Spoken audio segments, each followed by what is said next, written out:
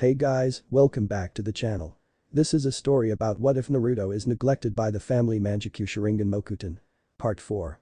If you guys enjoy this, what if? And want to see part 5? Comment down below. And let me know before I start. Please do support for more awesome content. And leave a like and don't forget to subscribe to my channel. And also share this video with your friends. And check out the description. And check out my playlist. So let's start the video. Chapter 31. Falling apart. Naturally, the first thing they saw was the bridge as it stretched over the chopping waters and towards the village proper. The morning mist swirled upwards in serpentine tendrils that clung to the ground and cold concrete of the massive structure. Four wolves, two on each side, stood at attention before the bridge. A small building had been erected off to the right in which they could see two more. It was a checkpoint, obviously, but a small list of fees posted in clearly readable print on a sign near it also spoke of it being some sort of toll booth. Of course, as they had been invited at the behest of Tsukuyomi, she wasn't even going to worry about it. If he wanted them there he could foot the damn fee himself. The wolves seemed to be of the same opinion and made no move to approach the oncoming group.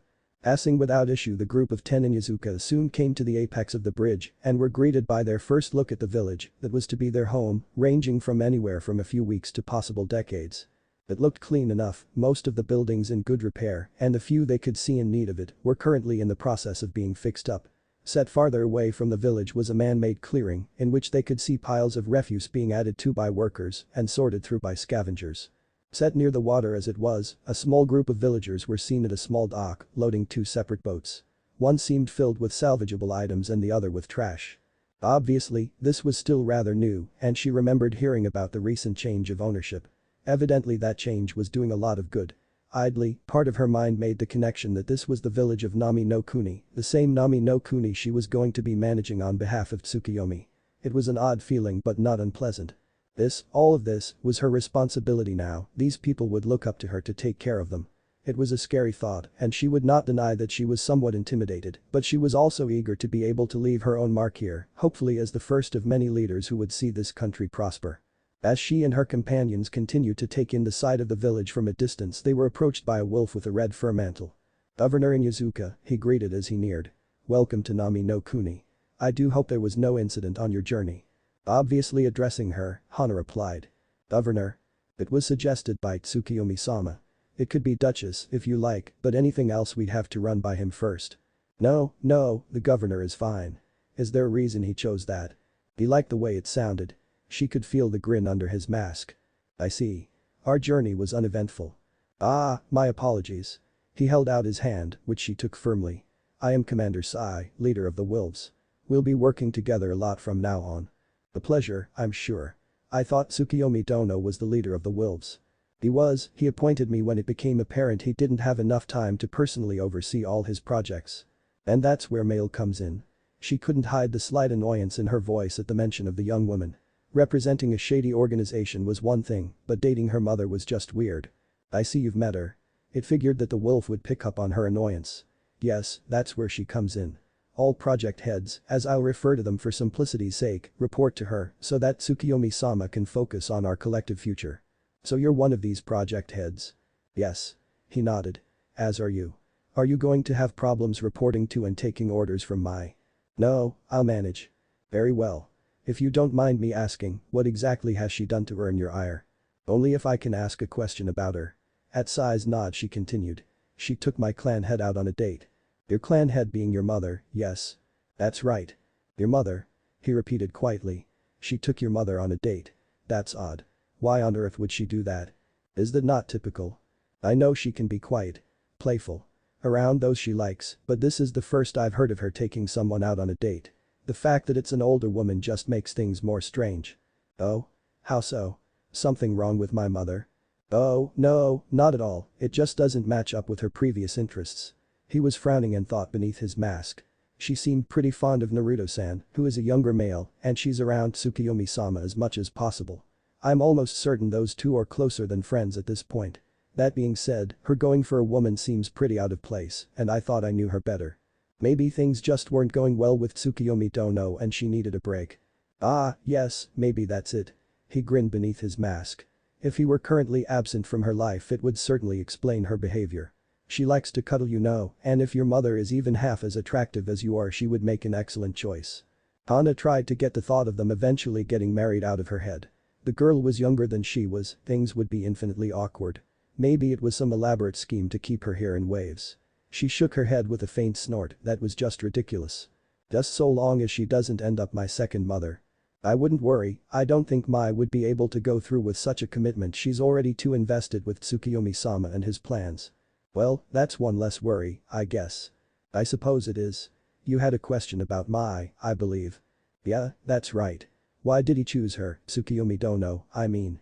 She can't be older than me, and yet he's given her control over you and your wolves, in addition to whoever else is aligned with him. Sai thought briefly about it. She's competent. He finally admitted. And she has proven so time and time again. I would think, however, that a more likely answer would be that he favors her. She's been his assistant since the beginning, and he's probably taken a liking to her. As good a reason as any, I guess. If he trusts her, why wouldn't he? No. Indeed. Now, shall I take you to your temporary lodging? Temporary? He nodded even as he turned to lead them away. Oh, yes. We've begun constructing a suitable home and office for you and your companions, but because Tsukiyomi-sama only recently decided to extend this offer to you, it's not quite ready yet. A few more weeks, I would suspect, he's paying handsomely for the local workers to focus on this project. Then where will we be staying? Beto had a small mansion built that was surprisingly well defended, considering the fact that he's a civilian businessman and we wolves have been staying there. You'll be welcome to stay with us there, which is quite fortunate. Considering the amount of wolves who stay there, even off-duty, it's the most well-defended location in the country. Also, it's where Gato kept all his documents, which means it's where the two of us, meaning mostly you, would have to start as we continue to establish a firm hold on the country and start guiding it in the right direction. And what direction is that? Honestly, whichever way the people want to go. It will help them accept us and show them that they still have their own freedoms while giving us the resources needed for other projects. We give them the opportunity, they start to grow and expand, and then with our guidance we ensure everything runs smoothly. So you're really taking the role of guiding seriously, offering advice and opportunities, and letting the people decide whether to follow it or not. Sai went silent for a moment, thinking of the best way to put it. Well, no, not exactly. While the people decide how, we wolves require that progress be made in order to support our own growth. There's also the matter of ensuring people don't do things that may be detrimental. To that effect, they can do as they like so long as they're actually doing something, but there are things we cannot accept. When they cross that line, we step it. Doesn't seem to be much ruling then. What's my job? No, not much ruling, there's no need at the moment. Your job is to work with me and the wolves to keep things running smoothly. Is that going to be difficult? I can't imagine too many problems arising. So far we haven't had any, the people are happy to work together in an effort to undo all the damage Gato caused. Unfortunately, we can't expect it to stay this way forever. Sooner or later conflicts will arise as everybody tries to rise above their neighbors. That's when the real work starts. Luckily, we get a head start, and the better the foundation we can lay, and the more growth we have to increase variety, the better off everybody will be. Makes sense, I guess. When do we start? Tsukiyomi-sama is leaving in a few days, he'd like you and your companions to be settled and familiar with the country before he does. That said, I'll probably have you start as soon as he's out of sight. Like I said earlier, the sooner we get this done the less we'll have to fix in the long run. Alright, sounds good to me. The Inyazuka clan members stayed silent as their heiress spoke with the wolf, and when the two stopped speaking the silence remained. It was near the same time that buildings began to surround them. Ah, here we have the village proper. Commented Sai. I'd ask that you all pay attention to your surroundings so they become familiar. This will be your home for a while, I'm sure, and it's always a good idea to know your surroundings. No one else spoke, but that didn't seem to bother the commander of the wolves any. Though it was still pretty early in the morning, the streets were filled with people, not all that surprising considering how much the village relied upon fishing, and it was obvious that the villagers were currently pleased with their situation. Laughing children darted in between legs and excited chatter filled the air as gossip made its rounds. A few restaurants were already open, and smells of spices that had for so long been out of reach to the people wafted out to draw in customers. Of course, all that happiness was offset starkly by the imposing image of wolves perched upon rooftops in a manner as unfitting as gargoyles upon a farmhouse. And while the people of Waves seemed to take little notice of the silent watchers on their roofs, they did notice those who patrolled the streets. Very few of the adults that passed wandered closely to the wolves or seemed to interact with them if they could at all help it. Unperturbed, the wolves continued to inspect wares, catch the occasional would-be thief, and break up the fights of drunken dock workers who had just got off their night shift. The children, on the other hand, were much more welcoming. In one alley Hana could see a wolf crouched down by a fence, a group of young boys huddled around them all holding kunai as the shinobi instructed them on how to wield them. Broad smiles stretched the lips of each of them and they were eager and excited to learn. Another two wolves nearby tried their best to keep vigil as a troop of giggling girls braided long hair and filled it with flowers. The only response they received was when the male wolf removed the carefully woven flower circlet from his head and instead nestled it atop his female companions. Naturally, a new circlet was placed on his head seconds after. Neither of them seemed to mind. Watching, Hana couldn't keep the grin off her face. Maybe this wouldn't be as bad as she had thought. A generous amount of his drink made its way past his lips. It had been a long time since he had last sat across from his old rival and he couldn't help but feel a bit nostalgic. Said rival, on the other hand, didn't seem to share his sentiment.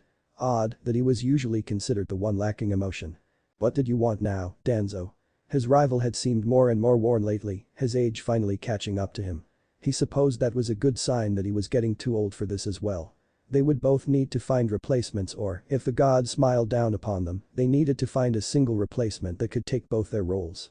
Hopefully, however, they would not keep them as long as the two rivals had, that kind of workload was simply too much. Idly, he had to wonder if Naruto would find himself with the same problem or if he had found a solution that worked for him. He knew very well the stress of running his own organization and even though he had done most of Naruto's work for him, he also had a lot more experience than the young man. Oh well, if nothing else it pointed him out as his prospective replacement. Even without asking he'd probably take up the role simply by nature.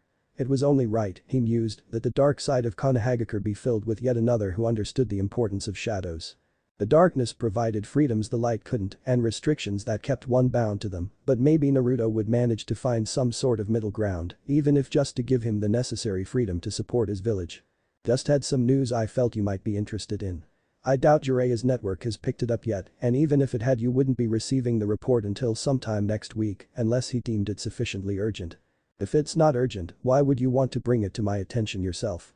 Hiruzen raised a single brow. Even if you thought I might like to know a letter from you would have been sufficient. It's not necessarily important. Confessed Danzo.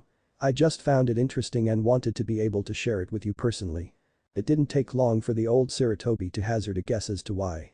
Naruto's somehow involved, isn't he? Danzo, the Yami no Shinobi, grinned in response. Hiruzen had to style a groan, which only seemed to further amuse the retired shinobi. Alright. Sighed Sandame. What is it you wanted to bring to my attention? You are familiar with the situation in Nami no Kuni, yes? Questioned the leader of Root. I am Hada Kakashi who made his report for Team 7's recent C rank turned A rank that gave me a brief overview. How brief? It was Kakashi. The Sandame Hokage said that as if it alone was an explanation. He wasn't wrong, but he clarified without prompting regardless. Very brief. What exactly did he tell you? Narrowing his eyes in suspicion, Hiruzen nonetheless answered. Team 7 escorted the bridge builder Tazuna from Konoha to Wave. The mission was successful but complicated by the appearance of the demon brothers Gaozu and Maizu and then later by one Mamachi Zabuza. In the end Gato, the tycoon who had been controlling Nami no Kuni with an iron fist, was dealt with and Zabuza was driven off after receiving grievous but not fatal damage. Sarutobi paused briefly before shrugging. Also Kakashi liked to point out that all his genin were horrible disappointments and he would have done better had they all been burnt logs. There was something about the worm in his report too, but I admit I have no idea what he was talking about or how it related in any way to the mission. And that was all. He explained in great detail his conquest of the client's daughter. Apparently her ass alone had him briefly contemplating sending back his genin team with his headband so he could stay there. That is troubling. Noted Danzo. To think one of our best would be tempted to leave us for a civilian woman's body. After a moment of silence Hiruzen quietly commented. Must have been a hell of an ass. Danzo was nodding in agreement without so much as a second thought. Think we could convince her to join Konoha? A weapon like that would be more efficient than a Jinchuriki any day. And when we weren't at war. Something administrative, maybe. Mused the Warhawk. A position where she would walk around a lot. Would work wonders for morale. I can't believe you're actually considering this. I can't believe you're not. He countered. Can we please get back to the reason for your visit? I doubt you came here to talk about an ass Kakashi tapped. To his credit, Danzo did look a bit embarrassed once he realized the direction their conversation was going. Ah, yes, I got a bit sidetracked there. Now, well what Kakashi told you is not wrong and is, for the most part, complete. You should know him well enough to realize he left out details that while not directly pertaining to his mission of guarding the bridge builder are nonetheless important. Hiruzen wasn't surprised, but he had to wonder if that was just Kakashi and he shouldn't have given him a team or if Kakashi was doing things like this on purpose because he didn't want a team. Neither answer was good, but the second was preferable, if only because the blame wasn't on him. And what did he leave out? That iron fist of Gato's he mentioned. It was enforced by a group of wild dogs we know of here in Konoha. The wolves. The very same. Danzu nodded. Gato hired them a while ago and they've been acting as his enforcers since. And they just let Team 7 complete their mission. I'd say it's more likely that Team 7 helped them complete theirs. Pondering that, Hiruzen rubbed his chin lightly before the realization struck. They were lying in wait to betray Gato, weren't they? Indeed. When Gato gathered his group in an effort to crush the remaining resistance in wave, the wolves took the opportunity to slaughter him and his forces. There's more you're not telling me. The Sandaime accused. The wolves have taken over the country, claiming it under the protection of their leader, someone by the name of Tsukiyomi. The professor snorted at the presumptuous name. So wave is theirs, then. What of it? Can't be much worse than while under Gato. Oh, no, Nami no Kuni is doing very well from what my spies have seen. Or, rather, what they're allowed to do. Hiruzen raised a single brow in question. So long as my men stay around the village the wolves do nothing more than offer a Konoha salute when passing. Should they attempt to actually enter the village, however, they are quite forcefully removed. I see. And how does this relate at all to Naruto? You know as well as I that Naruto is involved with the wolves. I won't deny I've had my suspicions. There are no suspicions, he's involved. It's a fact. I've seen his wolf guard, hell, I trained them. That got Hiruzen's attention. Eyes narrowed, he asked. What are the wolves? You obviously know more than what I've been able to piece together. They were, at one point, root agents undergoing training. These agents, unfortunately, could not be successfully conditioned and retained most of their emotions despite my best efforts. Danzu shrugged slightly. It's a rare few that can be both trained effectively and conditioned to feel little to nothing, it's why my operation has so few. The rejects I allowed back into the Konoha populace to continue life as civilians. If nothing else, I figured, having shinobi-trained civilians would prove to be a boon during a crisis where they could aid Konoha shinobi in getting their fellow civilians to safety. Sandaime didn't like what he was hearing, but he couldn't deny that it was a fairly sound idea. There were worse uses for the rejects of Danzu's illegal little pet project. Ignoring the fact that you've continued with Root despite it being disbanded and have apparently trained far more operatives than you have under your control, how did they become the wolves? Originally they still were under my control. Explained Danzu. And then someone else, this Tsukiyomi, managed to take it from me. It is he who created the wolves. So Tsukiyomi takes advantage of your trained operatives and creates himself a little army. How is Naruto involved? That's the one thing I can't quite puzzle out. Isn't it obvious? Naruto is Tsukiyomi. Hiruzen looked at him skeptically. Before you explained it I would have believed you, but how could he have possibly managed to gain control over them? One of the reasons Root was disbanded was because you used seals to keep control over your operatives. I doubt you'd even attempt to train anyone without similar precautions. And yet Naruto has somehow managed to edit the seal. I don't know if it's still in effect or nullified completely, but he has their loyalty now. And a country. Enzo smiled. Yes, and a country. This does, however, provide you with a good opportunity. Konoha is not all that well off financially after the past few wars, and with a massive loss of shinobi after the Uchiha massacre, the effects will be felt before long. We're better off than Suna or Iwa, but that won't last forever. So you propose I come to some sort of arrangement with Wave through Naruto? Exactly. And this isn't some attempt to get your own spies into better positions in Nami no Kuni. Well, it would certainly help with that. Admitted the Yami no Shinobi. But while I think it's important to watch him I don't have the feeling Konoha would suffer terribly were we not to do so. He's more likely to take up arms for us than against us. What brings you to that conclusion? As far as I can tell he doesn't have anyone left here in Konoha other than perhaps Yuzuki Yugao, his temporary sensei during the academy, or Mitarashi Anko, who seems to have taken a liking to the boy and enjoys taking him out on missions. Because despite this, Konoha is his home and wolves can be rather territorial. You're relying on him being possessive. Hiruzen paused. And Tsukiyomi? Do you have proof of either? He strikes me as territorial and I'm completely certain that he and Tsukiyomi are the same. You asked me what the wolves were, and here's your answer: the wolves are Naruto's personal army. A deep sigh left Hiruzen's lips. I was afraid of that, let's hope you're right. By the gods, let's hope you're right. Because Konoha is in no shape to weather an assault right now, especially from the inside. He would remain blissfully unaware of the troubles of the Hyuga clan until it was too late for him to intervene. The house was quiet, far more quiet than it should have ever been. Unfortunately, she found herself getting used to it these days. Long gone was the laughter and pounding of feet as she and her brother played, no longer did her mother's lullabies fill the air. Naruto, focusing more on his studies, no longer called out for her to come back in from the back garden for dinner. No, dinner now was taken in silence at the table alone, the house empty around her. Her brother hadn't been here in over 4 years, and her mother seemed to only stop by late at night to sleep after a quick shower. She was usually gone before breakfast. The house was not what she remembered, not what she dreamed about returning to during the 4 years she received instruction in the kunoichi arts from her mother as they traveled the world. Never before could she imagine their home being so cold, so lifeless. But that's what it had become. With her brother gone and her mother always away taking care of clan business for the Uzumaki and Yamanaka, she had the home to herself, the dream of many her age. Even with visits to the Yamanaka heiress, swamped in work and always appreciative of an excuse to take a quick break, Naruto had never before felt so alone. Even Minato, sealed within her and more than capable of conversing at any moment, would not utter a whisper. She no doubt still held that mistake she had made during the spar against her, and there was no hope of repairing their relationship until Minato had been returned to her brother.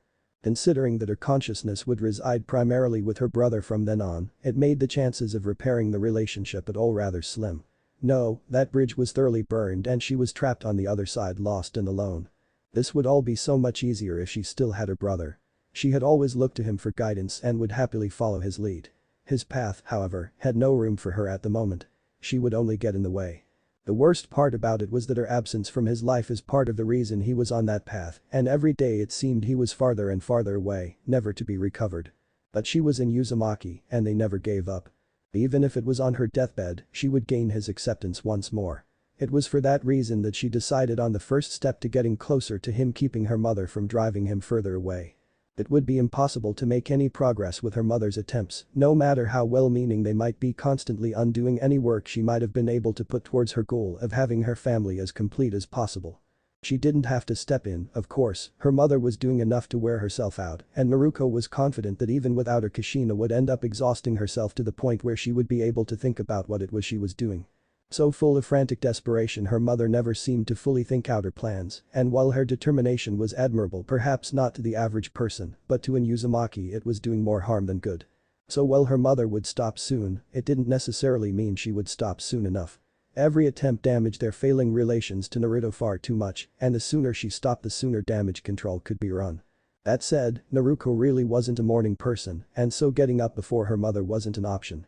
Also, knowing that she had spent the day working with the Yamanaka and running the clan and managing Uzumaki properties that hadn't received attention in years, stopping her from taking a shower and some well-deserved rest would just be inconsiderate. But that in mind, Naruto had decided there was really only one option. She just stayed up all night. The light from her mother's room shone through the bottom of the door as she got ready for the day, and Naruto only looked away from the door long enough to check the time, as if her mother might disappear if she weren't paying enough attention. 3:45.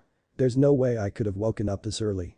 Reassured that this was the best course of action, though her eyelids strongly disagreed, it should be noted that hard training during the day when you intended to stay awake all night was a rather poor idea. She anxiously awaited her mother's emergence from her room. Naturally, after having spent the entire night doing absolutely nothing, this was when she realized that she didn't actually know what she was going to tell her mother. The creaking of the door and the light that spilled into the hallway, however, told her that she really didn't have any time to worry about it. Naruto. Kushina looked understandably puzzled to see her daughter waiting outside her room. Morning, Ka-chan, it's been a while since I last saw you. Maybe a bit of guilt would help convince the woman to slow down and think about what she was doing. The guilt part itself seemed to be working and was evident on her face as she gazed down at her daughter.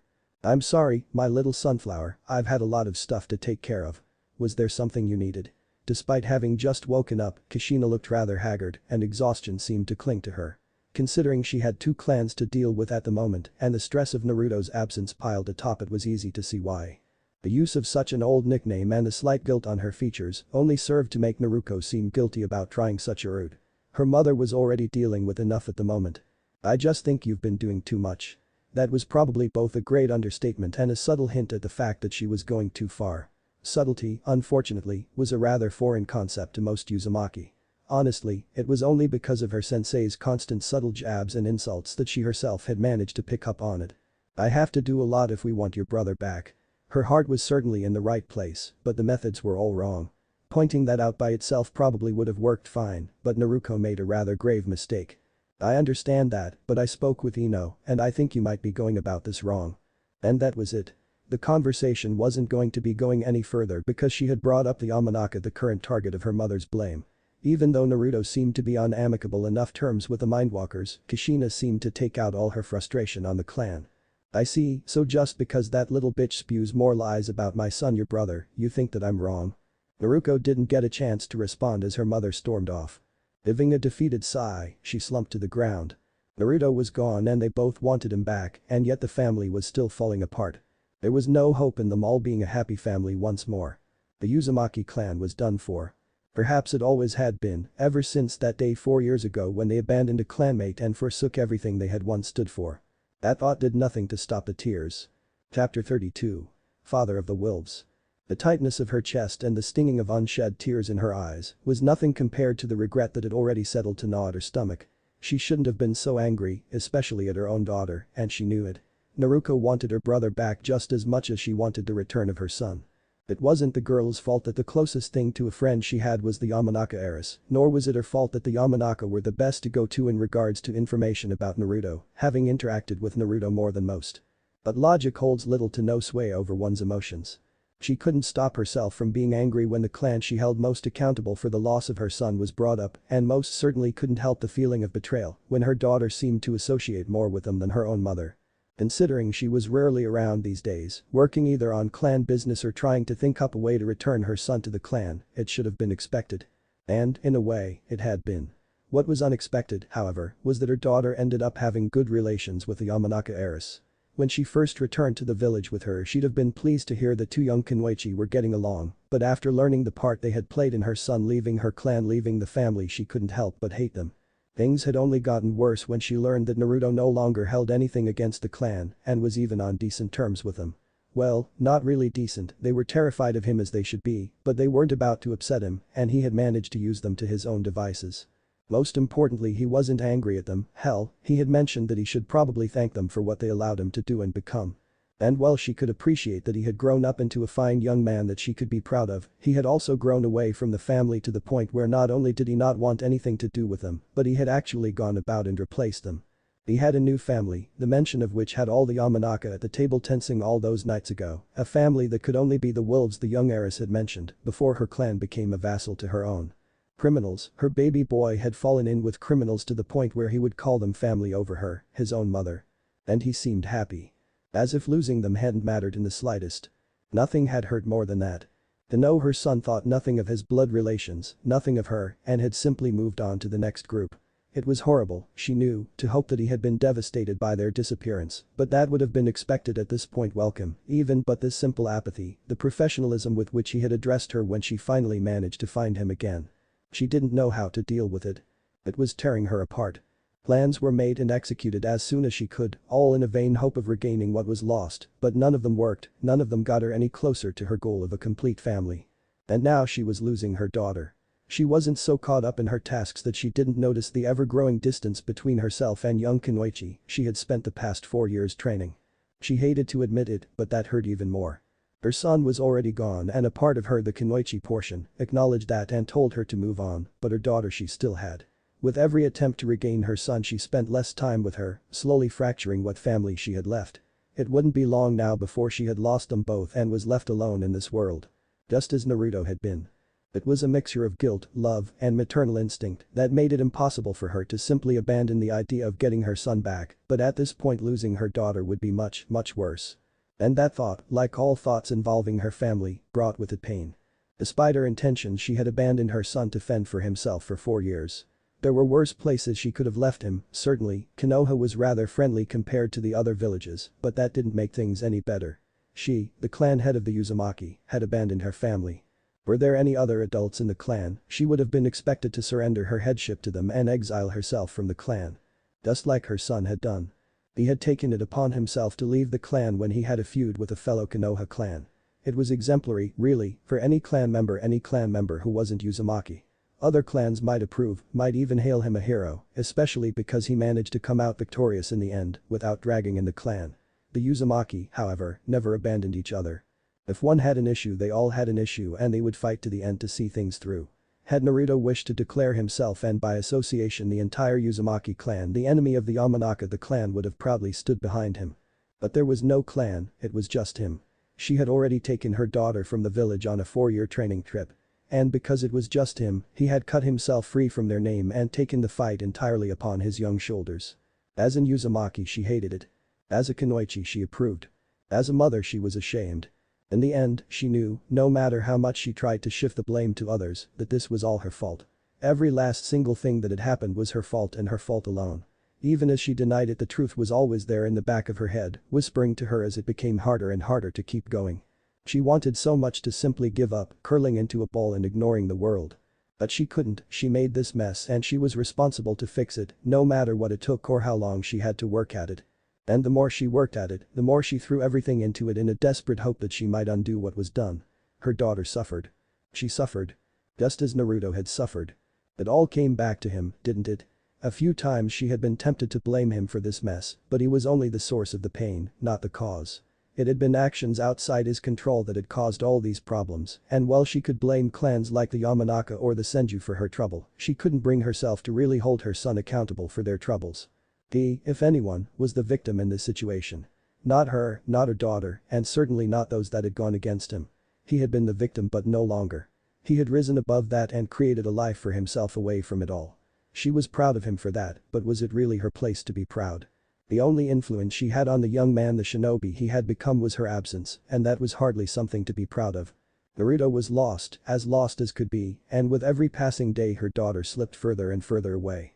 The last remnants of the Uzumaki clan, the greatest clan to ever exist, was falling apart, crumbling to nothing after all these years, and somewhere, deep down in the darkest pits of her heart, a place that she refused to acknowledge, she knew. Knew that it was her fault. And her children were paying the price. Should she be given the chance, she wouldn't hesitate to go back to when they were a complete family, and knowing what she did now, she would never have left her son's side. They would have all been together then, together and happy. But it was too late for that, she couldn't undo her mistakes. Neither could she accept them, accept the terrible knowledge that it was because of her that her children now suffered, that she actually found herself wondering if she should abandon one to keep the other. Was she really worthy of having either if she had to make such a decision? In the end, the only thing she could do was keep trying in hopes that one day she might make things right. That one day they might be a family once more. But deep within her heart, in the same place occupied by the knowledge that this was all her fault, resided the truth she wasn't strong enough to know, lest she be completely broken. Her family was already lost. And there was nothing she could do. The Asanair had grown on him over the last 2 weeks, as had the port town itself. Perhaps it was the simplicity of people's lives here, or the cheerfulness of the people that stood in such stark contrast to the usual overcast village. Or maybe it was just because it was his, and that simple thought brought with it the same sense of freedom the villagers formerly tormented by Gato's rule now felt. He knew he wasn't the only one who was enjoying the thought of this small village belonging to them, as he was aware the Inuzuka heiress Hana had likewise become rather attached to it in the short time she had been there. He could certainly understand it, the sense of responsibility she was no doubt feeling was just as he had first felt upon assuming command over the rejected root prospects that would later become his wolves. Only this, a town that served as the center of a country, a capital, or the closest thing to one Nami no Kuni, had felt like a far larger responsibility than a simple organization, no matter how large it was going, could never hope to compare to. There was just something about an actual village, a permanent structure that sat out in the light opposed to the shadows he had grown so comfortable in, that felt so much more solid. There was a feeling of responsibility associated with any position of leadership, but until he had seen the faces of civilians that now depended on that leadership, it had never seemed so real. His wolves, despite his desire to look out for them, could take care of themselves, and he could always trust them to act as necessary to further the goals of the pack. But civilians, untrained and unknowing of the true nature of their silent protectors, were not so self-sufficient, and they looked up to those in leadership positions to help guide them through their simple lives. Unlike the Hyuga clan in which the sheep flocked to a shepherd, this was a group of individuals who simply needed reassurance and a feeling of safety as they went about their lives as best they could. And while Hitsukiyomi, as they knew him, could not provide such, Hana had risen spectacularly to the challenge. The people of Wave adored her. They didn't necessarily dislike the wolves, though they were cautious, but having a face to associate with the leadership of the village did wonders for the people's morale. Considering how high morale had shot after Gato's death, and when Gato's wealth was used to bring Wave back to what it once was and towards what it could become, Naruto was actually a bit surprised that people hadn't pulled a Hyuga and proclaimed the Inuzuka heiress a goddess. Though he supposed that was a good thing. He couldn't even imagine how much trouble it would be leading a group with 2 cults and 2 different goddesses. That would be an absolute administrative nightmare. Purple eyes roamed his surroundings from beneath the black hood of his traveling cloak. In the distance he could see the villagers going about their daily lives with little more concern than what they would have for dinner that night or their ability to impress their love interest. It was a refreshing change both from the depressed wave he had been informed about and the exuberant celebrations that had been ongoing when he first arrived. No, this simple cheerfulness suited the port town much better.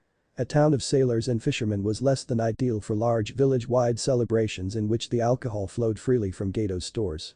That had been a pretty bad call on behalf of his wolves, actually, something he wasn't keen to repeat, but the village had needed it and it did them good in the end.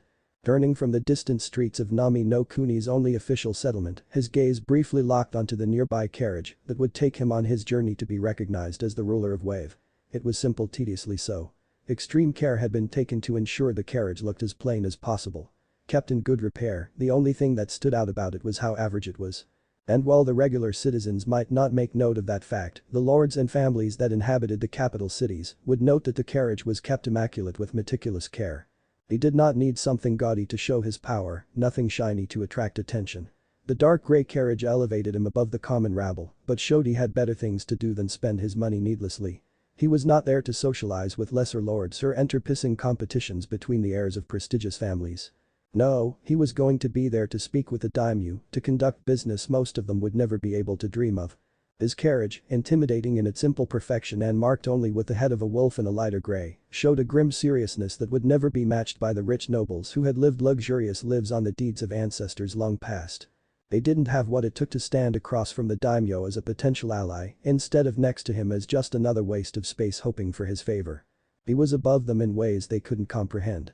And while they no doubt competed to outdo one another regularly, his carriage would immediately tell them that he had no desire to join their pathetic frivolities. He would not be joining their games because he was already playing one far more advanced than they could ever boast. Yes, this carriage would suit his needs perfectly. That was to say nothing of the countless explosive tags hidden within it, ready to cause mass panic and chaos should they need to make an escape. And who knows? Maybe he'd end up using it to threaten the daimyo should things go wrong, he might even end up removing him entirely. Briefly he toyed with the idea of replacing the man and his family with hinged wolves and removing any member of the staff that became suspicious. No. That was going a bit too far. At the moment, at least. He'd keep that option in mind should something go terribly wrong or save it for later when he wasn't dealing with so much. Pulling the strings of a man masquerading as a greater daimyo who was involved as your ally and supported your own position of daimyo was a bit too complicated for his liking at the moment. Managing the Hyuga who followed Hinata was enough trouble when he had to remain unknown, and Hinata wasn't a natural leader. Luckily he didn't need to do much on that end at the moment, or he wouldn't have been able to so easily divested time to sort out things here in Wave and then go off to negotiate with one of the world's rulers. For truly, the greater daimyo were the ones who held the greatest power in this world, greater hidden villages at their call and armies of samurai ready to die at their command. And with the financial might they held they could even hire entire lesser countries to take up fights for them, never having to resort to the deaths of its own people. It was almost frightening how much power those simple men held at their fingertips, ready to be unleashed upon the world. If even one of them was ambitious enough the entire world would be engulfed by the fires of war within a week. That kind of power shouldn't be in the hands of those who had never really fought, never truly struggled. Unsurprisingly, the thoughts of their power only tempted him further to take it from them. Perhaps after he had secured backing he could target one of the other greater daimyo and take control of their country using a replacement. He'd probably keep it a secret from his backer, though. Such knowledge certainly wouldn't endear him to the man. Smaller countries, on the other hand, would probably be appreciated by the Lord of Lords, and even if he kept it a secret from the world, there was simply too much favor to be gained to keep his backer out of the loop. Alas, those were thoughts and plans for another time. He had to start at the beginning and then make plans for their growth. There was still no way to tell how the world might respond once the wolves came into the open. Old employers might be pleased to be able to easily contact them again, while others might fear their past involvement with the group coming to light and shining poorly upon them. After he'd dealt with it he could go about scheming for what was starting to sound like a bid to take over the world. He had nothing against the idea himself despite it not being his goal, though it certainly wouldn't hurt, and if nothing else the thoughts of such could be toyed with for his amusement during the coming journey. Using a carriage, unfortunately, meant he would be traveling at a rather civilian pace. This was going to be a long 2 weeks. From the carriage his eyes moved to the few that surrounded him. Unlike the departure of Team 7, his would not be marked by a large cheerful crowd. He was a name, a faceless ruler, the people had no love for him. Hana was their leader and he the man who stood behind her in the shadows, his support evident but unnoticed by the populace for anything more than that. The wolves were recognized as their protectors and were reluctantly accepted after their experience with Geto and his goons. Those who supported the wolves, grateful for aid rendered when they worked for Geto, were few and far between. It was Hana who the wolves seemed to work for or, at the very least, with.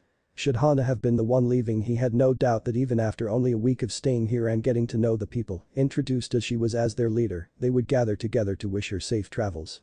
That was her purpose, after all, the figurehead they could all look up to in adoration. His organization might be stepping into the light, but he would not be with it. His place was within the shadows, stalking around in the background and ensuring no one had to see what was necessary for their light to exist. He had to admit, it saddened him slightly, but that was the cost of his actions, and he would gladly pay for the good of his wolves. The shadows were where he belonged and they were where he would dwell for the rest of his life. These figureheads, he knew, would one day replace him completely in the eyes of those he led.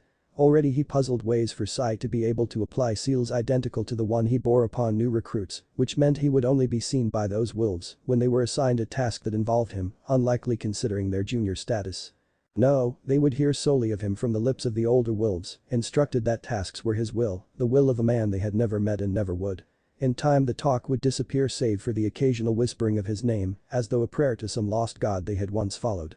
Only the upper echelons of his forces would know better, but how long would that last? How long until only Sai knew of his presence in the background, watching over the wolves and directing them towards an uncertain future?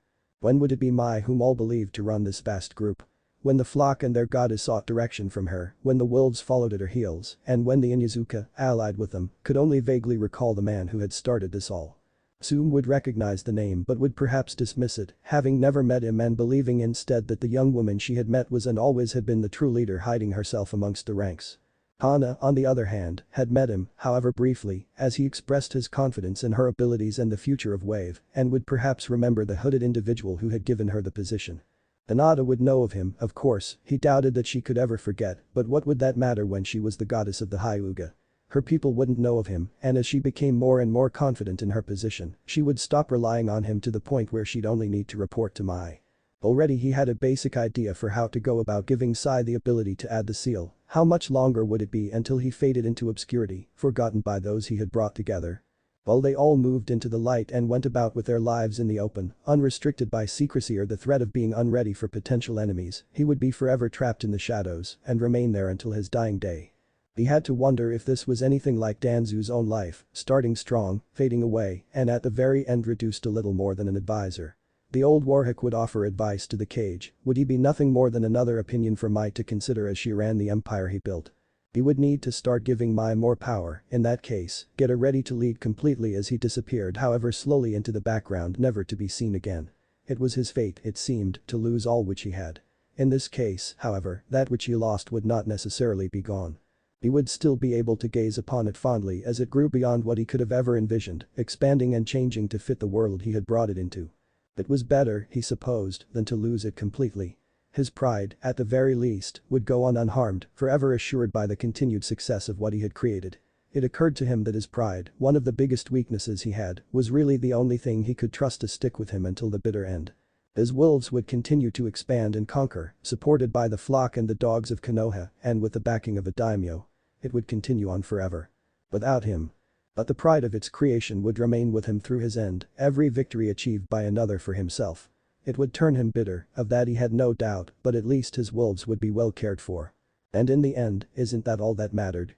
He temporarily shook the idea from his mind. He would have 2 weeks to ponder this, there was little point doing so now as he stood near the carriage that would take him to one of the 5 greater capitals. Then wolves would be accompanying him on this journey, 2 driving the carriage, 2 on the back of the carriage, and 3 flanking it on either side. They stood apart from the others, their belongings stored within scrolls on their person and ready to serve their lord with all they had.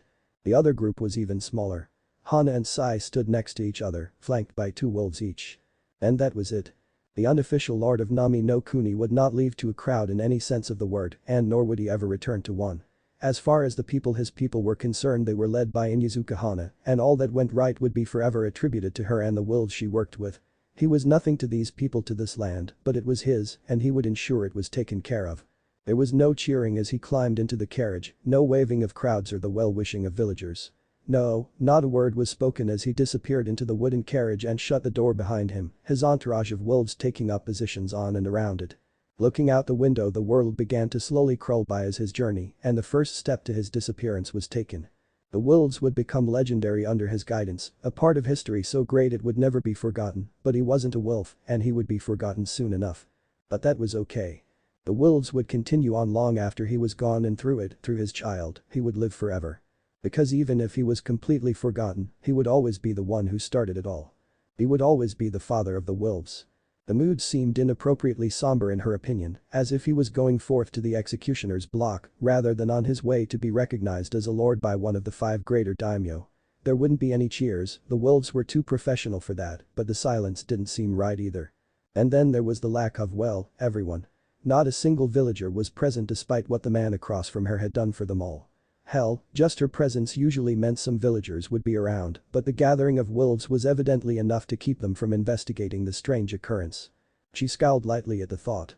It wasn't right that the people of Nami no Kuni praised her for what he had done and would trust her more than the very group that had secured their freedom. But not once had she heard any of the wolves complaining, they seemed to accept it and carry on regardless. That, or perhaps they simply didn't care, concerned only with the will of their leader. And their leader he was. The Inyazuka clan was known for its loyalty, but theirs pales in comparison to the loyalty the wolves had to Tsukuyomi. Inyazuka would support each other through anything, the wolves would go through anything for Tsukuyomi. Normally she'd say that's a bad thing, but despite what others might have done in his place, Tsukuyomi didn't seem to have any intention of taking advantage of such. In fact, he seemed more concerned with the needs of his army than he was with his own needs. It was certainly commendable, especially for one so young, but something still felt so off about the whole situation. The look in his eyes for one thing seemed so out of place on the face of a man going to meet with a daimyo about the future of his country. Instead of excitement, a cool calm, or even the panic that she would expect the average person to feel, he simply seemed lost in thought, but there was a sense of resignation around him she simply couldn't figure out. This was a good thing, no. Why did she feel like he was about to seal his fate? It was an uncomfortable feeling, to say the least, and she wasn't in the least bit fond of it. In the week she had been here, Tsukuyomi had proven himself a capable leader loved by his followers. No, that wasn't quite the right word to describe his wolves, they weren't followers, they were a pack, his pack. And his pack, his family, looked up to him as she had always looked up to her mother. He wasn't just their alpha, he was their parent, their father. Regardless of age, each of them looked up to him for guidance and acceptance. Even she, having only been here for a mere week, was starting to see him as the father she had only briefly known before. But parents made sacrifices for their children sometimes, didn't they? Was that why he seemed so resigned to a fate she couldn't begin to guess? What plans did he have, what did he manage to keep from even his faithful followers? She only hoped that whatever it was, it didn't affect him too badly. His pack would be devastated should he be lost, and she doubted it would be able to continue without him. They had no reason to protect Wave, no reason to ally with her clan beyond Tsukuyomi's will. If something happened, she would lose Wave, her clan would lose the greatest ally they had ever had, Nami no Kuni would lose its liberators and protectors, and the wolves would lose their purpose. Everything would fall apart without him. And he knew that, right? There was no way he would continue with something if it threatened the pack he had so tirelessly worked to give a place in this world. And yet she couldn't shake the sight of his eyes from her mind, even as he entered into his carriage and started towards the capital. Something was troubling him deeply, something she probably couldn't hope to fully understand, but whatever it was he had accepted it, for good or ill. They would just have to trust him and his judgment, for this was his pack, and now she was involved with it. As soon as the Inyazuka had joined with the wolves, their packs had become one and the same in the eyes of the heiress. Her mother was the alpha. Tsukuyomi was the alpha. That odd young woman was somewhere between the two, not quite their equal, but also not quite below them to the level that she and Sai were. Together they were the head of this new pack, mother, father, heiress, commander, and the strange girl who seemed to have somehow caught the eye of both parents. Together they were a family. Together they were a pack. Together they were strong. But without Tsukuyomi, they would all fall apart. She hoped that whatever it was that bothered him would be resolved soon and leave him at peace. They needed him, she needed him. The young heiress that had never before found herself wanting a father had ended up finding one after having only known the man for a week, and for the first time in years her family felt complete. She wasn't about to lose him now. Not after having just found him. He was the father of the wolves, her father perhaps even for real one day in the future, and she'd be damned if he went through whatever it was that bothered him so alone when she was here and able to support him. And support him she would, with everything she had. The father of the wolves deserved no less. Chapter 33. Beyond the forest. Another bump in the road rocked the transport, but it wasn't anything its lone occupant hadn't grown accustomed to. At first they had found it to be a rather odd feeling. Being thrown about constantly on the ruined roads of a suspiciously poor country, but as time passed and the roads increased in both quality and wear, they had come quite used to the odd feeling of weightlessness that so often accompanied the bumps that grew to be less and less frequent. Of course, this did not stop the various bumps from constantly interrupting his thoughts, and trying to anticipate the next did more harm than good, for it was impossible for him to predict the road and all its many small imperfections when he had never before laid eyes on it. And, while it may have been tempting to draw away the blinds of the carriage's single window and simply watch the world roll by, it was ill-advised. The less people could see of him the better chance he had of getting to his destination alive. Not that he knew of anyone specific currently out for his life, but it was always better to be safe, something his guards understood quite clearly. It's why they had begged him to refrain, after all. As much as he'd like to ignore them for the sake of ending the sheer boredom that plagued him, he knew they were right, and if keeping himself in the shadows helped ease their worries even a fraction he would gladly never again see the light of day. The shadows. It was almost funny how often his thoughts drifted along this exact path. And again, perhaps not. The wolves were his pride and joy, a family that he had made for himself that would never turn on him. He loved his pack, wanted nothing but the best for them, but in order to do that he had to split his focus dangerously so. The wolves were pretty self-sufficient even now, any distraction on his part would have a negligible effect on their well-being, something he was certain Sai would be able to more than make up for, or something he would have been, had the wolves been as stable as he'd like. It wasn't like they were in danger of falling apart, but rather quite the opposite, they were still growing and rapidly at that. One might even beg the thought that they were growing too fast for their own good, and while he wasn't completely sure of the truth of that statement, he was sure that it was growing too fast for him. Despite having left most of it in the hands of Mai and Sai in preparation of his shinobi career with Konohagakure no Sato, he was still heavily involved then, and with his career taking such a drastic setback, though perhaps also an incredible boon, if not for him then for the wolves, but likely for them both, he had only been able to throw himself further into the welfare of his pack. Now, however, he received mostly vague reports and the occasional detail that needed his final say. Even being in the country he had just taken over he received little more than status reports, while the inside workings were taken care of by Sai and a slowly growing administrative staff. Half of which would probably find themselves reassigned to help him though mostly in Yuzukahana as Nami no Kuni was governed. It was simply too much for one person to ever hope to handle alone, and only a fool would attempt it. The fooler Danzo. Of course, Danzo had several advantages that he himself did not have the luxury of. For one, Danzo, despite operating globally, operated at a much smaller scale. It was testament to the man's skill that he could do as much as he did with such a small organization. Well, small wasn't the best way to describe Root, but it certainly wasn't very large. For lack of a better description it was a decent size, in fact, one might say it was the perfect size for Danzo's uses. That wasn't to say Danzo wouldn't have liked to have many more operatives, but the way he went about it, the fact that he had to have things a certain way and wouldn't accept them otherwise, meant he lost out on a lot of potential operatives. He was actually quite pleased about that, for if Danzo didn't require all of his forces to be perfectly conditioned, something that failed more often than not, as not everybody was able to be conditioned or could function afterwards, he wouldn't have his own little army. For that alone he should really send the man a gift, maybe a nice bottle of wine. On second thought, the man might be a bit too paranoid for something like that, which would just be a waste of good wine. Maybe something like a pen too easy to hide explosive notes in, the man wouldn't risk it without thorough examination, and even then would probably discard it.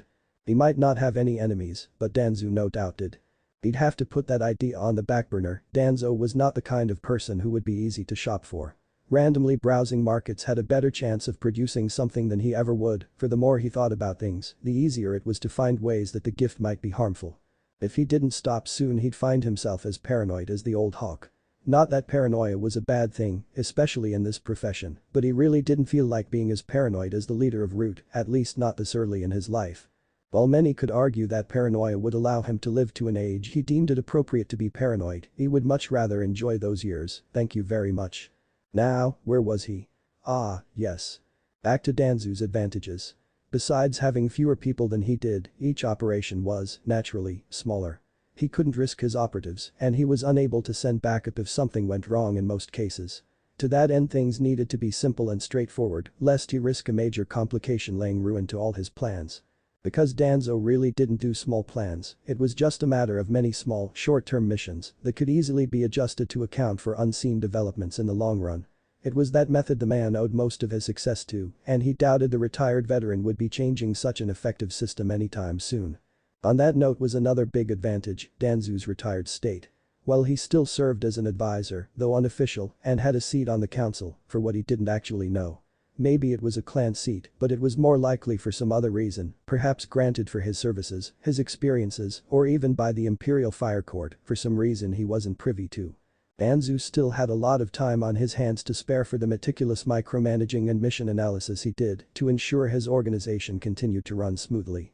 And while the work may have been tedious, it worked wonders for the efficiency of Root and allowed him insight to his ongoing operations that not many other leaders could hope to claim. It was rather impressive, actually. Not something he was all that interested in himself, but still impressive. No, while he'd like to be more involved, in fact, he really would have preferred working alongside his wolves in the field. He didn't need to be that involved. A nice middle ground was preferable. Unfortunately, he had more to worry about than Danzo Dai, too, namely the two additional groups that he was trying to move about to his advantage. The Hyuga at the moment were unaware of his influence, but they were also something he had to be very careful dealing with.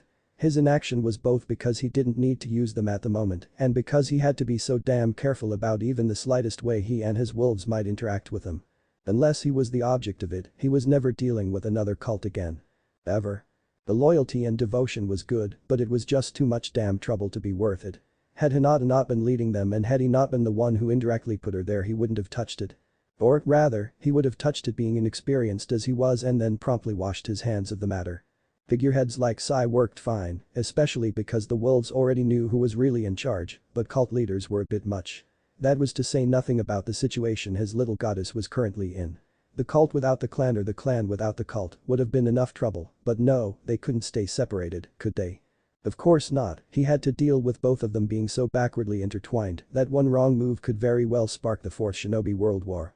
That, admittedly, was a bit out there, but if ever confronted about it, he would likely claim to be channeling his inner Danzo. Had one been to Kumagakure no Sato, one would probably say both of them channeled an inner Amoi, though thankfully neither took it quite as far as that young swordsman often did. Something that would make those who knew said swordsman both very grateful and not a small bit jealous. Fortunately, it was unlikely that the groups, separated as they were, would ever cross paths. At a personal level, at least. There was still plenty of animosity between the two villages existing in an uneasy peace, and while they could possibly cross paths, the chances of them even speaking to one another in any way other than taunts, insults, and perhaps a few threats was astronomically low. If Amboi's teammate Samui was present, that list would undoubtedly grow to include flirting, innuendo, and rather crass sexual comments about her breast size. If their friend Yujito was there, one could expect a lot of double entendre. In either case, it was almost guaranteed to be quickly followed by screams of pain and pitiful male whimpering. And perhaps the end of a few bloodlines. So, inner Amoy aside, if he wasn't careful when dealing with the cult and the clan from which it spawned, he could very well bring about war on a global scale, likely within as little as a few weeks. But the problems between the main and branch families that had existed for as long as anyone could remember, and the clan's current status as the largest and most powerful, manpower-wise, at least, as the Senju and Uzumaki still trumped them in political standing, despite the current state of the two once great clans, meant that were a civil war to break out, it would leave Konoha vulnerable. If that wasn't enough alone to entice old foes to strike at the village that had oh so recently lost the famed Uchiha clan, the fact that any conflict within the Hyuga clan would prompt the village to attempt to interfere. And, while they might succeed in stopping the branch family or perhaps take the chance to remove the main family so as to hold greater control over the clan, it was just as likely that Konoha itself would be dragged into civil war. He winced slightly at the thought. Though he had avoided it, his earlier actions against the Yamanaka almost sparked a civil war and had the chance to do so again when Kushina had used his self-exile as reason to go against a clan of mindwalkers. Had some of the clans stood against her, he had no doubt that things would have quickly turned to violence. It wouldn't have mattered in the end, and he wouldn't be trying to avoid it now. The Fourth Shinobi War would have already been sparked. They might have been fighting in it right now, in fact, but more likely it would already be over, and the victors would simply be fighting amongst themselves for the biggest scraps of what had once been the first hidden village. He loved Konoha, it was his home, but he wasn't so blind as to see how weak they were becoming. Standards were slipping, the number of people joining the shinobi forces was declining, likely the reason standards were slipping, people were becoming fat, lazy, and complacent, and, while he was an incredible leader and shinobi, Sarutobi Hiruzen was far past his prime and it showed. Painfully so. He still respected the man for what he had done and what he went through, but the man shouldn't be leading them right now, peacetime or not. Aiwa was always looking to rip out their throats with shinobi known for stubbornness almost on par with the nearly extinct Uzumaki clan and the drive to keep going regardless of the conditions. Even when the Yondaime Hokage was cutting through them like a hurricane through rice paper, they refused to stop and charged until the last man fell. It was brave, incredibly stupid, but, most of all, dangerous. Very dangerous. One had to respect an enemy who wouldn't falter even in impossible odds, who would throw away their life for the sake of their country and for the smallest chance of cutting down their foe. It wasn't very ninja-like, but there weren't that many these days that were. They were warriors, like most modern shinobi, but were more akin to bandits than samurai. No, that was a bad comparison, they had the energy and wildness of bandits, but they were more dangerous than that, and comparing them to such common trash was an insult to their skill and tenacity. Aiwa and its children were like barbarians, tribes of warriors who just kept going, caring not for their own wounds, so long as their foes sated the thirst of the earth upon which they fell, and their rotting corpses fed the murder of crows that watched battlefields with the glassy eyes of death. Aiwa was not an enemy to make light of, even after all these years, and all the treaties that had been set in place to avoid further conflict on the scale of the previous shinobi world wars. There was no doubt that those same treaties were only cared about in Aiwa if one of their foes stopped following it, something that did nothing that provided them with a chance to be less secretive and go further with what they were already doing without fear of the finger being pointed their way. Aiwa kept their weapons sharp even in times of peace, and they were always itching to reclaim pride for the sake of their own warriors lost on the field of battle against Namikaze Minato. Not that he could really blame them. Kumo was, in ways, similar to Aiwa. Like those hidden in the stones, they were always ready for war. Unlike them, they could succeed. Aiwa would send generation after generation at the gate of their foes and manage only to paint the land around the village red. Every generation would be fiercer, more ferocious, and more willing to lay down their lives for the chance to avenge their fallen fathers. Eventually the gate would break and they would tear through the enemy village like a horde of ravenous beasts. Kumo would march up to a gate. There would not be a gate standing for them to leave through. Thoughts of Aiwa brought the word savagery to mind, but Kumo was undoubtedly professional. Unlike the vast armies of Aiwa, theirs was smaller, but each shinobi was trained to a level far above their Aiwa counterparts. Kumo was a military, and it lived for war. It didn't care if it was fighting for one, preparing for one, or recovering from one. Was at war, it ate, breathed, and slept war, and when the trumpet sounded they were the first hounds to bound from the gate of their village and tear through their foes. There was a sense of precision with Kumo, the idea that no movement was wasted and it was only to be expected from a village that favored the sword almost as much as the infamous Bloody Mist. Aiwa would keep trying until they succeeded, Kumo wouldn't try until victory was assured. Between the two it was difficult to determine the greatest threat for both were dangerous foes to face on the field of battle. Of course, should they be facing one it was inevitable that the other would soon join in. It was not surprising, long had Konoha been considered the greatest, even when the other two possessed far more might than Konoha couldn't currently hope to scrape together. The chance to topple the first hidden village and establish themselves atop the new food chain was not one easily passed up, and the knowledge that were one of the other villages to gain the majority of Konoha, then it was likely they would be able to conquer the others. For what Konoha lacked in manpower it had a surplus of resources, always had, and that was a fact never lost on the other villages. Hashirama had chosen the location of Konoha wisely, and the village had benefited from it ever since. The other villages, while defendable, were too out of the way and had such tight security that they couldn't benefit from trade, leaving them to rely solely upon what they could produce themselves. Those same defensible positions meant it wasn't much. Only Kurigakure avoided such an unfortunate situation by having easy access to the ocean, allowing for limited shipping and plentiful seafood. In fact, his new country had once traded quite a bit with Kurigakure, but ever since the bloodline purges had started the village had closed itself off from the world. It was likely the reason Nami no Kuni was in a bad enough situation for Geto to take over, the loss of such a source of trade would have wreaked havoc upon their economy.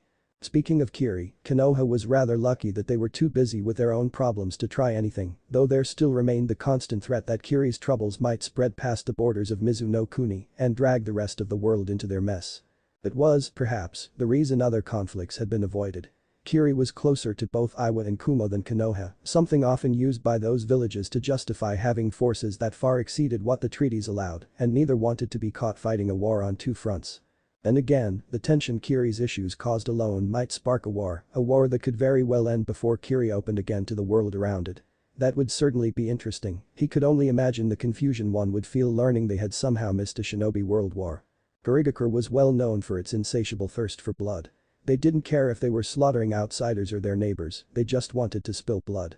Somewhere between Iwa's savagery and Kumo's military precision, had Kiri not been closed off to the world fighting itself, they would undoubtedly be the biggest threat for any of the villages to face. Should all three of those countries join forces, there was no doubt Konoha would be utterly annihilated, and their sole ally, Suna, wouldn't be of any help. In a terrible financial situation and with limited manpower because there weren't enough missions for the path of the shinobi to be a widely viable career, Suna was barely considered a greater village. Only the sheer size of Kei's no Kuni and the wealth amassed by their daimyo from the various desert mines granted them such status. Considering how their daimyo had a tendency to go to Konoha for his needs, where shinobi could be better trained and a surplus of jobs meant cheaper rates, Suna was just as likely to go against them as offer any aid. On that note, he wasn't really sure why they still had an alliance. Unless it was a precaution brought about solely by proximity, he really couldn't see how Konoha benefited from it. They already had a tense peace with the rest of the world, and Suna certainly wasn't friendly, their shinobi being rather hostile for supposed allies, not that they could be blamed with their current situation. So unless Konoha was planning on offering aid which really should have been done long ago to promote stronger bonds and give them a reliable ally, he really didn't see the point. Then again, it wasn't his place to, either. He was neither the Hokage nor the advisors he trusted with his plans. For whatever reason they were still allied with Suna, good or ill, he would just have to accept it and keep going about his own business. Business that, naturally, included being ready in case Suna did turn against them. Not much they could do against the village itself, the desert sands provided ample defense, but just having an additional army that could go against them should prove devastating. The fact that by moving northwards he could use his troops to pierce any Suna army between his wolves and the shinobi of Konohagakure was just an added benefit of having the majority of them stationed just outside of Hai no Kuni. Here he is, thinking about all these other villages constantly preparing for war, and it's the exact same thing he's currently doing with his new country. The shinobi world, it would seem, existed only for war. It wasn't much of a surprise. But once again he was letting his thoughts get away from him. The wolves were growing to be too large for him to take direct everyday control over them. The cult in the midst of the Hyuga clan was just one of the delicate situations that could spark another world war, and he had even more on his plate to deal with. Fortunately, the only other group at this moment, and hopefully for a while yet, was the Inyazuka clan of Konohagakure. Thank the gods for the Inyazuka. Unlike the other two groups, he was not in control of the Inyazuka, and they were 100% self-sufficient. He could not contact them in the next year, and they would be just fine because they had been fine before he approached them. They were a clan of Konoha, one with a low but solid position that wasn't about to change without a lot of work. Or a little help. That is, of course, where he and the wolves came in. They provided the Inyazuka with support, and in return the Inyazuka would look out for their better interests in Konoha. But the heiress, now working alongside the wolves in a position that allowed her almost complete control of a profitable country and a way to easily support her clan with said profits, he didn't have to worry about the Inyazuka turning against him anytime soon. He did, however, have to keep an eye on the information they sent him and provide responses quickly enough for them to act on. At the moment there wasn't much he needed them to do, and having them benefiting from the partnership was sure to please them, but unlike the Hyuga where it was dangerous to move, he simply had no immediate need of the Inyazuka. Some of their number were in Nami no Kuni as the heiress prepared to run the country, publicly, of course. He had no doubt he'd need to do most of the work to keep things going smoothly in the background. And those still in Konoha were already aware of their new partners. He could probably station some wolves in their compound for security or even to train some of their members, but he would hold off on that for now. He certainly wouldn't be averse to having a few wolves with Ninken, however, or even just regular trained dogs. That would be infinitely beneficial. Actually, the sooner they started that the better. He would have to send word to Mai to see if she couldn't arrange something. Picking up the notebook that had been left open on the seat next to him, he quickly scratched down the idea so he wouldn't forget. Forgetting was unlikely, of course. Especially when the thought would probably be running through his head until something else came along to replace it, and there wasn't all that much going on around him to serve as a distraction, but it was always better to be safe than sorry. It was for that very reason he hadn't brought any of the files from Gato's mansion along to go over during the trip. 3 days and he had started to wonder if it wouldn't have been worth a risk in the end. He really didn't even need to wonder about that, he already knew that such a risk would never be worth it, but at least it would have been something to do. Idly he wondered if there had been any books in Gato's mansion. It was likely, and he cursed himself for not grabbing a few for the road. While the journey had given him plenty of time to think about his wolves, a distraction really would have been nice. There were only so many times you could think about the current situation of the various groups you were involved with before you started to worry about what could go wrong. Thinking about what might go wrong was exactly what he should be trying to avoid on his way to visit a daimyo. Because even though he didn't show it and his wolves wouldn't notice, he was beyond nervous. This wasn't a man he could immediately have assassinated or could blackmail. Threats wouldn't work, the legal system wouldn't help against its own ultimate authority, and the samurai armies of the greater lords were nothing to scoff at. If he didn't get this right, he risked losing Wave when the other villages inevitably sent their own forces to take control. They wouldn't be public about it, of course, probably using a third party to take over and run everything, but the fact was that group would have the support of the village or even rival lord that was after it, something he couldn't claim to have yet. And while he knew any daimyo would jump at the chance to benefit from Nami no Kuni in a way that other countries couldn't protest, there would always be that lingering doubt. All that they needed for everything to go wrong was one distant relative of the Yamanaka holding sway over the court or one distrustful advisor keeping the daimyo from committing. Something as simple as the greater lord having a head cold and not wanting to deal with them would be enough to cause a fair bit of trouble for his wolves. They could go to another lord, of course, but word spread fast, and chances were good that if one lord rejected them, the next would be out of sheer principle. The lot of them were competitive bastards, and if one said the arrangement wasn't good enough for them, then no greater lord worth his pride would accept them and be seen as having lower standards than their fellows. This really was a one-shot kind of chance because otherwise they'd be on their own against everyone who wanted a piece of Nami no Kuni and its superior trade location. That's not to say they were completely banking on having the support of a greater lord, he had thought of other ways to secure his position, just in case something went wrong. It certainly wasn't preferred and would be nowhere as simple, but they were still options viable enough to go for should the greater lord have no interest in Nami no Kuni. The greater lord, however, was, as mentioned earlier, the best option. There was sure to be more than one country frowning at his backup of hostilely taking control of the lesser countries until the land he controlled rivaled that of the greater lords and he could stand up to them. No, that was definitely something he'd try to avoid. Unless they managed to get the support of a greater lord like he planned. In that case he could move on to expanding waves with minimal worry and every country would both further secure his benefactor's support and make the other great countries more hesitant to go against them. A win-win partnership, it was just a matter of convincing the greater lord of such. Sighing, he leaned back fully against the seat and let his head fall back. The carriage was comfortable enough for small trips, but the way it was set up made it rather difficult to sleep through the journey, even if the roads cooperated. The lord would go for it, he knew the man would. Not stupid but also not very cautious, the greater lord was a rather cheerful if vain man who would be delighted in the chance of expanding his influence, if only to stick it to his peers. He just needed to relax and everything would work out. It was easier said than done, however, and the thoughts of possible failure continued to swim through his head, prompting countless scenarios he might have to soon face. His own plans he pitted against each one and came out in a position he could work with, but that did nothing to put him at ease. What was he missing if he felt everything was covered? 2 weeks of worrying about this meeting and the future of the wolves his children were taking their toll on him. He lost his family once, he wouldn't lose them again. If that meant he had to give them the entire world to keep them safe, he would work until the day his body gave to see that they would last until the end of time, a legacy that would see him living forever. For even if the wolves far into the future lost his identity, he would always exist as the creator, and so long as the wolves were known until the end of time, he would never again be forgotten. If this stress was only a taste of the price he would pay in the end, he would happily bear the burden. But one of Mai's messages would be more than welcome. Chapter 34. 3 for the clan. There were some snakes who enjoyed moist environments. Ikushi Kabuto was not one of them. He was incredibly fortunate to be stationed within Hai no Kuni, a country covered in dry woodlands. It was far better than working in a country like that of rice paddies, where fields upon fields of rice were grown. There were paths of plenty to avoid them, of course, but that didn't endear the country to him any. No, he preferred things to be nice, dry, and preferably a bit warm. He was, however, happy to do without the heat and brace the cold, so long as it was dry. There was nothing like working on delicate medical experiments and having one's notes become damp halfway through. Naturally, Orochimaru's bases were always kept dry, though cold, which kept them perfect for what was done within, but Kabuto, being a spy, was not all that fond of cramped tunnels.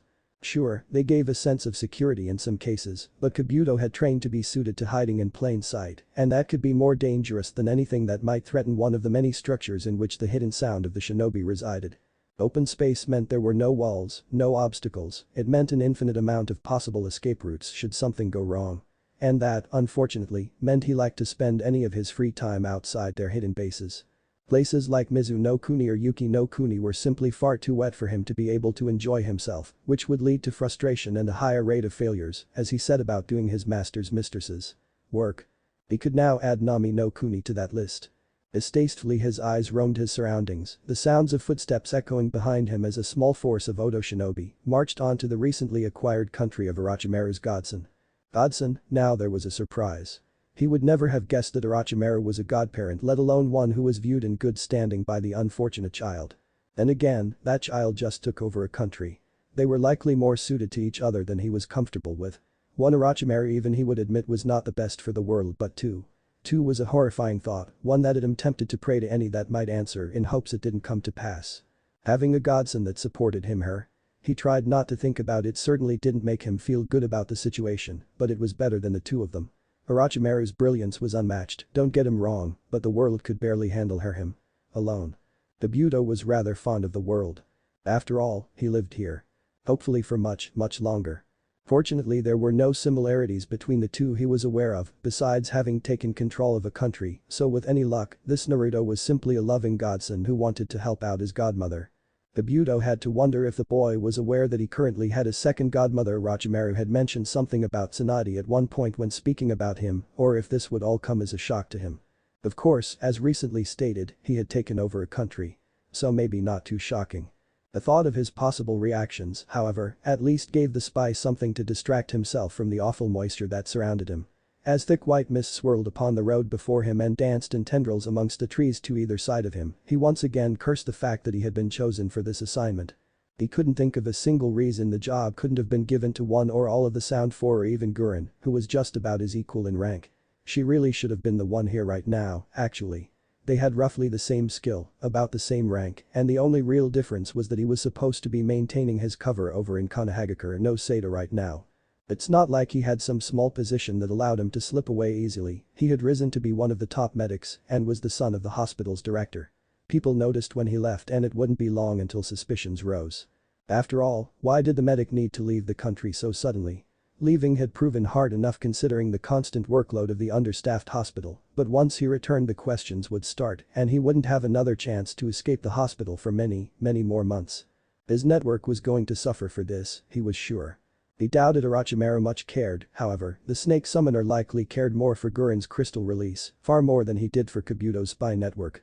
Considering that the previous plans to invade Konoha had been scrapped out of fear that it could upset Orochimaru's godson, he was probably right. He wouldn't be surprised if the only reason she hadn't had him bring it down was because it could be used to look out for her godson and would give her access to updates of his well-being. The fact that she would care about that was far harder to get his head around than her recent gender change. Or did that imply she became male? His gender change as Orochimaru was now female. Bah, it wasn't important enough for him to worry about. Just so long as he didn't have to start calling her mistress he would be fine. With all her dungeons and her tendency to torture captives when she was frustrated sexually and otherwise, the prospect of calling her such was distinctly unpleasant for the most overqualified lab assistant in the elemental nations. Orochimaru-sama should do well enough. Thank the gods he could call them that regardless of gender. Unless she decided to change her name, of course. The thought sent a shiver down his spine. As if things weren't weird enough. Shaking the thought from his head, he redirected his attention to the oncoming bridge and the guard standing before it. He swallowed nervously as the snarling faces of wolves became more defined and his hand brushed lightly over the letter kept within his top. Rumor had it that Mamachi's Abusa had been employed by the last person to rule Wave, and while no one knew for certain what had happened, it had always been Kabuto's motto as a spy to be safe rather than sorry. So what if it was just a large group that had managed to drive Zabuza away with sheer numbers and were no stronger than bandits individually? It was far less risky to be respectful to them than to risk angering a group in which every member was stronger than the A-rank missing nin. Had he not been representing Orochimaru and had the woman gods that was still weird, not explicitly stated that the mission absolutely could not fail, lest she be cut off from her godson and take out her displeasure on him personally, then he may have considered changing his attitude as soon as he learned the true strength of their allies. That was weird too, they actually had allies now. Sure, they'd had alliances before, but more often than not, it was just so Orochimaru could turn on them or use them in some way to further her own goals. But to have actual allies that they were expected to cooperate with and in most cases defer to. That was simply unheard of. Of course, that also made it interesting and Kabuto oh so hated being bored. The little bit of change was welcome, far more welcome than his current environment. That was a change he could have gone without. He was only half aware, dreaming of the lovely weather they had been having back in Konoha when they arrived at Nami no Kuni's only bridge. Stopping a respectable distance from the guards here, he focused on his surroundings and made sure to keep his hands easily seen as the wolf-faced guards approached his group. He had seen the occasional glimpse of white porcelain through the surrounding trees as they grew near, no doubt guards keeping an eye on them, so he wasn't surprised when he saw them step out behind his group from the corner of his eye. If nothing else, at least this group seemed professional, a nice change from the usual bandits and warlords he had to deal with for Orochimaru on occasion, and as competent as Konoha's Anbu, the only shinobi within Konoha he felt really deserved to call themselves such. He had high respect for that group, even if they hadn't found him yet. After all, he had been a sleeper agent and spy from a ridiculously young age. Hell, most didn't even realize he had been found outside Konoha and adopted by a doctor from Konoha. Orochimaru's brilliance really knew no bounds. In the name of Tsukuyomi, identify yourselves. Tsukuyomi? Either Orochimaru's godson wasn't at the top or had placed his new country under the command of another. Well, he could have been keeping his identity secret too, which, as a spy, Kabuto had to respect. Actually, thinking about it, if that was indeed the case, the two of them might be more similar than he would have previously thought. Both of them were from Konoha and kept their true natures hidden from all as they went about dealing with the infamous S-rank traitor Orochimaru of the Sannin. There were few others if any who could claim the same. The kid had him beat though. Kabuto had never gone about taking over a country. It didn't sound like a bad idea, though maybe he'd try it one of these days. I am Yakushi Kabuto, here at the command of Orochimaru, and bringing with me shinobi from Itagakure no Sato to begin the arranging of an outpost. Hidden base just didn't seem to be the term to use in this situation. He had a feeling they might not appreciate it. As we were invited to by Orochimaru's godson, Naruto. And you have proof of this claim? Even as he spoke, the wolves seemed to be preparing to pounce. No doubt the use of Naruto's name had them on edge. Should any falsely use his name, it was obvious they wouldn't live to regret it. Only a letter to Orochimaru-sama from young as Growl's actual growls emerged from some of the masks at the thought his address might be demeaning to the boy. He quickly added to it. Master Naruto, as was delivered by a child of Ak summoned in his capacity as High Priest to the Golden Serpent. The one who had been questioning him seemed confused by some of the details provided, evidently not knowing everything about the godson of Orochimaru, but they didn't necessarily seem surprised that he was greater than they had realized. Kabuto was impressed by the obvious devotion. Even Orochimaru couldn't inspire loyalty like this out of anyone but the dying Kagaya. To be fair, though, Orochimaru preferred to rule by fear, and it certainly suited her. Show me the letter. The wolf eventually decided, holding out his hand expectantly. Slowly, almost painfully so, Kabuto slipped one hand into his top and grasped hold of the letter. Orochimaru had only grudgingly surrendered it for this purpose, and he knew his life was forfeit should it come to any harm, for she treasured it immensely. Her evident obsession was just another strange thing about her he couldn't understand. Making an obvious show of turning the parchment this way and that to show there wasn't anything hidden on it, he slowly moved closer and placed it in the waiting hand before retreating back a step and a half. The note was short, he had been allowed to read it himself, so it took the man only a second for his eyes to move over it. Despite this, Kabuto could sense the frown that tugged down at lips hidden behind his mask. I see. He held out the letter to Kabuto, who eagerly though still very cautiously retrieved it and returned it to the safety of his top. Well, that appears to be by Tsukuyomi's hand. I will have to confirm this with the commander in his absence. Well, that confirmed the name theory. The absence, however, was a bit troubling. Orochimaru was planning on arriving a few days from now to meet her godson. She was going to be terribly disappointed. He'd have to remember to send word of his absence and the name he went by whilst amongst the wolves soon, in hopes of placating her wrath before she had a chance to take it out on one of her subordinates, namely him. Of course. Orochimaru-sama made it very clear that wave belongs to the wolves and we were to defer to you until they arrived. Orochimaru is coming here. There was noticeable discomfort, which was to be expected. There weren't a lot of S-rank shinobi, and just one was a substantial threat. That had been the plan, but you mentioned that Tsukuyomi-sama was not currently present. Orochimaru-sama was quite intent on meeting their godchild, and with him unavailable, I do believe the meeting will be postponed. Very well, the commander will be notified of this so that Tsukuyomi-sama might be informed. Until then, however, I will have to ask that you remain here so we can sort everything out. I hope that this will not be a problem. The wolf obviously didn't care, but at least he was following the proper niceties. That was something, at least. Not at all, please, take your time. We'll be here.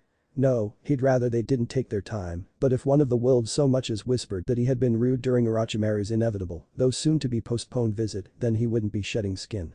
He'd be having it ripped from his flesh. From the tone of the wolf the man was amused, no doubt sporting a massive grin, and the rising and falling of some of his companions' shoulders meant he wasn't the only one. Oh, don't worry, we plan to. The Budo only barely managed to keep himself from releasing a defeated sigh. This was going to be a long day. Damn you and your bloodline, Gurren, I want to be back in Konoha.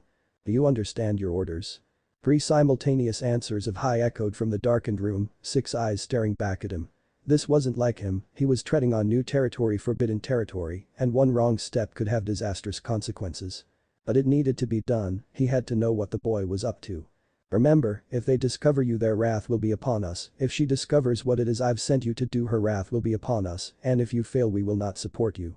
The second you step outside this room to the moment you report back success, we will consider you traitors to the clan, and should Konoha discover your absence, you will be marked and hunted as missing men. His daughter had done well befriending the heiress, the news she brought back from her mission would have never reached him otherwise, and he would have been oblivious to their actions. He wasn't of the distinct opinion that said actions were bad, but they were undoubtedly a possible threat that needed to be looked into. The fact that he and his kin had history with the group only made it that much more important. He claimed to be done with their clan, finished making his point, and abandoning his project to avoid useless conflict when someone else started meddling in his affairs. He had what he wanted though, he had completed what he originally set out to do, and everything else was simply a bonus. But that didn't mean they still couldn't be brought down by his hand, intended or not. With him having little to no interest in the clan, they were just as likely to be caught up in collateral damage as he was to target them. He had no further use of them, what did it matter if they were wiped from the earth? They were under the protection and control of another clan, and if that clan couldn't provide the proper protection, it wasn't any of his concern. Not for the first time he cursed the woman who had managed to steal his clan away from him just because the others were scared of the possible political repercussions of going against the ancient clan. He had to admit that her idea to get advice from the Imperial Fire Court was well played and nicely executed. No one could be sure just who she had asked, and while Inoichi was fairly certain she had simply contacted a single member of the court, the other clans were understandably cautious that the matter may have been looked into and supported by the court as a whole, or at least a good portion of it. Going against that kind of power was foolish, and so they had supported her, old allies turning their backs to save their own skin. Not that it did her any good in the end. The entire reason she had done so was a feeble and poorly planned, or perhaps it was just poorly decided, for it was planned well enough and had given her exactly what she intended to obtain, and yet obtaining it did not help her achieve her other goals, serving only to further push away the son she had been hoping to lure back. To a degree, he felt for the woman. He would go to any lengths for his daughter, even if this entire mess could be traced back to her, though the boy held some of the blame for his actions provoked or not, and she demonstrated that in her attempts to regain her son. The main problem was that she was focused so much on executing the plans that she had stopped trying to figure out what it was he actually wanted. He wasn't sure if the boy had anything he wanted that the woman could actually give. Hell, according to his daughter's friend the wolves who he knew answered to the boy had recently taken control of a country. The fucking country. Unless she was planning on giving him an army of slaves, which actually seemed pretty likely, or another country he probably didn't need help in that department, he seemed quite capable, then he couldn't imagine what might endear the boy to her. And really, bribes weren't the best way to do this, anyway. If she wanted to make things better she'd need to talk to the boy, and while he certainly made it hard on her or really, just people in general, he was rather private, he wasn't actively avoiding her. From what he had heard she knew where he lived, too. Even with him currently taking a vacation, which not many genin had the chance to because of their team and the low pay of the missions they did, he would be back eventually.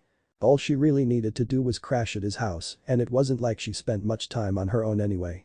Her time was almost completely consumed with managing 2 clans, and she only returned to her home for quick showers and a few hours of sleep. It might actually do her good to start doing so at his home, so she could feel closer, and if he was really lucky she would calm down and stop making his own job harder.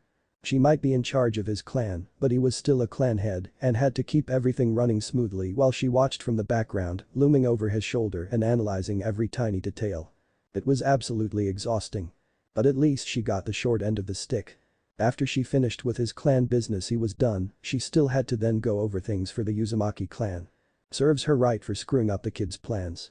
Had they gone through, the Yamanaka would be on their feet again and managed solely by him. He'd be doing his best to ensure his actions didn't interfere with the boy, and when he could support and in return, he was sure his clan would be protected by the wolves that had brought them down.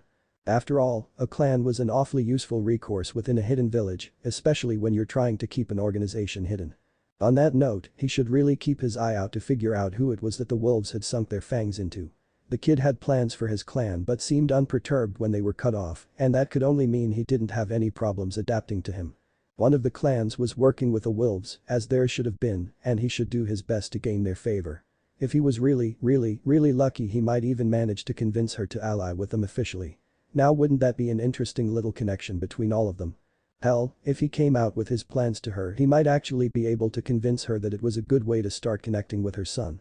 It wasn't the relationship she wanted with him, but it would be a start, something she still failed to manage. He would really have to take some time and decide if it was worth showing his hand, and the plans he had of allying in secret with whomever were acting on behalf of the wolves here in Konoha. Maybe he could run it by their daughters first, see what they decided. It was almost humorous how with the absence of his two best friends, the heads of two clans that had long been allies with his own before they abandoned him, he was now seeking the counsel of two 12-year-old girls who had only just become genin. Unfortunately, they knew the boy best and were some of the only to know what was going on with the wolves, while the rest of the village stayed blissfully ignorant for now, at least. It was better than no one, though. He needed to be able to bounce ideas off someone, and his wife had never cared much for politicking, so long as she could tend her beloved gardens. There were many times he wished he could simply stop being clan head and simply join her. He really couldn't wait until he retired, he just hoped that he, his family, and their clan lasted long enough for him to do so. Unless you succeed and we manage to regain our freedom, the clan will never know what you're about to do for them. His eyes turned to look at the three before him. He had been blindsided by the boy and his wolves, with no chance to defend his clan, but he wasn't going to just sit around as they were torn apart by other players in the game. No, they would not be stationary, they would flow like water like thought and position themselves to weather this storm. He might not be the best at this, but he was no fool, he needed what needed to be done and how far he'd have to go for his clan. Because if he wasn't willing to risk his clan, it was likely he wouldn't have won by the time everything had settled. But even so, know now that you are all heroes, and I, if no one else, will remember what you were willing to do, willing to sacrifice for the sake of your family. Closing his eyes, he took a deep breath before snapping them open once more, giving the final order that would set things in motion irrevocably. For the sake of the clan and with the speed of the swiftest spirits, go. Hi, Inoichi-sama. 3 shadows vanished from the room, leaving Yamanaka and Inoichi alone. 3 spies had sped off on a mission for their clan. 3 shinobi had, as far as the village would be concerned, become traitors. 3 men were about to risk their lives sneaking into a country ruled by wolves. He could only pray they would all make it home safe. But the wolves weren't known for mercy. It took monumental effort to keep his face in a pleasant half-smile as he followed behind the wolf guiding his group. 4 fucking hours they had been made to wait. They would have been able to clear everything up in a matter of minutes, and yet they had to stand out in the terribly moist air of Nami no Kuni for hours. What made it worse was the fact that the wolves left as guards had been laughing most of the time, taking obvious pleasure in their discomfort. Sadistic bastards. Not that it was too unexpected the sadism, that is from the group controlled by Orochimaru's godson. It was just another similarity between the two of them. Despite the familiarity, or perhaps due to it, it was not comforting in the slightest. Of course, he couldn't let their most gracious hosts, and he meant that in the most sarcastic manner, know what he was thinking about them and their hospitality. Orochimaru would be most displeased to hear of it. As all who followed the women knew, her displeasure tended to translate to your displeasure. She had the most awful tendency to take out her anger on her subordinates until she was calmed down, too tired to continue, or had run out of people to inflict pain upon. He could, quite unfortunately, speak of it with intimate experience. These days he was in the habit of sending other unfortunate souls with his reports just in case. Because even if his report was positive, her mood could be anything but, something especially true when she first changed bodies. The sheer contrast between the hormones of the two bodies had certainly hit her hard, and it took a few weeks for them to properly settle. It had certainly been an interesting week though, lots of promotions to fill newly emptied spaces, a few recruitment drives, and he was fairly certain he remembered her throwing a birthday party for one of the prisoners. Thinking back on that strange occurrence was enough to let his face relax slightly, a small, amused smile gracing his lips naturally. Things were rarely boring in Orochimaru's bases, even if that could be considered a bad thing in most cases. His mind was sufficiently distracted from his feelings for the wolves, didn't they know the importance of first impressions? He paid a bit more attention to the world around them. The concrete bridge they walked over rose in the middle and allowed a good view of the village not too far away. He doubted they would actually go through it, at least not directly, but it wasn't too big that he couldn't see most of it. Most of what was currently there, he should probably amend, for a number of construction projects seemed to be underway to further the size of the rather modest town. And again, this was modest only if one considered other villages in the world. Considering the state this place had been in a month before under Gato's rule, the state of growth was nothing short of amazing. Bright neon lights proudly hung outside the most successful of the businesses, and every building seemed to have electric lighting.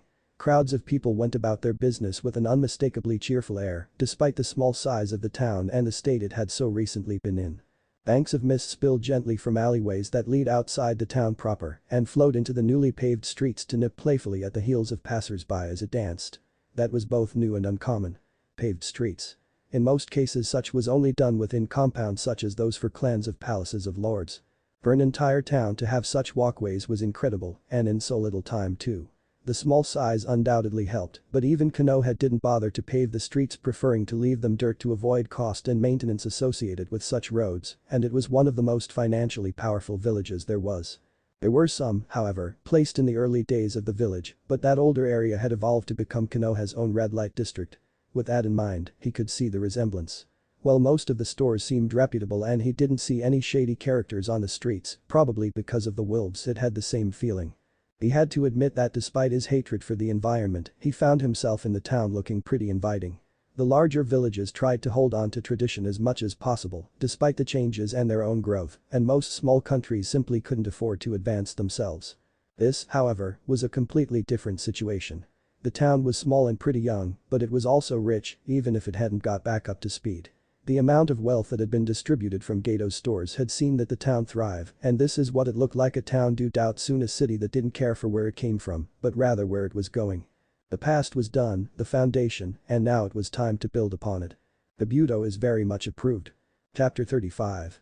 House of Wolves. Half a day had passed since the rough roads had leveled out to a point that bumps were a minor inconvenience, but when he felt the transition from earth to paved road, he knew the journey had almost reached its end. The quick peek out from the covered window, earning a concerned glare from the wolf nearest the carriage on that side, revealed that they had indeed reached the far outskirts of the capital city. And when he said far outskirts, he meant it. They were so far, in fact, that there had yet to be any city. Instead, concrete foundations and plots marked by flag-tied metal poles stood in the city's place. Hai no Kuni, being one of the most financially secure, was constantly expanding. Knowing this, the Imperial Fire Court decided to get a head start for all future buildings and had set about having 10 new sections prepared at any given time. Each section was separated by the beginnings of a wall that flanked the road and merged as large empty gates. Banners, similarly, were hung on either side of the road on these gates. The red fabric danced gently in the light wind of Fire Country, but the solid black emblem of Hai no Kuni remained prominently displayed. Naturally, that emblem was of a ball of fire, and the fluttering banners gave off the illusion that it was burning. Intended or not, it certainly helped the city's image, which was, unfortunately, somewhat impaired by the preparations made. It was, however, practical, and that was far more important. He had to remove his finger from the dark red fabric that hung over his window before one of his wolves decided the window should be filled with wooden boards for his safety, but he already knew what to expect when it came to the capital of Hai no Kuni. He had, after all, been raised in Konoha, where they taught their students all about it. The Shinobi Academy, in particular, taught the most, covering everything from the drainage systems to the servant stairways within the daimyo's personal bedchamber. This was for two reasons, the primary being that in the case of an attack on the capital, the shinobi of Konohagakure could be rapidly deployed to aid the armies of samurai and evacuate the important residents of the city, namely those of the upper two tiers, the members of the Imperial Fire Court. The lesser-known reason was in case they were ever against a daimyo and needed to mount an attack of their own against the capital. Shinobi tended not to speak of that reason, though, for it was the general belief that the Imperial Fire Court and the daimyo would frown upon such. Which was completely understandable, for in that case they would be the targets.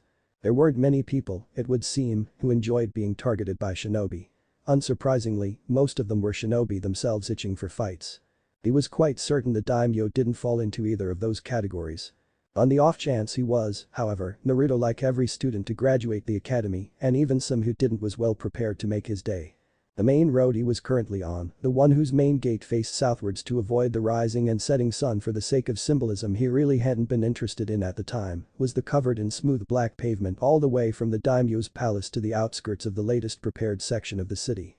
That same pavement would stop after a single street to either side where it usually reverted to cut blocks. Those paved roads tended to differ depending on which neighborhood one visited within the city. Some roads were made of regular brick, others with gray shapes and odd patterns, still others were created to show images. In poorer areas and occasionally in those belonging to the rich and paranoid, gravel covered the ground. Areas that contained official buildings tended to be covered in smooth concrete carefully maintained by those in the employ of the city itself. In the end, it lacked uniformity and elegance, but, like fire, it was bright and alive. It also made it really easy for one to know where they were for. While similar neighborhoods would show the same characteristics, there would always be something slightly different to set them apart.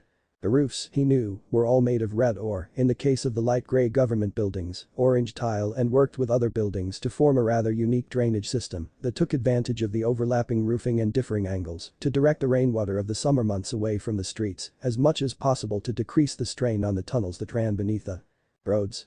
Only the capital of Mizu no Kuni exceeded them in the management of water throughout the city, but because it wasn't as critical as it was in the land of water, it was nonetheless impressive work. It also meant any trained shinobi could easily make their way through the city without touching the streets. Compared to the road-like roofs of Konohagakure, probably a result of a partially failed attempt to avoid such a situation, it was like a highway, and with no shinobi patrols atop it to stop one from using it, a thief or assassin was bound to find themselves in love. The Imperial Fire Court, likely realizing this, made their homes in the second tier of the city, a slightly raised area with a better wall, and patrolled by samurai and the occasional guardian at all times. The first tier, which housed the daimyo's palace, was much the same, only to a substantially larger degree.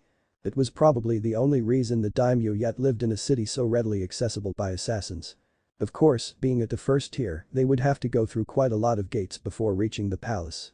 If she remembered correctly, the last count of tiers had been somewhere around 12, with talk of a soon-to-be-started 13th. But the width of the 7th tier being the same diameter of Konoha, and each tier increasing in size, they still had a long way to go before he could speak with the daimyo. That was, of course, assuming he could manage an audience. He felt the carriage slowed down considerably. Considering they had stopped for a rest just a few hours ago, he knew the four there had been two in a wave. Where did they find the others? Horses couldn't be that tired, which meant they were nearing the latest gate of Hai no Kuni's capital. Another quick peek, lasting only a moment, showed that he was indeed correct and let him see the various construction crews working on the outskirts in the construction of another tier. He was of the opinion that the daimyo should just make a new city nearby, but it was his land and his money, he could use it as he pleased. Despite having only peeked out for a few seconds, he could feel the glare of at least one wolf through the wood of his carriage. He appreciated their devotion to him and his well-being, but they were really taking things just a bit too seriously.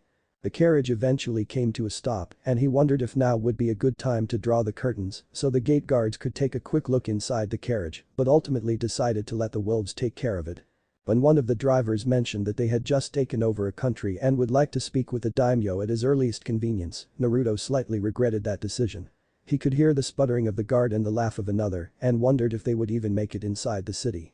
The laughing eventually stopped and the sound of flesh impacting flesh, a hand on the shoulder of the first guard, if he had to guess, managed its way through the dark wood of his carriage.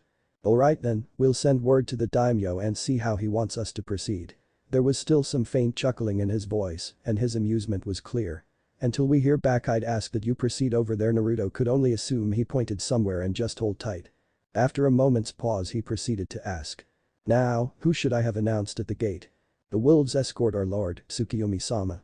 I'll make sure he knows. Any refreshments?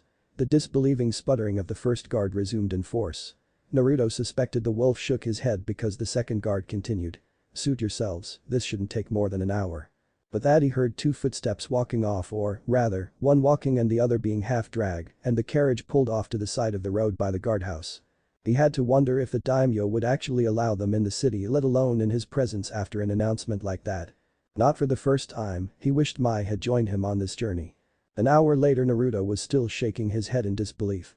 It had taken 20 minutes for word to reach them from the daimyo, and he had immediately cleared his schedule to meet with them.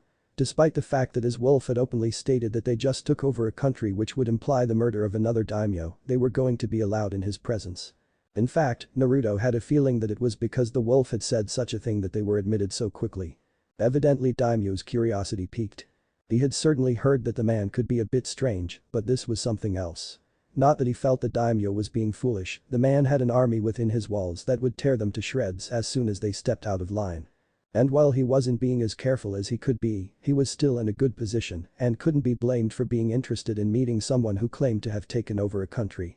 News like that would usually spread quickly enough, so for there to be a change in ownership he didn't hear about must have been sufficiently enticing for a daimyo who was likely finding himself rather bored as he took care of the affairs of his country. Naruto and his wolves were likely a very welcome break. And probably an excuse to completely wipe his daily schedule. Naruto, having dealt with the paperwork solely from a hidden organization for a while, knew only vaguely what it must have felt like, but it was enough to understand that some of the things removed from that day's plans weren't going to be finding themselves on one anytime soon if ever. He had certainly been guilty of that himself, much to Mai's ire. That's not to say he managed to avoid it, of course, for, like he said, it hadn't earned any points with Mai, and she had been more than happy to find some way to squeeze it into his full schedule. He didn't regret handing most of that work off to her, but perhaps he should get her something to show his thanks like a vacation. A long vacation. A very long vacation. She had Sai and the wolves doing as much as they could on that front, but she still managed their relation with both the Inyazuka, which meant poring over reports of council meetings and deep research into Konoha law, and with Hinata's little cult. Seeing as Hinata had very little idea as to what exactly she was supposed to be doing, she often sought out advice from the older girl. Just the wolves had been enough work in his opinion, and back then Sai and Mai helped tremendously. With her managing all three he couldn't imagine her workload which, he had to remember, might mean distracting her from it was a bad idea. It would seem as though he couldn't start planning something to thank her and later Sai, though he had been given an army and dual governance, to a degree, not that the people knew such, of a country under his control until after they met again. Whenever that ended up happening, of course, as he still didn't have a concrete schedule for this trip which had, most likely, gone on far too long. People were going to start getting suspicious if he didn't return soon, and afterwards he wouldn't be able to leave again for quite some time. Because team or not, the boy living on his own and working only the occasional mission with other shinobi B and C rank or not, should not be able to afford constant vacations out of the country lasting for weeks. Though maybe next time he could pass it off as further survival training. It would be a simple matter to convince Anko, especially if he offered pay, and he could probably trust her with the knowledge of where he was going and who he was dealing with something that wouldn't seem so bad as soon as he, or rather, the wolves were recognized by the daimyo. And if it came down to it, he could always offer her a spot amongst the pack. It wasn't like she hadn't already become close to him and the pack was supposed to be the equivalent of his family. Considering how much time she spent with him, how often she crashed at his place because she was bored, and the number of times they had shared a bed, it didn't seem like too much of a jump to induct her as a trusted member of his personal army. Oh, yes, that sounded like the best option. Well, that or a mission near Nami no Kuni, perhaps he could have one of the villagers personally request him on a mission. No, still suspicious, but they could ask for Anko. She was well known for her bloodthirst and love of explosions, Naruto was sure he could fabricate a mission perfectly suited to her. On second thought, he'd have to ensure there actually was a mission to avoid her ire. It wasn't a good idea to promise the woman one of her favorite things and then not deliver. He liked his balls just where they were, thank you. So, the problem with him getting back to wave seemed to be sorted, now he just had to get a bit of insurance to ensure it was still his wave when he did. He felt the carriage roll to a stop and took one last peek to confirm they had reached their destination. Taking a quick moment to ensure his scarf and black cloak kept any distinguishing features hidden, he made to open the door, only to be beaten to it by one of his wolves on the outside. Taking it in stride he stepped out from the carriage that had served as his moving home for the better part of 2 weeks. The courtyard they were in was rather plain, all things considered, paved with tightly packed stone tiles, and completely empty save the 2 gardens that flanked the walkway, marked by being grey instead of the burnt orange of the rest of the courtyard, in the shape of outward-facing crescents, the middles of which were filled with additional gardens arranged in perfect circles around small ponds. Benches were scattered about so that the front gardens might be appreciated, but he didn't think they got much use. It was too simple, too plain, to be of much note to the royal family. The daimyo himself, from what he had heard, might be satisfied by them, but he was too busy for such a luxury when his time was limited and his family was no doubt spending their own time somewhere more grand. It was enough, however, to show that the lord did, in fact, care for his image and was willing to ensure the first impression of guests was elegance of a simple, natural variety. He didn't overwhelm with opulence, but gently ease one into his home with a grand display of something common, almost as if to say he didn't need anything fancy to set himself apart and stand far above you. Considering he ruled the greater country of Hai no Kuni, one whose financial power was more solid than the mountains of Tsuchi no Kuni, more vast than the deserts of Kase no Kuni, and with coffers deeper than the coasts of Mizu no Kuni, it kind of went without saying. At least he wasn't gloating about it from the get-go. That was certainly a point in his favor. Unfortunately, Naruto doubted that it would remain once he entered the palace proper. Even if the daimyo didn't need the extravagance, his family would crave it, and the palace itself was built long before his time and had spent many generations amassing decorative treasures.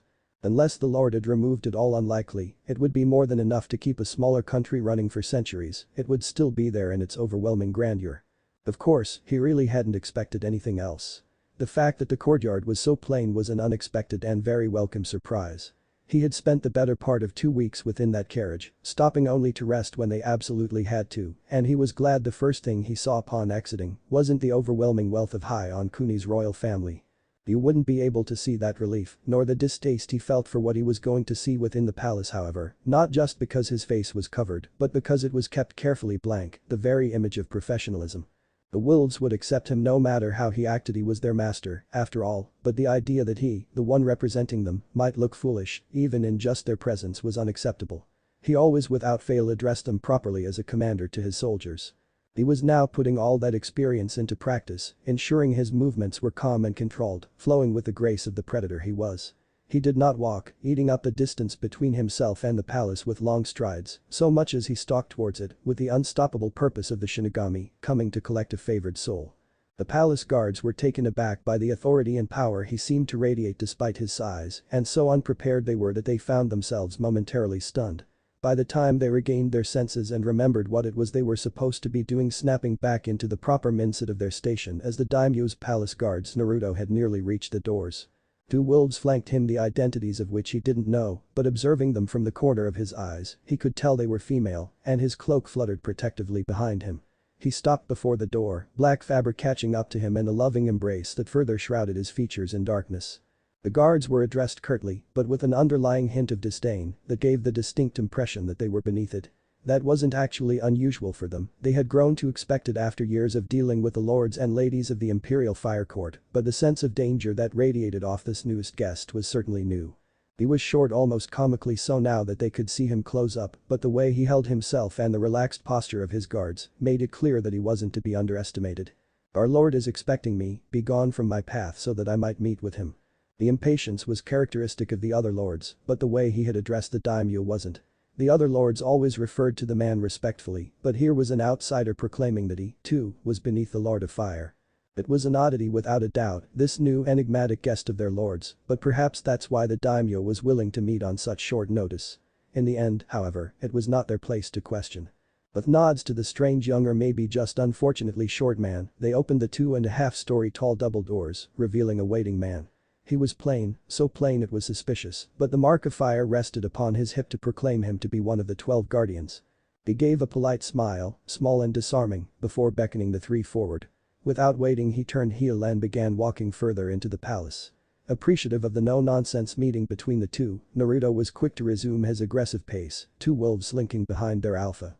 The hallway, as he suspected, was just dripping with riches in ways he found to be distasteful. Red walls had veins of gold that alternated between looking like whispering smoke and burning flames, highlighted with careful accents of silver. The solid marble beneath his feet was likewise covered in flowers of all sizes, made of everything from precious metals, rare stones, and even ivory. The crimson carpet, at least a good inch thick, went straight down the hallway, no doubt an effort to protect the precious flooring that could easily place several struggling lesser countries back on their feet. As they traveled further and further into the daimyo's domain, things increased exponentially. Displays of weapons, armor, rare relics, and even strange mutated animals that had been preserved lined the walls to impress any who were granted the honor of visiting the palace. Guards were stationed regularly, whether to protect the daimyo and his family or ensure the safety of the displays. It made him sick. There was no elegance in this gaudy display of opulence, it served no real purpose but to shove the fact that the lord of this place was far too wealthy for his own good down one's throat.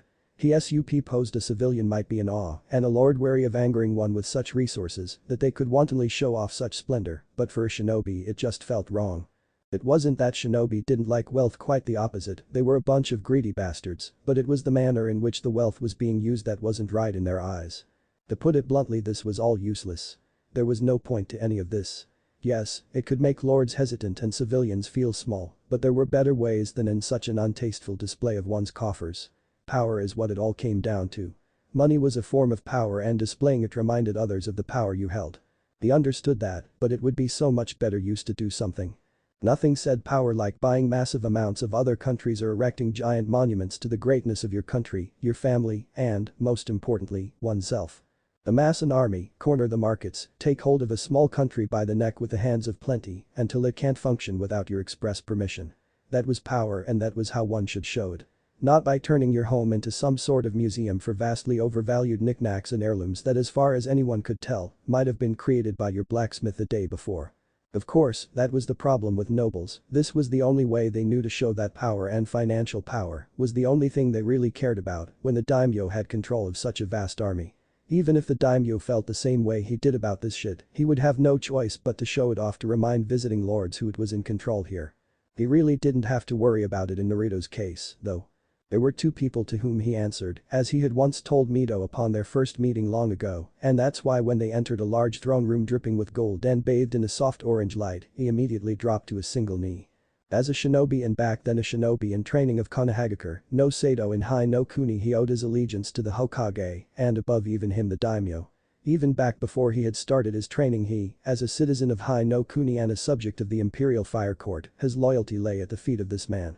Only two people in this room knew his identity, however, so the other occupants were understandably surprised. Bows were common between lords, kneeling not so much. The daimyo took it in stride though, hiding a small smile behind a favored fan as he rose from his throne. Pausing to shoot reprimanding looks at the other occupants of the room, a multitude of guards, a few maids, and two of his children, he continued smiling once the hushed whispers had ceased. "Please, rise, Tsukuyomi Dono, are we not both lords here?"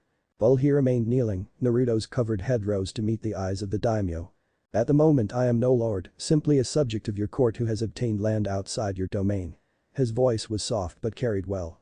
It was neither assertive nor submissive, an even tone that did nothing more than convey words. "The subject of my court." One of the lord's brows rose inquisitively. "Now that is interesting. Tell me then, Tsukuyomi-san, why, if you have managed to gain a hold of a country outside my grasp, do you now kneel before me? Surely it hurts your pride when you could just as easily declare yourself a lord of your new country." "I was born here, my lord, within the land of fire. It is within this country I have lived my life, and you to whom I have owed my allegiance since birth. Just because I have amassed land does not mean I have been removed from under your rule, and so long as I am I shall serve as I swore." Swore? He puzzled over it for a moment before it struck him, lighting up his face considerably. "Ah. I see. You are a warrior, then, not just a man who has created an army and used them to establish himself as a lord. What is it, then, that you are? Samurai, shinobi. Maybe even a simple warlord who has managed to avoid both on your rise to power." "I am shinobi, as are those I command." The daimyo made an odd noise in the back of his throat, obviously having noted that the kneeling man before him hadn't claimed to be a shinobi but rather shinobi, as if he were the archetype. It was arrogant and presumptuous, but most shinobi had more than enough power to overthrow a daimyo, and all his forces with just a small group, a few dozen, should have been sufficient, and yet none had bothered to. Sure, people claimed that it would lead to shinobi wars, but he hadn't heard of this group or the country they overthrew, so it couldn't be that difficult to keep fellow villages in the dark. He was of Hai no Kuni, two or so he claimed, which meant Konohagakure no Sado, a place known for prodigies, mostly because the rest of their forces were so painfully average, oftentimes less than that, two more than because they outshone the forces of fellow villagers. Oddly enough though, those same prodigies so easily seen amongst their lackluster comrades, often outshone those of other villages. It truly was odd, almost as if all the potential from their fellows had been stolen and given to them instead. If nothing else, it kept things roughly balanced. This young man, however, seemed to slip beneath everyone's radar, perhaps on purpose, and managed to take over a country without anyone else being any the wiser. Acknowledging him for that feat, if nothing else, the daimyo accepted it. So you are. I have many more questions, shinobi, but the first is perhaps the most important, as it will determine the path our dealings take." He stopped, looking deep into the purple eyes of his guest that glowed in a slightly ominous fashion amongst the gentle light of the room. "What country has fallen to the shinobi who claims the name of Tsukuyomi and his pack of wolves?" "One most coveted, my lord." All within the room could feel the grin that stretched over hidden lips. "I am sure you know of the riches it has amassed in the past and the potential it holds within its borders. I come before you today with that country in the palm of my hand. I kneel before you representing the new order of Nami no Kuni." That, above all else, most certainly gained the daimyo's attention, and he broke out into a grin behind his fan. "Oh? Is that so? In that case, I do believe it's safe to say we do in fact have further business to attend to, Tsukuyomi Dono. Shall we retreat to my study?" And with that, the first step was taken. The rest would be soon to follow. 2 glasses were poured by the daimyo's own hand, his fan having been left atop the table and a grin showing plainly on his face. He grabbed one before sinking into a red armchair by the empty fireplace, shoeless feet buried within crimson carpeting that was more like an unkempt lawn than proper flooring. If there was a limit, then those who built and decorated this palace over the years certainly hadn't been informed. With one arm the lord lazily gestured to the remaining cup in silent invitation. For the sake of politeness he accepted it but made no move to sit. Seeing this, the daimyo frowned slightly. "It's only the 2 of us here, you don't have to worry about image. Have a seat and we can discuss these recent developments properly." The Kurt nodded later and he took his place in the chair across from the daimyo of Hai no Kuni, letting his eyes roam quickly over his surroundings. The walls here, like most of the palace, were a deep red and in the cold light of the room seemed to glow warmly. To his left was the fireplace, unlit despite the imminent winter. To the right, at the far end of the room, was a large ornate desk stacked high with papers and reports the daimyo had yet to go through. There were curtains behind it, but the complete lack of light indicated it was just for show, and no window was hidden behind it. He could understand that the wolves had never been comfortable with him out in the open, and a window to an office was a glaring vulnerability. Directly behind the daimyo's chair was a wall absolutely filled floor to ceiling and left to right with overburdened bookcases. Behind his own chair and to the far right sat a few filing cabinets nestled into the corner. The door was also behind him, about halfway along the wall. In the end the room was pretty simple, focusing on functionality as it served its function as the daimyo's study. Naruto was certain there was a proper office somewhere as well for other, more official, meetings. If the daimyo was agreeable today, then the next time they met would probably be there. If he gained the man's favor, however, he might be fortunate and future meetings might continue to take place here away from the bullshit of nobility. Such thoughts were better kept for another time, however, for as soon as he appeared settled the daimyo continued. "There, isn't that better?" He didn't wait for a response. "Now, you come before me as Tsukuyomi and hide your face, but before we begin I need to know who it is I'll be dealing with, otherwise I'll never be able to tell you apart from an imposter and we wouldn't want that, would we?" Naruto narrowed his eyes, flicking them around the room in a quick sweep to ensure there wasn't anyone hidden, before he complied with a nod. "Not before, however," he hissed. "This does not leave this room." If the daimyo was angered by such he did precious little to show it, choosing instead to smile and lean back. Of course, you, a Konoha shinobi, just took over a country. I understand your need for secrecy." The hood was pulled back first, exposing his blood-red hair that seemed to burn like living fire under the dim golden light of the room. His skin, too, reacted to the light. In addition to the normal almost ethereal glow his pale skin produced in the dark areas it contrasted with, there was a tinge of gold around him, similar to the light themselves. Like the moon whose governing spirit he took his name from, he reflected the light of the sun, imitating the sister spirit to such a degree that the daimyo was momentarily stunned. As the scarf was pulled down, showing a face with features indicating noble blood, the lord commented on it. "Had you not yourself announced as Tsukuyomi I'd have likely believed you to be his wife, and were I a deeply faithful man, I might have believed you truly were a child of Izanagi.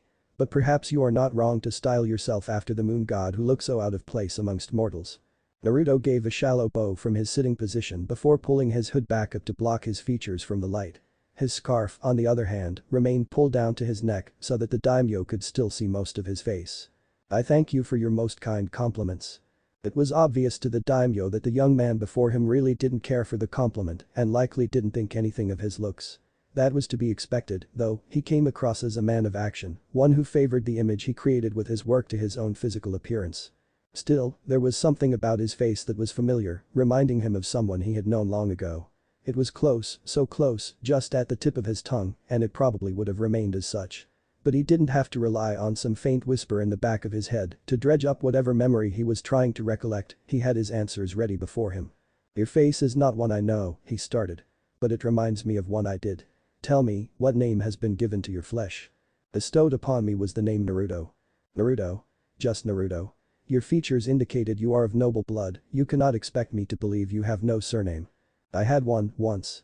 Usually that meant one had been banished from a clan or noble family in shame, but that was not always the case." Rather than immediately ask for clarification, the daimyo took a moment to ponder what he knew. The face was familiar, the noble blood was obvious, and he no longer carried his family name. Why did he feel he knew something of this boy before him? Naruto, where do I know that name from? And then it hit him, an official renouncement sent by one of an ancient clan had found its way to his attention 2 years ago, after the official record keeper realized exactly how significant it was. "Yes, I remember now. You're the former Uzumaki prince, are you not? Naruto grimaced slightly in response, but the lord couldn't tell if it was because of the clan or his noble heritage being acknowledged. Regardless, he answered. I am. My, how interesting. To think that not only did you end up before me but you did so in possession of a country. It was only 4 years ago your mother was here, you know, she brought along your sister, and I wondered if I would ever have the chance to meet you personally. He grinned. I suppose that question has been answered. I suspected she would have visited, admitted Naruto. With the death of her husband she probably needed to re-cement the ties between the Uzumaki formerly of Uzushiogakure and the land of Hai no Kuni. You refer to your father as her husband, is this because you have left the clan or do you have other reasons? The daimyo had always been fond of the man who had sired the former prince before him, it would be a shame if his son didn't feel the same. It is all I know him as. That was troubling, surely he couldn't really mean that he knew nothing about his father, besides the fact that he married his mother, right? It was more than some knew, admittedly, but any child of such a legend should know who they represent and who it is they would be trying to live up to. Anything else simply wasn't fair to them. Are you saying you don't know anything about him? I know he was a shinobi who died during the Kyuubi attack 12 years ago. And nothing else, that is all I know of the man who sired me. The distress felt by the daimyo had obviously made itself known upon his face. Some secrets needed to be hidden, he knew that, but others were simply too big to hide. Are you well, my lord? The voice broke through whatever thoughts had plagued him, and he gave a weak smile to the young man across from him. I am fine, just a bit shocked, I suppose. I would have thought someone had shared with you the knowledge of his identity, considering it is his shadow that will loom o'er your head until the day you die. I take it, you know him? Oh yes, I did indeed. The smile turned bittersweet. I remember him fondly and considered him to be a friend. He was always welcome here, almost like the son I never had. He didn't stop by often, but he made sure to write and usually talked about the projects he was working on with one of the Sannin. Jiraiya-sama. Daimyo laughed. No, not his mentor, there was nothing left for the man to teach him aside sage techniques, but even he hadn't fully mastered them. He was working with another of the Sannin, Orochimaru, who he often described as matching and sometimes exceeding his own brilliance. The two of them were close, from what I know, and often collaborated on various ideas. Sealing, in particular, was of great fascination to them both, though they both approached it differently, and your mother's collection of Uzumaki sealing techniques were a great help to the two over the years. Now that was interesting, it would also explain why the rogue shinobi from Konohagakure was his godfather. The Sannin must have left Konoha sometime after his death, and with him gone, it was likely no one bothered to change the fact that he was one of his godparents. After all, with him off God knows where the chances of him ever being part of his godchild's life were slim even in the occurrence where something happened to his mother. One should always expect the worst, but even that was a little too far-fetched for people to worry about. It didn't seem to matter, either, as a living parent hadn't kept him from contacting his godson. I see, that would explain why he was chosen as my godfather. The daimyo seemed surprised by this, but not in a bad way. Is he now? Yes, that does make a lot of sense, your father was well respected and quite loved, but wasn't close to many. Besides your mother, Orochimaru was probably the person he was closest to. Have you been in contact with him lately, by any chance? Naruto's amethyst eyes narrowed. Godfather or not, he is a traitor. As a shinobi of Konohagakure and a subject of the Imperial Fire Court, it would be frowned upon to do such. Daimyo waved one hand in a lazy dismissal of his comment. As a Konoha shinobi perhaps, but being a subject of the court is completely unrelated. At Naruto's inquisitive look he continued. Konoha is rather isolated from the rest of Hai no Kuni, and we the court tend to turn a blind eye to most of it. As far as we're concerned he only ever harmed those of Konoha, and they're partly to blame for living in a shinobi village when those in the trade are so often known to suffer mental illnesses. Because it's Hai no Kuni, Konoha shinobi are free to apprehend anyone they've marked as a criminal and return to their village unless they've been granted sanctuary within Hai no Kuni by the court, in which case action can only be taken should they step foot within Konoha itself. Said criminals, however, are not necessarily considered criminals within Hai no Kuni itself, as they haven't yet gone against the country. Sounds like bullshit. Daimyo shrugged. You have to realize that the idea of hidden villages is still rather recent, only about a century old. We're still working to find the right balance between the hidden villages and the countries they're sworn to protect. To that end, we take a loose stance and simply tighten as needed. So far we've yet to see any benefit from making enemies with the rogue Sannin, and in all these years, he has yet to show any further interest in his old village. I suppose that's a good thing, then. The brow rose in question. I've extended a standing invitation for him to relocate to Nami no Kuni. Your father would be pleased. Not many liked Orochimaru, he tended to rub them the wrong way, having his son get along with the Sannin would have made him proud. Were you intending on telling me who he was? Ah, yes, I'm afraid I became distracted. Your father was the Yondaime Hokage, Namikaze Minato. I don't know why you wouldn't have been told. You're a fine young man with a good head on your shoulders. I suppose some might say it was for your own protection, but you conquered Nami no Kuni. If you can manage that, I think you can keep yourself safe, and even if you can't, you would have likely been a target as the leader of the wolves once discovered. There's no reason for you not to know. The Yondaime? Naruto repeated lightly. I'm the son of Yondaime. He hadn't expected that, not in the slightest, but he really didn't have the time to ponder it either. He was here on business and couldn't forget that. Later, when this was all over, he could sit down and wonder what that would mean for him and, most importantly, how he could use it to his advantage. Indeed, do you need a moment? It's a rather heavy truth I've just placed upon your shoulders, and I can't blame you if you need time to take it in. No, thank you. I'll be fine. If you insist. A moment of silence passed anyway, the train of the conversation having been lost. It was Naruto who eventually broke it.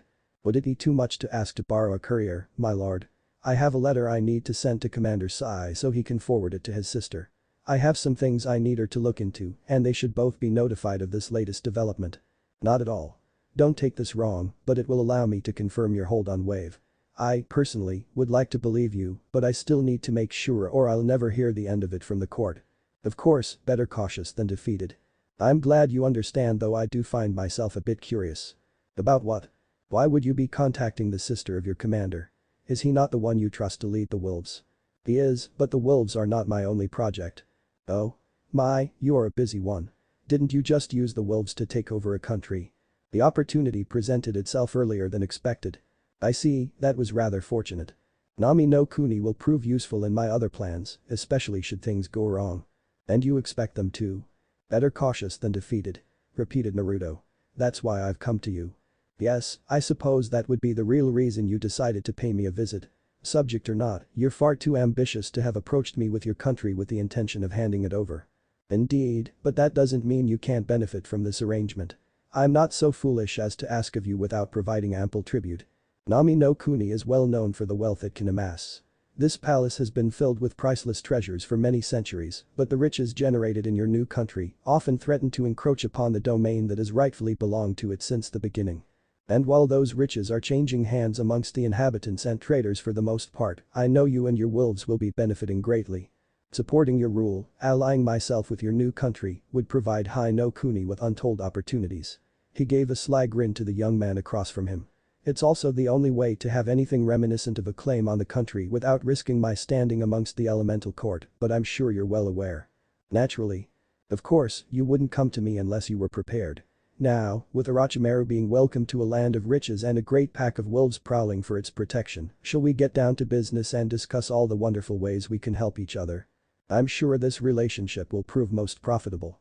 You laughed. In your case, boy, you have no idea. Hai no Kuni has coveted the land possessed by Nami no Kuni for many, many years. Now that we have it, well, I do believe that's worthy of a rather substantial reward.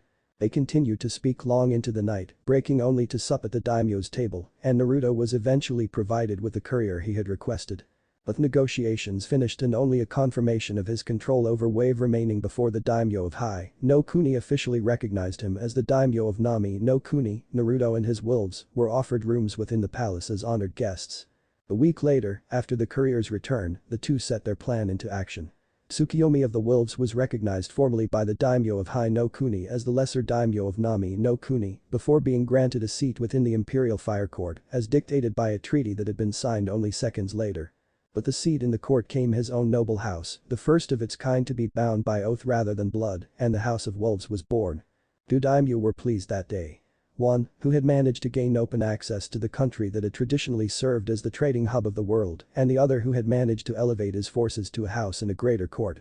It was a day neither would be soon to forget. Gently the carriage came to a stop, which couldn't possibly be right. They had left the capital of Hai no Kuni no more than an hour ago fully stocked and with a brand new set of horses. What could they possibly be stopping for? Ignoring his desire to just peek out the curtains to try for a glimpse of whatever reason they were no longer moving, they had threatened to sick Mai on him if he didn't stop and instead rapped the back of his hand against the door. When he heard taping against the glass instead of seeing the door open a crack, he had to roll his eyes. Naturally, the one time he didn't look out was the time they wanted him to use the window instead. The fact that they refused to open the door, however, told him that they felt there was a possible threat to his well-being. More so than that which prompted them to keep him safely hidden away, at least. Moving the curtains let him look out the window, but the only thing he could see was a wolf who was keeping one eye towards the front of the carriage. Naruto decided to just get to the heart of the matter. They had a long way to go and he really wanted to get this trip over with. Why have we stopped? There's someone on the road, a woman. Naruto raised a brow. And? It's a road, we can't be the only ones using it. She's not moving, Tsukuyomi-sama. So have you checked to see if she's still alive? She's alive, she's just not moving from the center of the road. The wolf paused briefly before clarifying. She's standing there staring at us, as if she's been waiting. Ah, why didn't you say that in the first place? No matter, have any of you spoken to her yet? No, we've all just sort of stared at each other thus far, I think the others are waiting for her to say something first. Naruto let out a sigh. The wolves were better suited to act amongst the populace than Root, but the failed conditioning they went through still left its marks. Then let the others know they have two options. Either they speak with her and sort everything out so we can continue or I'll do it myself. The wolf seemed almost horrified that he would even consider leaving the safety of the carriage when the wolves had yet to check the perimeter and take up suitable posts. The idea that he would then approach an unknown in the open, however, was far worse. Naruto was almost regretful that their uniform included the mask. The face the man would have been making would have no doubt served to be rather entertaining. Oh, of course, Tsukuyomi-sama, I'll let them know immediately. He made to leave but faltered in his step, turning back to his lord. Please, stay safe. In the end that's what they were most concerned about and everything they did was in hopes that it would keep him out of danger. It was not so much because they believed him weak, he thought, but rather because they didn't want to lose him. He had given their lives purpose again and allowed them to be more than sleeper agents waiting for a time of crisis. And for that, they loved him. Naruto gave a soft smile to the man, seen only because he had taken the liberty of removing his scarf during the journey. I'll be fine, my child, I have all of you here to protect me, don't I? The wolf seemed to perk up at his words, both because of the faith he was placing in them and the more affectionate way he had been addressed. Yes, my lord. He wasted no time after that, hurrying off to see the will of his lord done. Admittedly, it was more for the purpose of keeping his lord's will to be done, because he knew he would much rather leave the carriage and speak to this person personally. Tsukuyomi had really come to hate that carriage during the trip to the capital, more so than seemed reasonable. Perhaps it wasn't so much the carriage itself, but what it represented, the useless role it forced him to assume and the slow burden it placed upon the journey. Or, perhaps, it was simply the journey itself. Tsukuyomi was a man who liked to get things done. Spending so much time on the road likely felt like a massive waste to the man. The wolf was quick to the front of the carriage where several of the wolves had gathered across from the woman. The others were either flanking behind her in the trees, ready to strike, or surrounding the carriage in case they should be attacked from another direction. The secondary driver seemed to be the one at the forefront of the group, so he made his way to them. The relaying of their lord's words earned him a hurried nod, no doubt they felt the same as himself when it came to their lord's safety. Stepping to the woman with no concern for his own safety to ensure this was taken care of before their lord grew too restless and took matters into his own hands, the secondary driver spoke quickly and quietly, eventually nodding and returning to the group. She claims to be here to speak with Tsukuyomi-sama. She speaks of him as Naruto, which is a good sign, but checks with Tsukuyomi-sama to verify they know each other and she can be trusted. Did she give a name? No, but she said he would understand, Mother Crow. The wolf that relayed Naruto's wishes gave a quick nod before returning to the side of the carriage. My lord. The curtains opened once more. He hadn't noticed they were shut and it comforted him to know his lord was taking steps to remain safe when he could easily discard the urgings of his wolves and Tsukuyomi of the House of Wolves peered out. Yes, my child. She claims to be here to speak with you. She didn't give us her name, but she did say you would know, Mother Crow. A smile tugged at Naruto's lips. Ah, yes, that could only be one person. She is welcome among us, bring her here so we can continue on our way. Yes, my lord. That eased him somewhat. Even if they didn't know who would be meeting with their lord, he did and he trusted them enough to allow them in his presence. He'd rather the two not be alone together hidden from view, but he didn't have much choice in the matter. There was also the fact that his lord was a young man and his visitor was obviously a woman. Considering he didn't know the relationship between the two, maybe it was better that the wolves not be able to see the two of them in the carriage. It only took a moment to retrieve the woman, this Mother Crow, perhaps, though it very well could be a simple phrase to confirm her identity to Lord Tsukuyomi.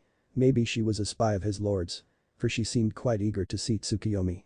When he returned to the carriage once more he knocked thrice before opening the door and allowing the woman to launch herself into the carriage.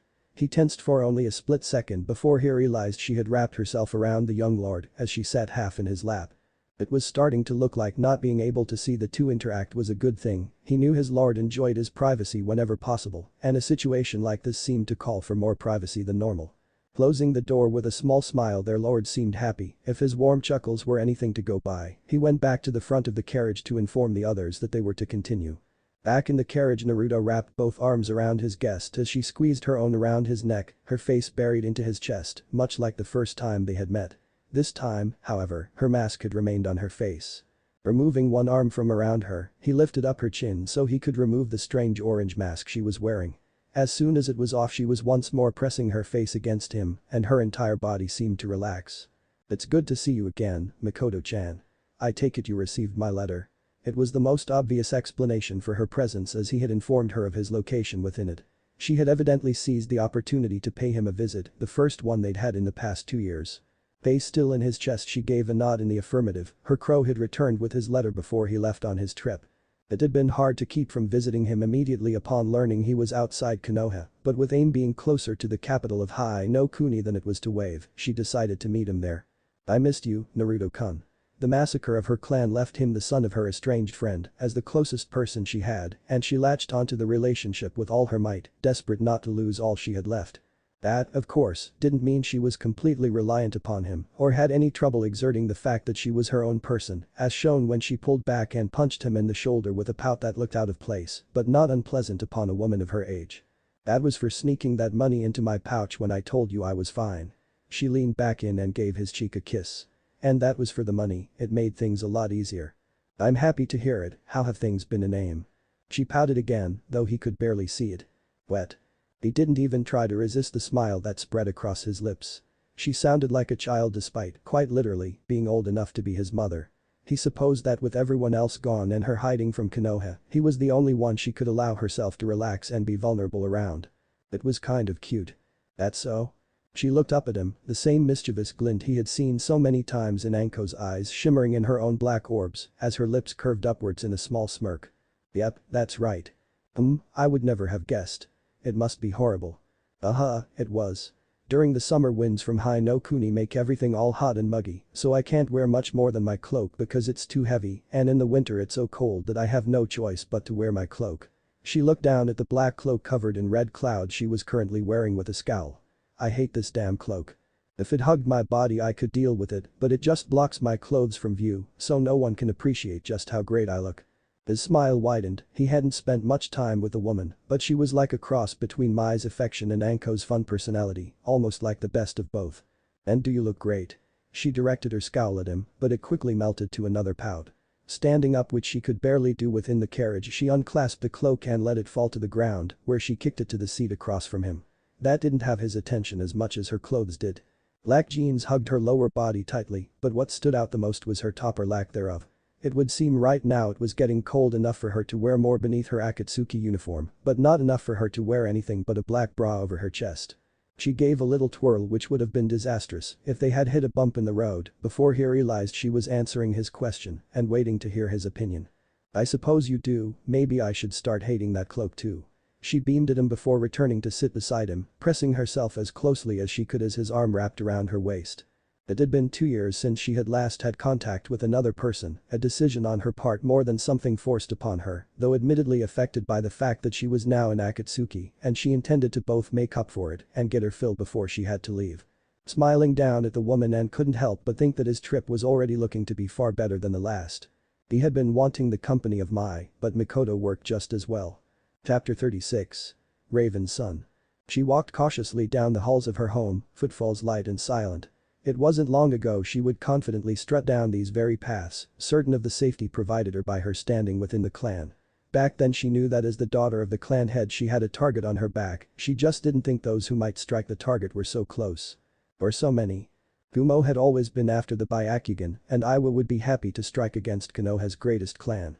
Never before had she ever entertained the idea that danger might come from not just within her village, but from her own clan, the very clan she was expected to lead when her father stepped down.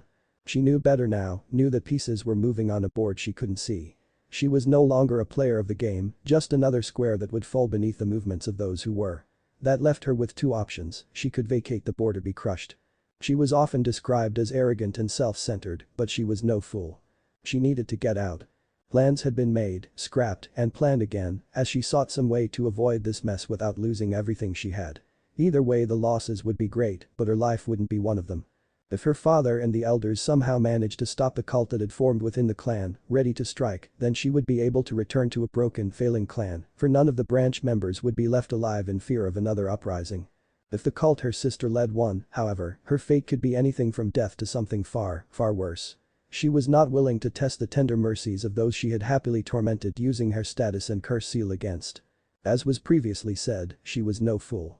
No matter what happened, further involvement with her clan would end in disaster she couldn't face alone. Nor could she hope to face the outside world alone. She was too sheltered, not from the world of shinobi and the horrors it involved, but in the day-to-day living of everyday people. She would never be able to fit in after being taken care of by servants for years. She also knew the safest place for her was still in Konoha, which meant she couldn't leave the village entirely. Somehow she needed to get out of the clan without arousing too much suspicion and set herself up within Konohagakure. That alone wouldn't guarantee she got out of this mess, but it was her greatest chance by far. Setting herself up, however, meant she had to find some way to protect herself and those she brought with her from her soon-to-be former clan. She needed, as much as she hated to admit it, someone to protect her. It was a pity she was still too young for marriage, as arranging something with the easily controlled Nara heir or the mature Aburame heir would have been a viable option. Even the jovial Akimichi wouldn't be too hard for her to accept if it meant her safety.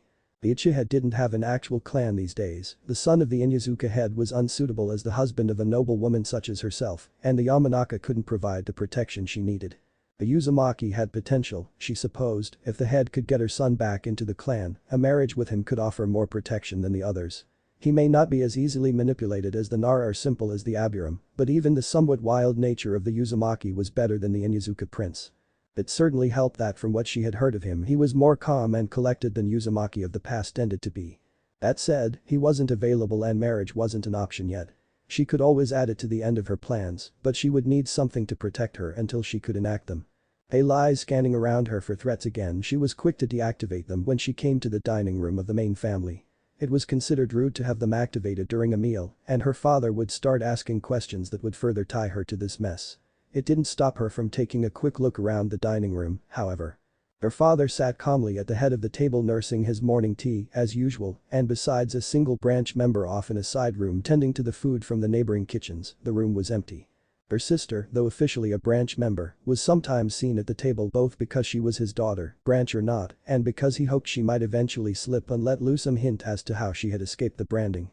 The elders were still more than a little nervous that the seal didn't take, but in their short-sightedness didn't realize that it was more than fate decreeing her free from that bond, but that it meant the bonds themselves were soon to be loosened from those who followed her. Civil war was being threatened, and yet they couldn't look past a single event and see the signs in the future.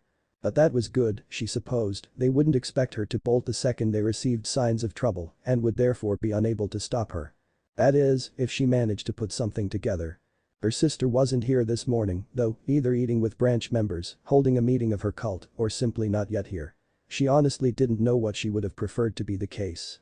She and her sister had certainly had their differences, but did the girl hold that against her? She always seemed kind and caring for such, in fact, she didn't seem suited to a cult at all. If that was the case, were the wolves the real ones in charge? That was an option. She couldn't go to them directly, of course, but Naruto, the former Uzumaki prince, was tied to them somehow. If she could get protection through him, then it wouldn't even matter whether or not he returned to the Uzumaki clan, because a marriage with his would still grant her protection from the wolves. And if it were the wolves controlling in some way the cult of Hinata no Mikoto, which would make sense considering her sister's ties to Naruto, then by having their protection, she could avoid the wrath of the branch family when they rose up. It was perfect, should it work. If Hinata had something against her, or if Naruto didn't want to help her, she would have to risk the wolves themselves. What were the chances of her being silenced as a mere precaution? She shivered slightly even as she entered the dining room. She didn't even want to think about what might happen should they deem it too risky to let her live. Death would once again be a pleasant fate. There were plenty of ways to make people disappear. She was no Niji, but perhaps fate itself had a hand in her latest thoughts. First warned and now directed to her best chance of surviving the coming storm. Almost as if to solidify such a belief, as soon as she had taken her seat, her sister entered the room, a connection to her salvation, just as she was the key to her destruction. It was a humbling thought to know fate was using her sister to determine her future. Even if the older girl wasn't fate's chosen, as the Branch family seemed to believe, she couldn't deny that her fate was now tied to her sister, the same sister she had belittled and tormented just like the other Branch members. It would serve as a lesson that fate was above all and would work in ways they couldn't hope to know. Despite its plans for you, each and every action could change which path it sent you down. Perhaps it was a bad idea to place herself above others when they were all below fate. Her favorite or not, she didn't know what role those around her were to perform, and the best way to anger fate was to somehow interfere with its plans. Those plans couldn't be stopped, all that fate decreed would come to pass, but that did not mean any actions taken that could affect it wouldn't bring its displeasure down upon you. Fate was more than willing to punish you even if it disrupted other plans. It would adapt soon enough, stealing away whatever path you were to walk and instead cursing your very existence as a warning to any others. Seeing her sister brought just how close she may have been to disrupting fate's plan she had really been. She'd have to be more careful from now on. No one spoke as her sister silently took her place at the table, her father didn't even look at her. She, however, watched carefully. Her sister was tied too closely to both the future of the clan and her own fate for her not to, and the trademark pale eyes of their clan searched her sister's face almost desperately to help her get a feel of her current mood. Like a proper Hyuga, something that couldn't have been used to describe her before the failed branding, her face remained carefully controlled. The eyes, however, were not so easily influenced. Many had trouble reading the all-seeing eyes of their noble clan, but those born with the Hyuga blood came to identify tells of the Byakugan's deactivated state almost as well as they could normal eyes. Her sister was at peace. And she didn't know what to make of it. There was a mix of confidence and worry, but both were overshadowed by a serenity that shouldn't have been able to exist in their presence. She knew of trouble, accepted it, and felt that she would be able to deal with it. For one dreading such events, positioned opposite in this great game, it was not comforting. It was then, at that very moment, that Hyuga Hanabi, heiress of the great and noble Hyuga clan of Konohagakure no Sato, knew whatever the coming conflict her sister would emerge victorious. The belief that she needed to escape was only solidified, and a flare of desperation pushed her to ensure her survival as quickly as possible. That desperation, however, would not be seen.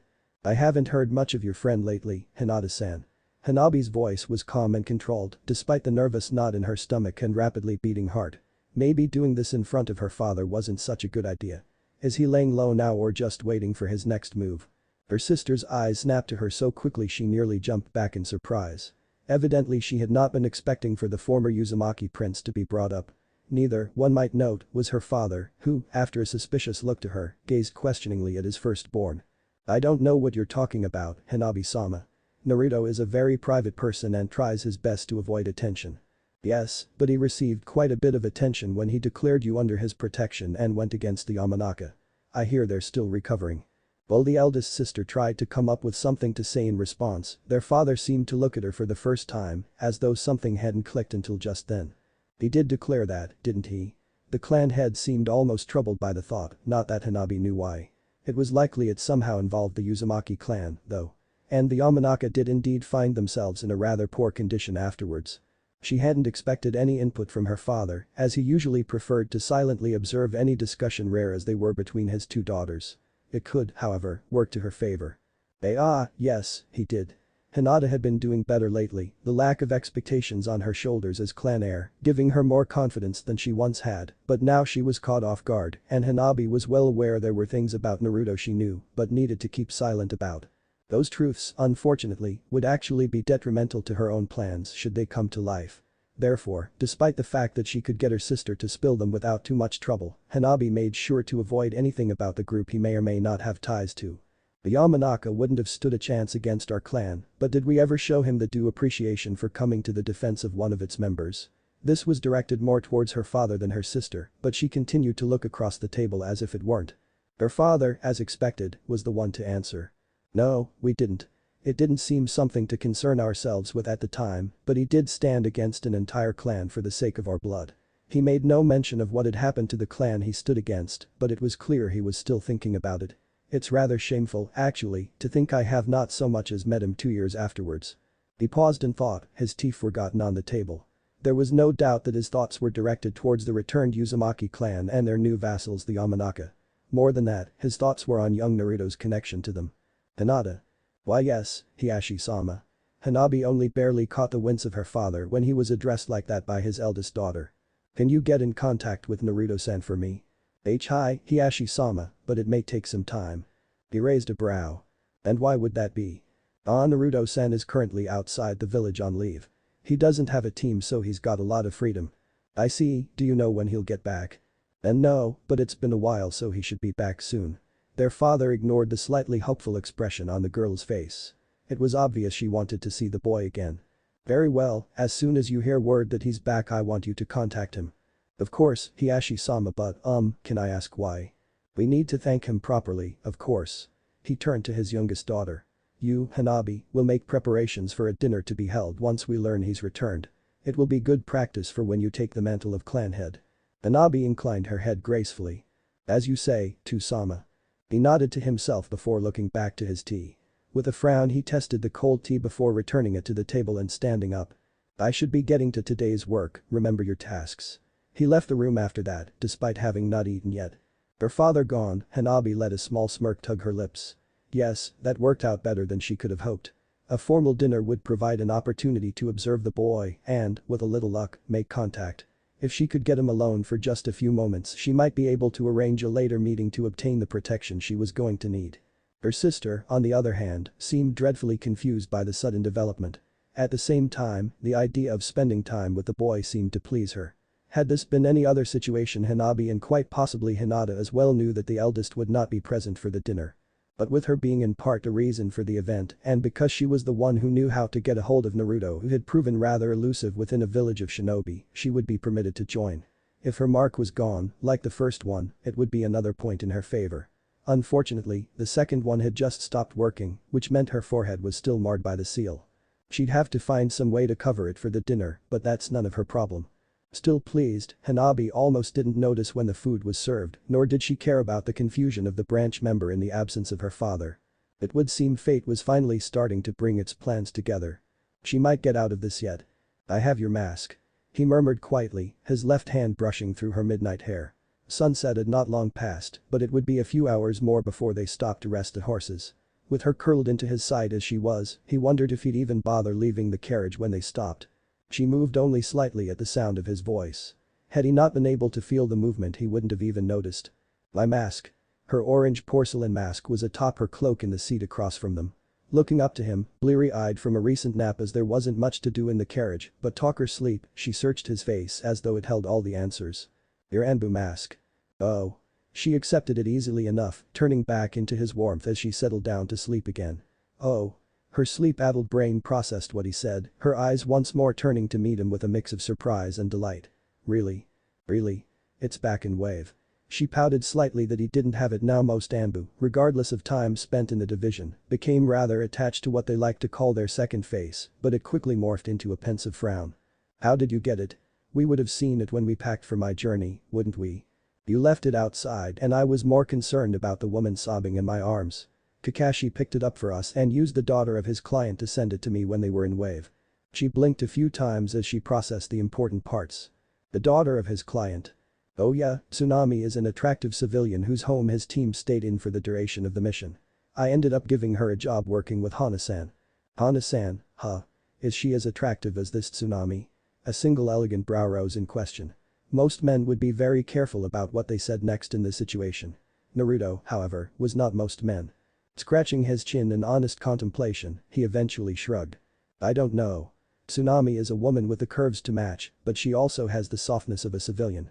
Hana on the other hand is a young kunoichi, and her body shows it. So if you had to choose just one, who would you keep? One might note by the tone of her voice that this was a trick question and the proper response would have been her. Regardless, Naruto answered. Hana, of course. A faint smile tugged at the edge of his lips and there was a mischievous glint in his eye. He had, naturally, recognized the question for what it was. As she began frowning he continued. She is leading my country, after all. Her frown became a pout. How am I supposed to be jealous if you put it like that? She asked, earning a soft chuckle. You're not supposed to be jealous. He admonished her. Those two aren't about to take you away from me. It should have been said the other way around, stealing him from her, but it still gave off two messages very plainly.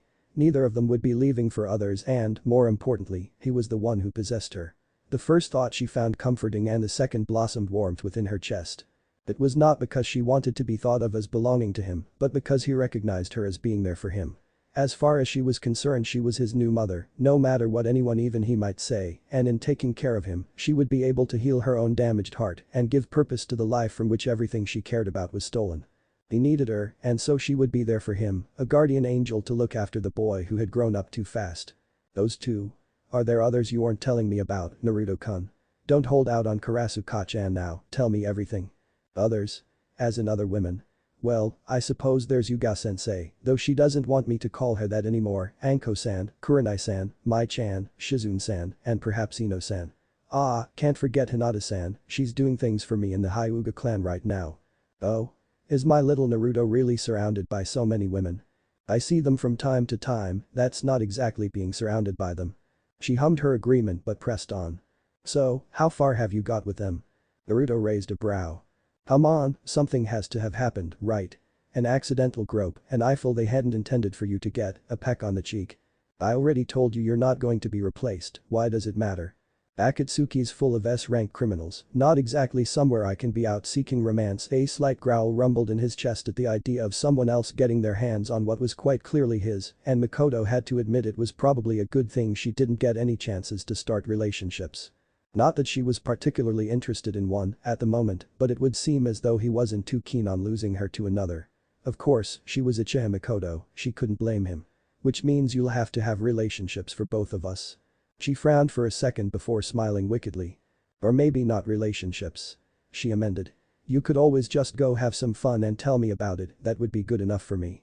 He shot her a look. She was definitely channeling more of her Anko half right now. Maybe you'd like pictures instead. Perhaps I should just record visits to brothels for you to use during your private time. Her cheeks flushed red as she hit him gently. That's naughty, Naruto-kun, I'm not going to use you during my, private time. Then who are you going to use? He raised both eyebrows, looking down at her expectantly with that mischievous glint back in his eyes. She really didn't have an answer for that, and so she buried herself back into his side with a huff, crossing her arms over her chest. So that's how it's going to be. You get to hear about what I do, but I don't get to know about you? That's hardly fair, Makoto-chan. Not like you've told me anything. She mumbled, face still red. Does that mean you'll tell me if I share? No. He gave another chuckle. Well, in that case, I guess I won't tell you. You don't have anything to tell me, you're too busy taking over countries. I suppose you're right, not much has happened back in Konoha. Though I could probably get a cute attendant back in Nami to change that, I'm sure they'd be happy to serve their daimyo. Makoto frowned. You're too young for that, keep it to touching until you're older. Are you my mother now? She answered immediately, absolutely no hesitation. Yes. He raised a brow but didn't argue. Alright then. The conversation ended there, silence spreading throughout the carriage. A few minutes later Makoto's soft voice gently broke it. See, can you? Whatever she meant to say was lost as she mumbled into his side. Can I do what, Makoto-chan? Can you call me Ka-chan? Naruto smiled gently down at her before placing a kiss atop her head. Of course, Ka-chan. Despite the darkness outside, her beaming smile lit up the carriage. Thank you, Sachi. Cold seeped from the walls and through the thin black shirt he wore. He probably should have been wearing more, especially in the cellar-like construct that was their base, but he never particularly cared to cover his torso too restrictive, he had always felt. He was used to the cold though, he had lived in this country for most of his life and spent the rest of it traveling with the last remaining Hyugan user in the world. It was only natural he would become accustomed to the biting lack of warmth. The numbness that spread over exposed flesh was like an old friend, and he was especially grateful for it when injured. Fortunately, he wasn't injured right now, not anymore. The weeks had gone slow at first, but as he healed he was able to make better time until he returned to where he could receive better treatment. Admittedly, it wasn't much better than his apprentice could do, but at least they weren't trying to recover while on the move anymore. One had to be thankful for small miracles. The shuffling of feet caught his attention, and he lifted his head to watch people leave the room whispering quietly about the last meeting. He didn't move from his spot against the wall, arms crossed over his broad chest, as several dozen members of the higher command structure exited the room through the door on his left. Their number was always a curiosity. Why have so many? They weren't a large group by any means, having so many in charge and closely involved with their plans was a bad idea that always set him on edge. It was like she was asking for something to go wrong, for some spire sympathizer to make it into the vast upper echelons, to have unrestricted access to information that was too critical, too valuable to lose. And again, he wasn't in charge, it wasn't his fight or his goal they were trying to achieve. He couldn't care less if the bloodlines were wiped out here or if they were worshipped as a sign of godhood. He wasn't here for the bloodline resistance, he was here for her, their leader Terumi May. And that's why he was concerned. Please tell me you were only throwing out ideas. His voice was gruff and impersonal, belaying how much he cared for the woman he grew up with, but that's how it normally was. Few could truly claim to know the slight variation in his words, the subtle change in voice, that might indicate what he was really feeling behind the persona he had made for himself with the blood of hundreds. Some might consider it a disadvantage in their life, being known as a monster, but he preferred being a beast, it was better than being dead or, worse, being weak. He would never be weak again. But that didn't stop him from caring, and she knew it. Even so, she acted as though she didn't understand his meaning, and maybe, just maybe, she didn't. There couldn't be too many who really knew when they had only just emerged from the shadows. Fewer still would understand. I was, but it's a good one. I wouldn't have suggested it otherwise. A single delicate brow rose in challenge, one to which he had no problems rising. It's not a good one, it's a risk, a foolish one. You know nothing about them, you can't expect to be able to deal with them. I can deal with them the same way we've dealt with other similar groups. Money. They're mercenaries, it's what they do. What they do is whatever Tsukuyomi commands. Tsukuyomi? Ah, yes, he never did get to a full report on Wave, did he? Not that it would matter now, he could already tell she had made up her mind and there was precious little that could ever hope to change it. It was another thing he liked about her, she was just as stubborn as he was. The alpha, it's his pack. So I just need to convince him to have the wolves aid us. Good luck. Her eyes narrowed at his words and the dismissive scoff that followed. Obviously he saw some flaw real or imaginary in her plan. What, don't think I can do it. We have warlords from as far as soon as deserts fighting for our cause because of me, some for free and still others who are providing additional services to us without charge. I'm sure I can arrange something with a new mercenary group. They aren't that young, they've been around for a couple years.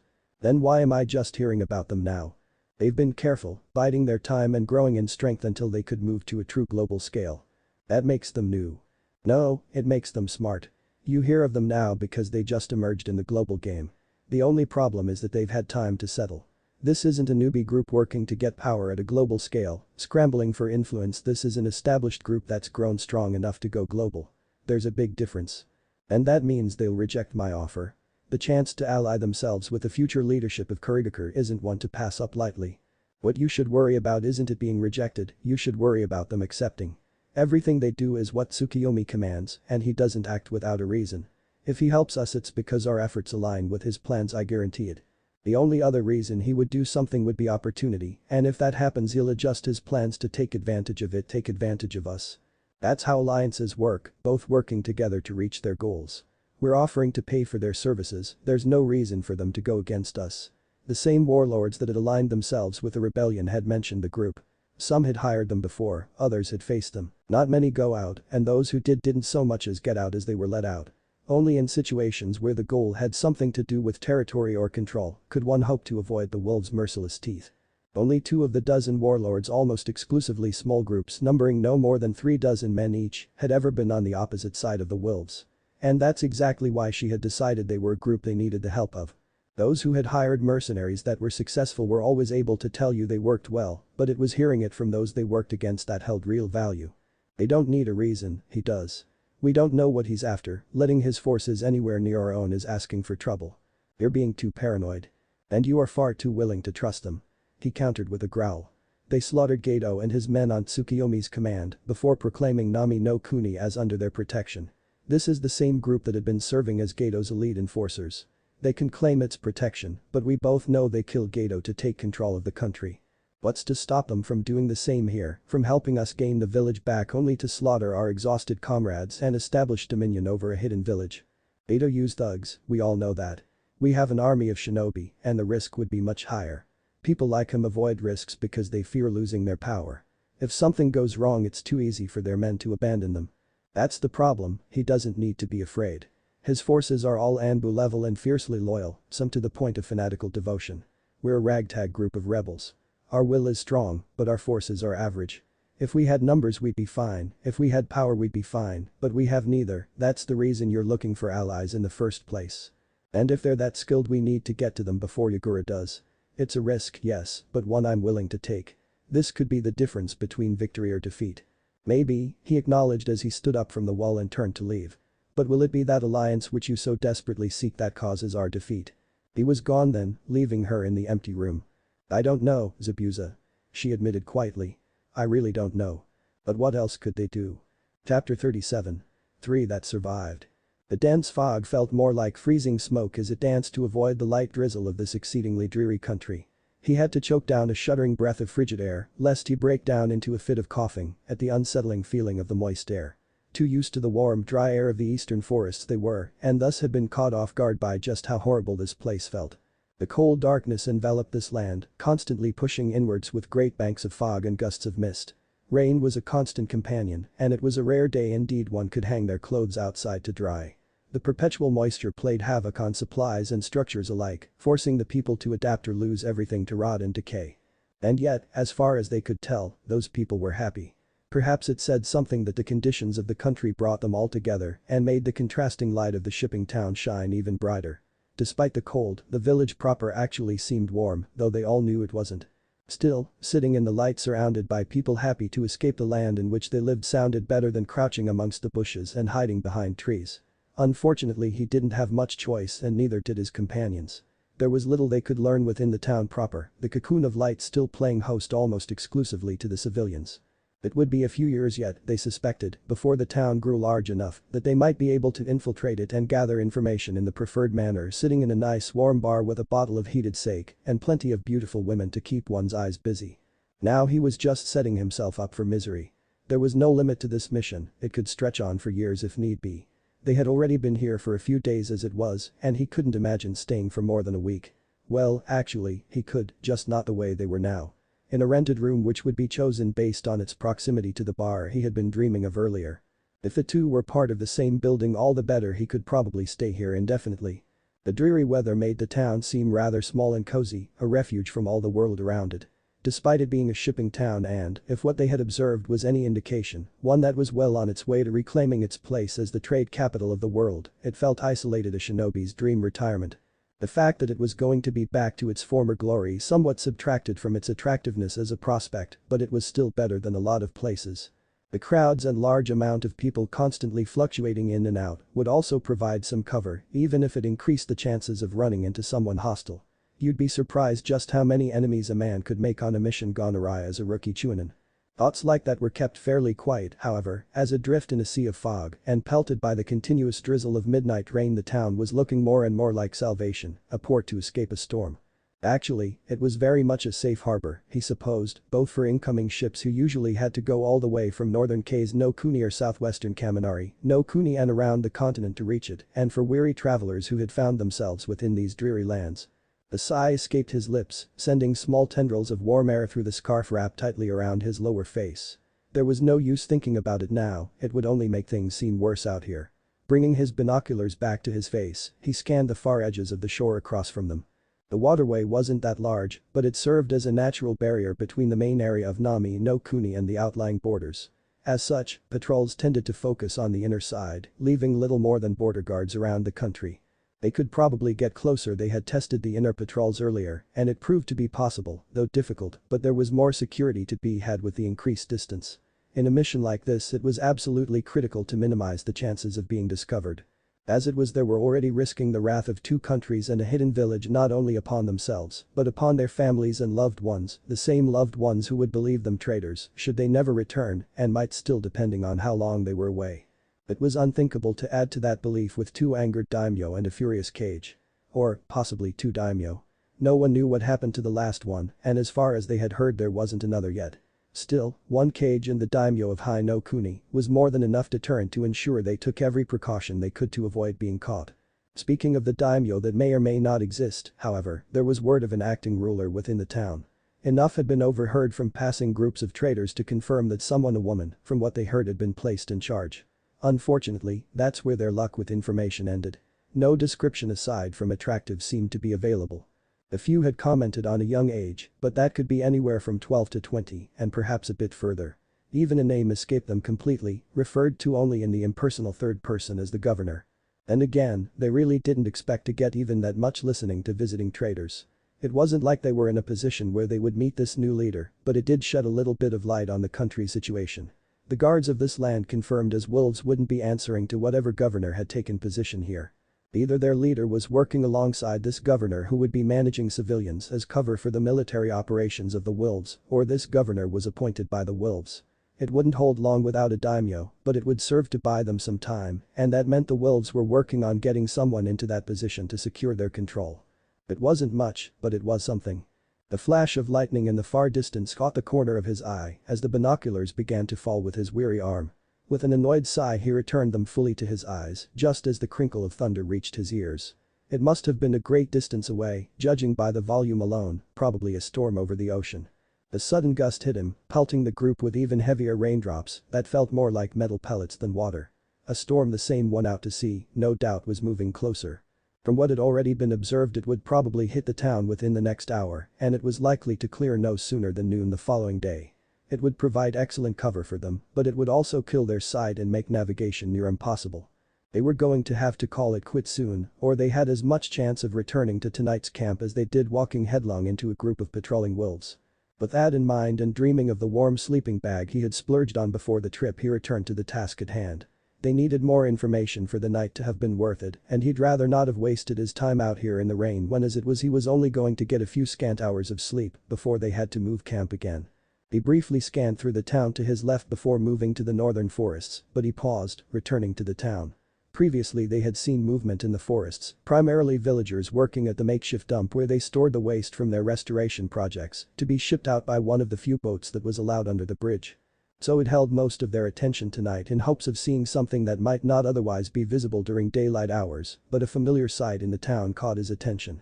3 men and 3 dogs walked together down the street, not something that would normally draw attention.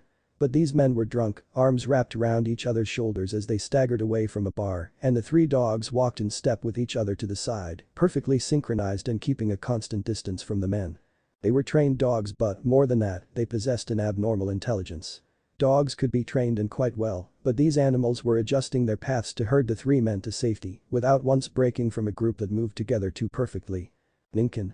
It had to be, there was no other plausible explanation. But why were they in Nami no Kuni? The quick peek to his right showed one of his partners still peering out into the darkness of the forests.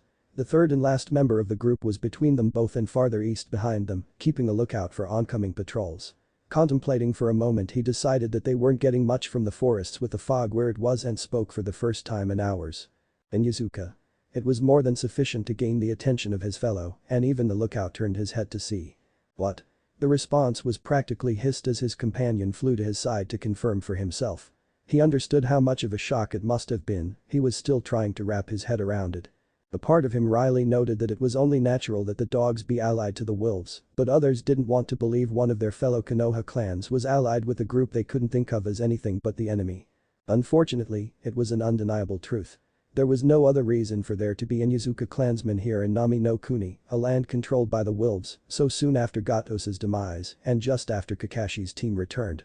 Even if they were trying to take advantage of the country which didn't seem their style, it couldn't explain the fact that the wolves were letting them. They had to be working together in some capacity. He couldn't quite make out what his companion muttered under his breath, but by the tone alone it was some sort of curse. He felt the thought matched his own opinion on the matter rather well. Another peek through his binoculars caught the reflection of neon lights upon the brow of one of the men, a headband proudly displayed. So, they weren't hiding it, then. If he could get a better look, it might show a scratch declaring them Ryu Shinobi, which would fit, but they could have had a mission nearby, though the chances were slim. Leave was a possibility, though the location chosen was still suspicious. None of those felt right though, they only stopped upon meeting another group, and even then nothing came of it. That pointed to it being not too out of the ordinary, which meant they were accepted here. That was more than suspicious. The 2 groups went their separate ways, the Inyazuka down a side street as the other group moved to the north, light reflecting off headbands. He froze in shock before leaning forward as if it would dramatically enhance what he was seeing. Yes, he hadn't imagined it. 3 men much like the group of Konoha in they had passed, all wearing headbands. Was Konoha doing something here? Was this a bid for control on behalf of the leaf that was being kept under wraps? The 3 paused outside a shop, 2 standing out in the rain as the third went inside. If only he turned just a little there. It wasn't a Konoha leaf but a musical note. Hasn't there been talk about a new village of sound? But that was supposed to be further north, wasn't it? The borders were pretty close, he supposed, they could be trying to make connections or muscle in on the newly freed country. But like the Inyazuka, the wolves weren't pushing them out. It was odd. A third came from the shop, bag in hand, and the three continued northwards to the forest. They passed the junkyard and the few still working there with casual waves and continued into the darkness. Another gust of wind stronger this time began dissipating the thick blanket of fog that hung over the chopping waters between them and the opposite shore. In the moonlight, what little forced itself through the blanket of black clouds and the occasional flash of lightning was it getting closer. He could just barely make out the tops of trees. One in particular rose above the rest, oddly shaped and slightly cubic in its growth. That wasn't a tree, it was scaffolding. A break in the clouds allowed just enough additional light to provide a proper glimpse at the structure, a lattice of beams securely arranged in a circular manner, one point reaching higher than the others, but it only lasted a few seconds before the light vanished once more and the majority of the structure was consumed by the night. Those few seconds were plenty of time to identify a tower in the making, and that made him pause. It couldn't be, could it? No, that was absurd. Waves still wasn't fully stabilized, they wouldn't be trying something so soon, and certainly not with the shinobi of other villages. Unless they were trying to stabilize by creating their own hidden village. It was a risky move, but it was possible, and if pulled off could help them immensely. They had resources enough to support a shinobi village, a small one for now, but they could probably support Konoha without too much trouble sometime in the future, and it would be a simple matter of enticing those of other small countries to send promising youth to learn here. He shook his head at the thought, that still didn't fit. There were shinobi of two villages here. If Konoha was really supporting another hidden village in an effort to gain favor or even some influence within Nami no Kuni, more of their own shinobi would have been informed. Having just one clan and one known for their brashness at that representing Konoha, and this was far too suspicious. A mission like this would be considered primarily diplomatic and would be made of those who could arrange things in Konoha's favor as much as possible. Unless Konoha was hoping to earn goodwill through brutal honesty, there was no reasonable explanation for the presence of Inyazuka clansmen. The lighthouse was unlikely, it was too far north for that and would serve only to draw ships into the relatively narrow waterway that separated the main body of Nami no Kuni from the rest of the world, but a guard tower was still plausible. It was hidden from view, which was odd, but it didn't seem to be too far inwards.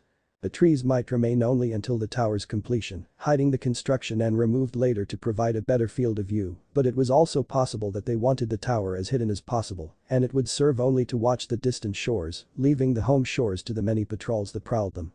Of course, that was assuming it was a guard post, or that it was intended to only be a guard tower. It could just as well serve as the new home of the governor or barracks for the wolves, though why they might need a tower eluded him, and it could even be a station for receiving messenger birds for all he knew. They would have to get closer if they wanted to discern its purpose, but that wasn't an option at the moment. The crack of thunder split the air, much closer than it had been earlier. The storm was nearly upon them. Already the fog that snaked around their feet was being beaten back by the rain that was rapidly gaining weight. Some would survive, he knew, the cold would see to that, but most of it was going to be gone soon, even that which had blocked their view for so long. Unfortunately, the heavy rain served much the same purpose and kept them from being able to take advantage of the soon-to-be fogless night. A damn shame that it would have been the perfect opportunity to learn more about the building. Yet another rumble of thunder sounded around them, the mutterings of an angry god, and he took care to put away his binoculars. It was about time they called it a night, the fog wouldn't hide them any longer and they weren't used to operating in the heavy rain. It was just another disadvantage they couldn't afford at the moment. He turned to relay his thoughts to his companions, but his body was already bolting away. There were some sounds one never forgets, sounds that have you reacting before you've even realized it. Most shinobi knew this, it was a trait they all shared, and it was one of the many little things that truly showed one's experience in the field. A blade to the throat made one such sound. A civilian would never be able to hear it, an inexperienced shinobi wouldn't recognize it for what it was, but he was far too familiar with it not to know exactly what it was, not to act immediately upon hearing it. Had the rain been even the tiniest bit louder, had thunder rumbled just half a second later than it did, he would have never known. Even as he dashed down towards the chopping waters before him, he turned his head to take stock of the situation.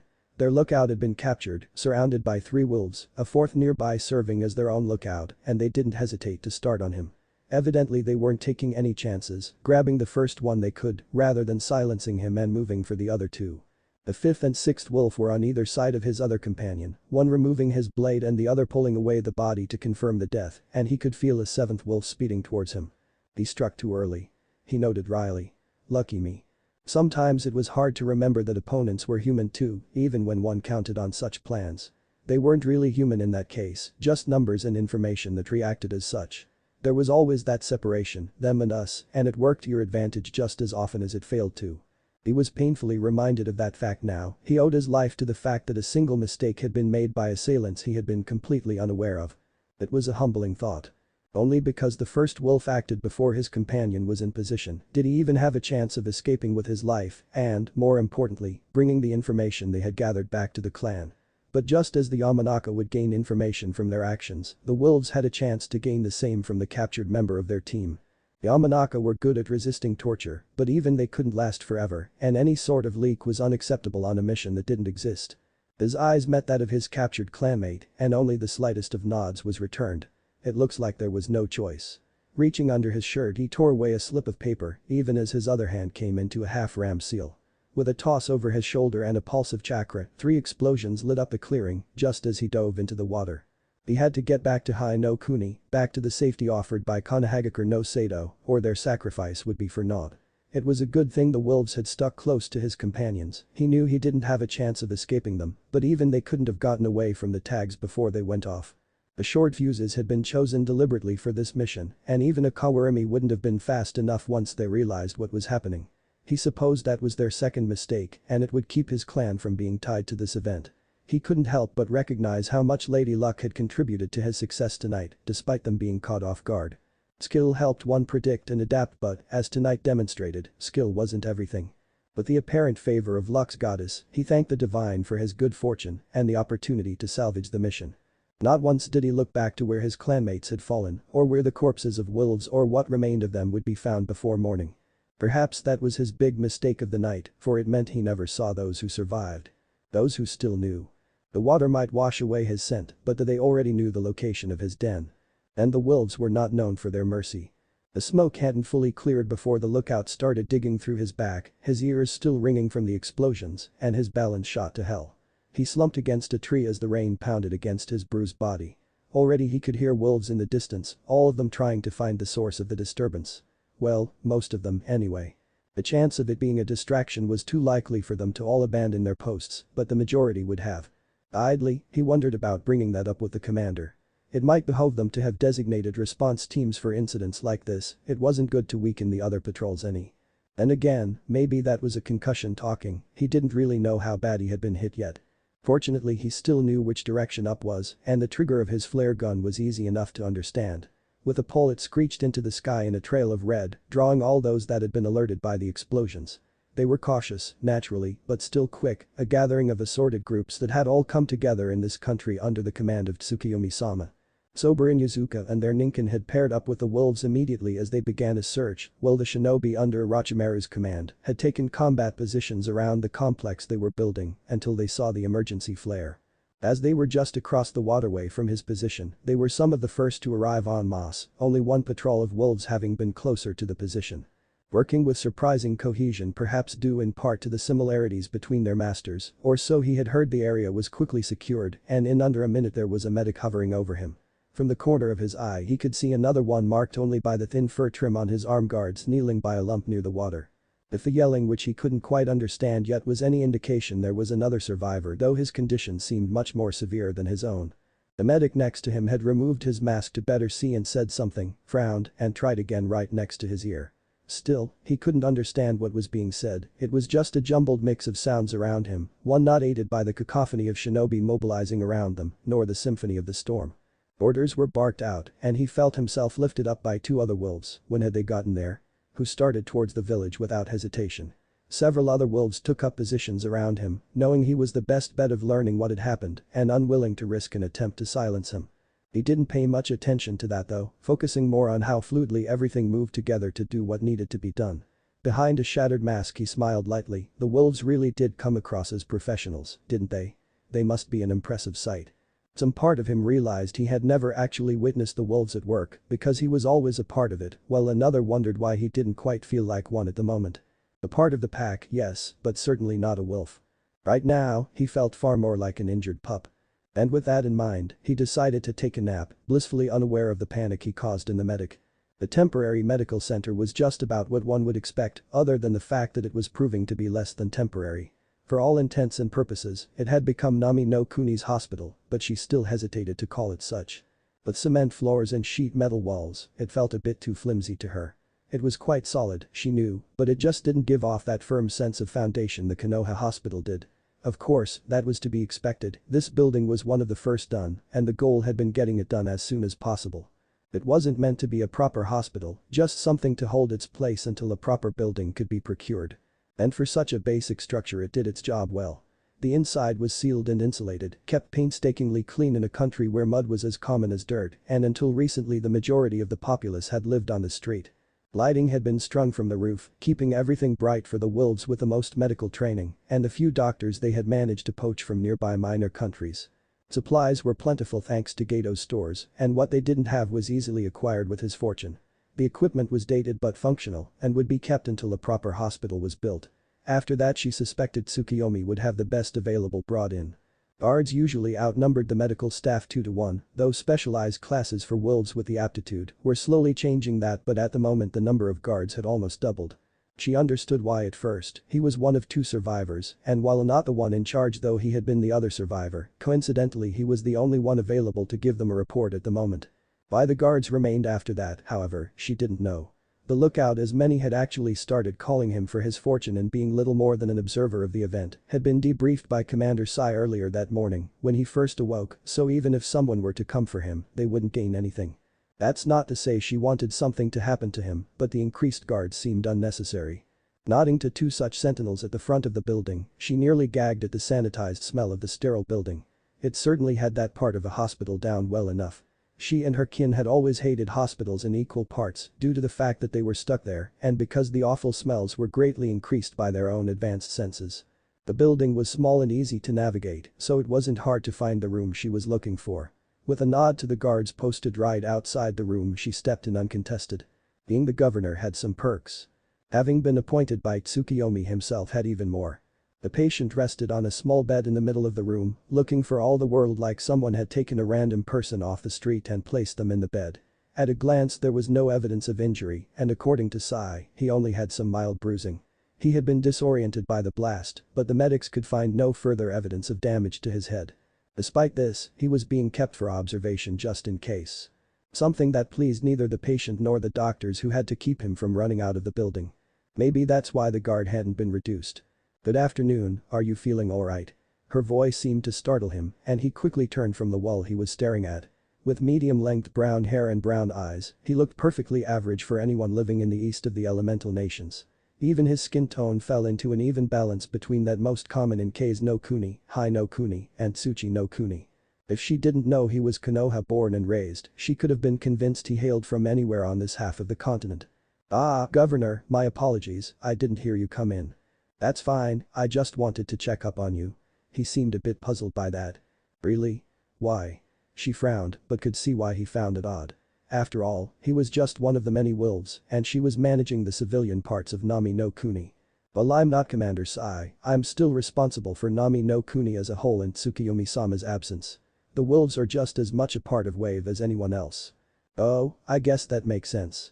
"Of course it does." She smiled. "So, how are you feeling? The medic said you didn't take much damage, but they wouldn't keep you here if they didn't have a reason." She knew the reason, they both did, but it was Sai's job to deal with the information and management pertaining to the wolves. It was for the human side of them that she was visiting now. "Pretty good, considering," he admitted with a shrug. "Just a bit sore." "I'm glad to hear it, you did good out there." "I got lucky." She shook her head. "Even so, you paid attention to what your teammates were doing, if you hadn't we wouldn't know anything about the spies." It felt weird to be so detached from the situation when the spies had been from Konoha. The one they had captured was confirmed to be Yamanaka before the explosion, and while the other 2 were unconfirmed as being mindwalkers, they were almost certainly from Konoha too. She loved Konoha, but she found herself growing more attached to Nami no Kuni with every passing day. She had to wonder if she really wanted to return to Konoha to take up leadership of the Inyazuka. Maybe she could split the clan, starting a branch here in WAVE, while her brother carried on the line back in Konohagakure. "I guess you're right. Still, some lookout I was, didn't even have time to shout." "Neither did theirs." He gave a lopsided grin. "That's a good point, Governor, but we're supposed to be better than them. So long as you're equal to them rather than lesser, I think you're fine. And please, call me Hana. Save the governor stuff for when I'm doing my job. You're here doing your duty as the governor now, aren't you? Checking up on those who live in your town and all that, no? I suppose that's true, but still, I would prefer Hana." Sai's already taken care of the formal visit as the commander, I'm here for the visit as a concerned boss. Alright, Hana-san, I'm Ito. See, that wasn't too hard. No, he laughed. It wasn't. Just don't let the commander know, he'll have my ass for being so informal with Tsukiyomi-sama's choice. She frowned slightly at that, but it was more in thought than displeasure. You all really hold him in high regard, don't you? Sai. Ito jokes. Not at all, he's still short and he's an absolute ass at managing finances. Were it not for his sister we'd have gone bankrupt years ago. It earned him a grin, but she continued with her question. I meant Tsukiyomi-sama, you all seem to look up to him. It's almost like he's your father figure. Father figure, huh? Ito scratched his chin and thought. I suppose you're right. He's quite literally the father of our organization, but he's also been looking out for us while we grow. I think most leaders have a goal they use their forces towards, but everything he does is usually related to providing for us. It's a rather admirable trait for a leader to have. That's Tsukiyomi-sama, he's the best. That's so? Yeah, though I guess you're a close second after this. She laughed again. So long as you don't start calling me mom, I think I'm fine with being second best in this case. I think there's a line looking to fill that role, and I'm pretty sure my Sama's at the front. You'd have to fight her for it. I think I'm good, I don't plan on being a mother in any sense for at least a decade more. No? I'm sure you could assume that role for some of the younger wolves pretty well. Tsukiyomi-sama does a great job, but he's kind of distant because he's always busy looking out for us. Having someone else to look up to would do them good. In that case, they'll just have to look up to me as their older sister. You got it, Governor Hanani-chan. Sush, you. She swatted him gently on the arm. And stop it with the governor, we're all siblings under Tsukiyomi-san. Tsukiyomi-san. I like it. I'll have to spread that around. Fine, but if he doesn't like it you're taking the blame. And if he does? I get the credit of course. You sound just like a wolf, Tsukiyomi-sama did well choosing you. I'm glad he did. Her mother had always said an Inyazuka had two families, bloodkin and pack, and while you couldn't choose your bloodkin, you could choose your pack. In this case, however, the pack had chosen her and she didn't regret being adopted into it in the slightest. Now, if only she could find some way to combine the two. Chapter 38. Ignorance is bliss. Sweat dripped down his neck, hidden by a long blonde ponytail, and down into his shirt. Too much more and people behind him were going to become suspicious of his damp shirt. It wasn't like him to lose his composure in the slightest, but they didn't know what he did, and even were it not so it wouldn't affect them nearly as much as it did him. They couldn't possibly understand the weight of the information he had received, nor how it was acquired might affect his clan as a whole. The only thing that had gone remotely right was that he received the information, though he might have preferred to remain ignorant. Had things gone any worse he'd be in this situation and not know it, but at least he wouldn't be stressing over it. At least no one had been captured in the end, it decreased the chances of things continuing to be horribly wrong exponentially. The fact that kills were unconfirmed was still worrying, and the knowledge that they had started on their captive immediately had him on edge, but if the bodies were destroyed, there was a chance no one would make the connection between the spies and his clan. And again, that just seemed like wishful thinking.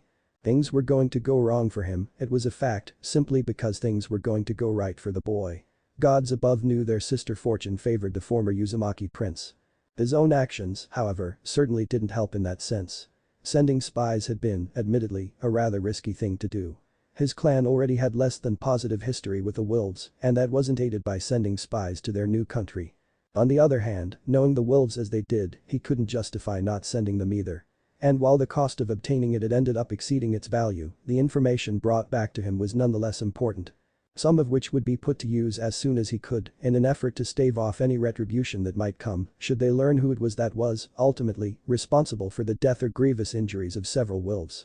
And even if the Yamanaka clan was not picked out as the perpetrator, Konoha would likely be connected somehow, and that was close enough for him to worry. He really should have obtained some foreign headbands, or at least had the spies scratch their own pair for the mission and gotten them replacements later. Two of them needed to be disposed of at this point anyway, so there was no reason for anyone to doubt that they had run off as rogue shinobi rather than died as spies on the orders of their clan head. He didn't even want to think about what might happen should Kushina hear of this. That would be an absolute nightmare. Soon, though, she would need to hear about this.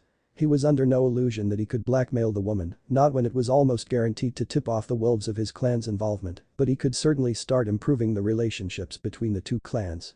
As much as he could anyway, he had very little in the way of control these days, but at least Kushina was suffering for it. She wanted the clan. The power and responsibility that came with it. Fine, but she got to deal with the more unpleasant aspects of leadership too. Were she to focus on only the Yamanaka clan she'd be fine, his daughter still managing the clan, albeit at a largely reduced level after Kushina's takeover, would have seen to that, but she was also trying to re-establish her own dying clan. It carried a lot of weight, yes, but most of that weight had fallen into the grave already. It was going to take a lot of work to pull it back out. If she wanted any chance of reviving her ancestral clan, she'd have to let go of his own clan, though they all knew that wasn't going to happen. It was more likely she'd try to use his clan to pull out her own, only for both of them to fall completely into the grave. Okay, that was a bit grim, but he really didn't like the idea of his clan being in the hands of someone else, it just didn't sit right with him. Now, if she was the kushina he remembered he could accept it, but the loss of her son had hit her badly. That she could hear of his actions and could see him from time to time from a distance didn't help any, it only made her more desperate to regain what had been lost. That desperation, much as it had led to the loss of said son, was also keeping him away from her. And the farther away he was the more desperate she became. Most unfortunately, that meant it didn't make for the best leader of anything, let alone his precious clan. Fat lot he could do about it at this point, though. At least, a fat lot he could do by himself. And for that, if nothing else, the information brought back to him was invaluable. And Yazuka and Wave. They were working with the wolves, and that meant he needed to work with them. It wasn't the best protection he could go for, and it didn't mean much should word get out about his spies and the ire of the wolves falling upon him, but it did hold the greatest chance of success and, more importantly, paying off. If he was really lucky, they just might be able to get his clan back for him, though that was unlikely. But he wasn't one to look a gift horse in the mouth. The Inyazuka were allied with the wolves, and he had already been looking for a way to tie his clan to the wolves in a more peaceful manner than their past history. It was a rather obvious course of action he needed to take, really. The mess up in Nami no Kuni still bothered him, but he couldn't let it hinder his attempts to do right by his clan. So much had changed, so much was lost, they needed stability so they could grow back to their former status, and that was never going to happen without outside aid. And with Kushina focusing on her son, there was only so much the Yamanaka benefited from their vassalage. The money was nice, don't get him wrong, it went a long way to start undoing damage caused by the wrathful wolves, but there was only so much money could do to stabilize their clan when it was coming from outside and could cut off at any moment. They needed to be able to support themselves, but that was a bit hard when Kushina and the Uzumaki had seen them laying there with legs broken from a poor decision to go against her son and decided to cut them off. A pity, too, because Naruto was just about to help them up and provide the care they needed to return to their previous status. Now, unless they could find someone to help regrow their legs, they were doomed to remain crippled for as long as the Uzumaki existed. And while that itself might not be for too long, there was also a rather large chance that the end of the Uzumaki would be there too. Of course, he had learned more than the ties between the wolves and the Inyazuka. There was talk of another village sound, he had been told active around the area. Chances were that an outpost was being built in an effort to increase Nami no Kuni security, but even if they were just there on a job, it was possible there was a good relation between Wave and the minor shinobi village. So that was always an option if they needed to get out of Kushina's control. The clan would be pretty upset and it wasn't the best of ideas, but it's not like they really had anything to lose at this point. One might argue their status, but at this point it was a damn joke and everyone in the clan knew it. They weren't a major clan of Konoha, they were the vassals of a clan possessing only 2 members. It was pathetic. He didn't care that said clan possessed more status than the others put together, the fact that they weren't even considered a full clan still hurt their pride. Yes, there it was, pride. It was just about the only thing they had left, and even it was rather tarnished at this point. He found it almost humorous that it should end this way, considering it was pride that brought them to this point. His daughter's pride in their family clashed with young Naruto's pride as a shinobi, an heir to start the problem that was only exacerbated by the Yamanaka clan's pride in their heiress. But Naruto did better than the pride of the clan, he brought with him the pride of the pack. And now, after pride should have taught them all a lesson, it was all they had left to cling to. How cruel the world was. And again, he had never been so foolish to believe otherwise. He was a shinobi, a realist, and, pride or not, they had a very real problem. Now it was just a matter of finding the best way to fix it. But even that needed to be put on hold for the moment because at the very least Konoha needed to know. They wouldn't do anything, he knew that, but they needed to be aware of the threat that wasn't just close, but that had been within their very midst. That said, there were few who would accept what he said just because they wouldn't believe there was any way some secret group had managed to infiltrate and set up a base of operations, no matter how small within the Great Walls of Konoha. Just another example to show the failings of pride. Still, it needed to be made known that the group that had brought his own clan to its knees under all their noses, something people still didn't believe him about, took over a nearby country. He'd leave out the part about the Inyazuka, of course, it wouldn't do him any good to reveal that. But the Nara and Akamichi distancing themselves ever since they became the vassal clan of the Uzumaki, he needed allies now more than ever. Thinking of them, he took a quick look at Chaozu and Shikaku, both of whom looked hungry and bored respectively as they always had. It was as if nothing ever changed for them, even though he knew Shikaku was constantly going over everything he heard in meetings like this. The man was a planner, always had been, and there was never too much thinking to be done if it cut down on the effort he had to expend in the end. If anyone believed what he planned on saying, it would be him, though he wouldn't show it or voice any support to indicate he did. Sume, he supposed, would too, but she didn't exactly count, considering she was part of the news he was about to impart upon the occupants of the room. Actually, her reaction would be something to look for. Depending on how she responded both now and after he approaches her later to feel out some sort of arrangement between the clans, would let him know if word had reached her of his blunder yet. His own spy had returned just yesterday, which meant it was possible for her to know. Of course, if she didn't yet know, that was all the more reason for him to approach her now. The sooner this was done the better, though it could just as well backfire spectacularly if she believed he only allied with her because he had just pissed off the wolves. The lack of knowledge of the event on her part, though, would bode well for him. It meant she wasn't that high up, the wolves didn't care to inform her about what their fellow clan did, or that the wolves did not yet know who was behind the spies and, quite unfortunately, the death of their packmates. That was something he certainly hadn't intended in the slightest. It was also very likely to be the main reason this plan might fail. The wolves didn't like spies, it was understandable, but if Naruto didn't mind too much, and he was sure that, if nothing else, the young man would understand his actions, the Yamanaka could make it out alright. Then again, the Yamanaka didn't have anything to do with it, he did. Naruto was just as likely to single him out, even if he didn't know it was all him, and leave the clan be as he was to just go against the clan as a whole. Hell, from what he knew of the boy, he half expected him to start selling flowers. That might sound odd, but ever since people became less trusting of the Yamanaka, the missions they'd been able to secure were vastly reduced from what they used to be. Because of that, most of their income now came from various flower shops and gardening services. For Naruto, feeling especially cross, there was no doubt he'd take a loss to start shipping in flowers and selling them at a price, although it would destroy what little business the Yamanaka managed to scrape in. Then they'd be relying on Kushina for all their financial needs. Perhaps that might lead her to leave them, though. Her coffers were vast, but also finite. It wasn't as if she were doing anything to add to them, either, as nearly all her assets were liquid. It might actually work, he realized, but it was also rather risky. After all, after she stopped supporting them, how were they to support themselves? There was also the fact that Kushina wasn't really thinking things through these days. It wouldn't surprise him too terribly if she was more than willing to drain the Uzumaki coffers in her attempts to get her son back. This really was just a mess, no matter how he tried to look at it, and he wasn't sure if he'd ever be able to fix it. Naruto didn't seem to have anything against Ino, though maybe she would be able to do what he couldn't and restore the clan. She had demonstrated surprising competence when he had pushed her into such a position before.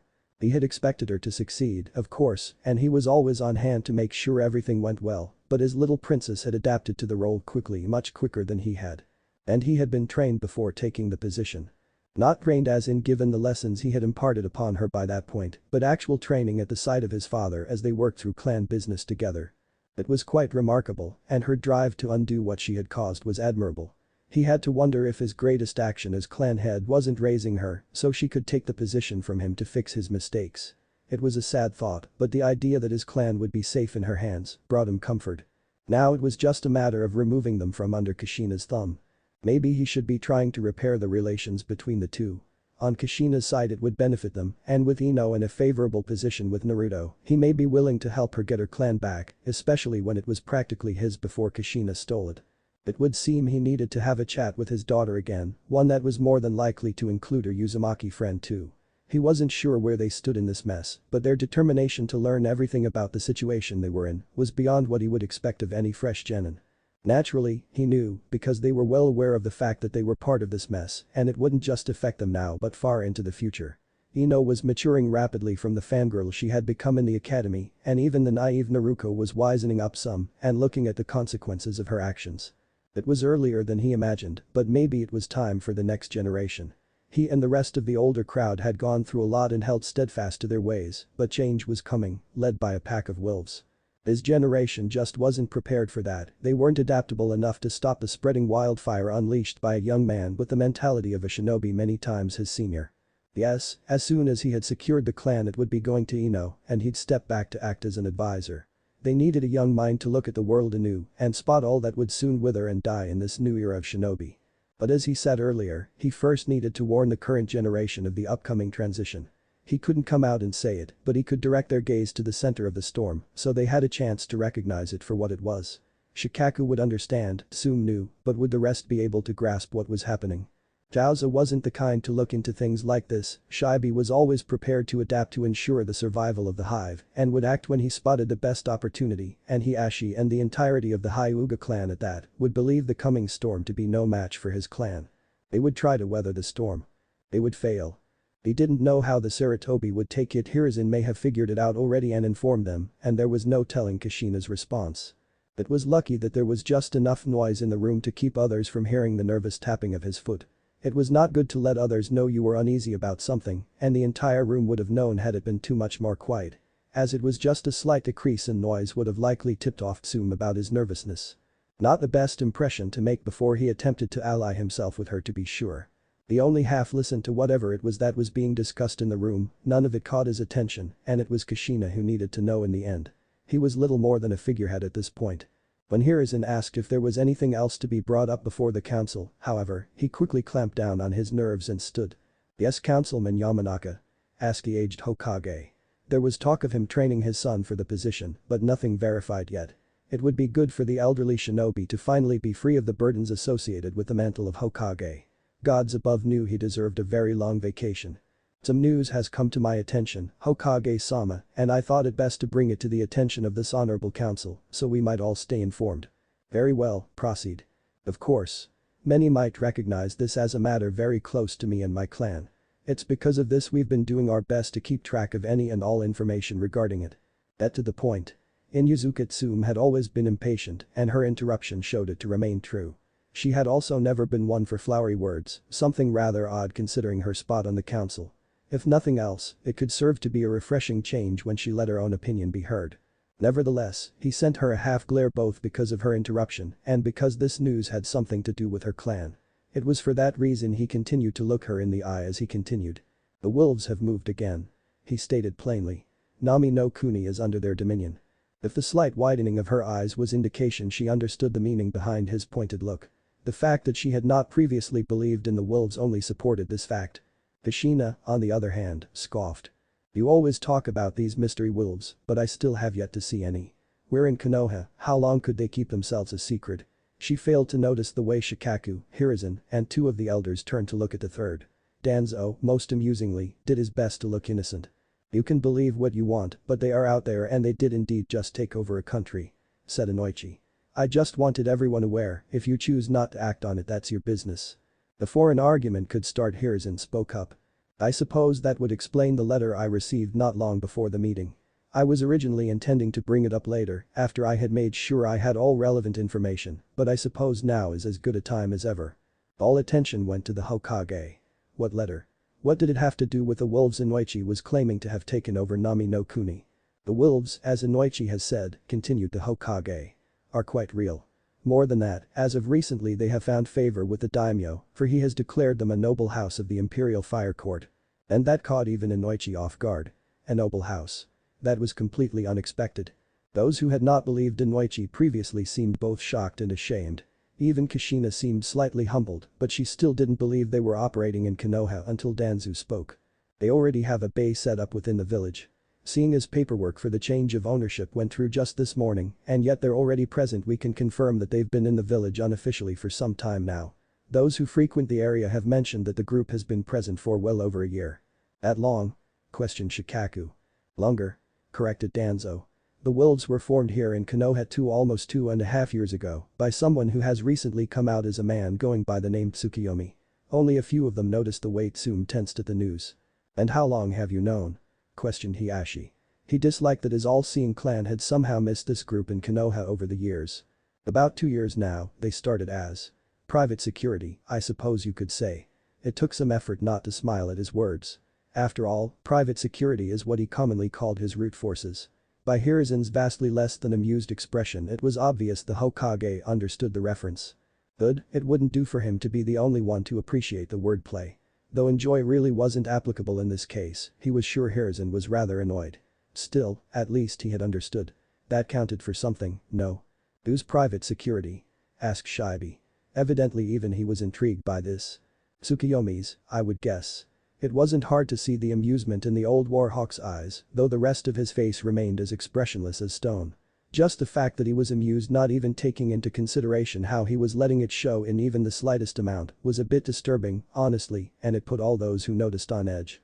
I see. Shibe was less than pleased by the answer, but content to leave it at that, likely believing it would be futile to ask for more clarification. Much to Inoichi's surprise, though, Tsume was the one who sought more information. Either she was trying to create cover or she was generally curious. He was actually betting on the second she wasn't known for being devious or crafty, and he could understand if she didn't have all that much information on the shadowy figure she had allied her clan with. And do we have any idea who this Tsukuyomi is? She asked. Do we know anything about him at all? Why, of course we do, Tsume. Danzo answered with a patronizing smile that unsettled everyone there. The old shinobi wasn't supposed to act like this, what in the world had him lightening up? He's the daimyo of Nami no Kuni. What? It was a rather general thought, one that couldn't be tamed to a single person within the group. The only two exceptions were Hiruzen and of course Danzo himself. He's daimyo? Questioned Shikaku, more to himself than anyone else. His next question, on the other hand, was directed to the room at large. Was he the daimyo when he formed the wolves as his private security force? Not as far as we can tell. Answered Hiruzen, shooting a glare at his old teammate. As I was getting to, our daimyo supported this Tsukuyomi in his position as Nami no Kuni's next daimyo. Forming an alliance immediately, from what we can tell he offered a position within the court to the new daimyo. We can assume the wolves were used to secure his position as daimyo in the first place, and with the House of Wolves being part of the Imperial Fire Court, they're as good as sanctioned by the daimyo of Hai no Kuni. So Inoichi's Bujimen were real. And now they have the support of the daimyo? It was the first Chauza had spoken the entire meeting. That is correct. Alright.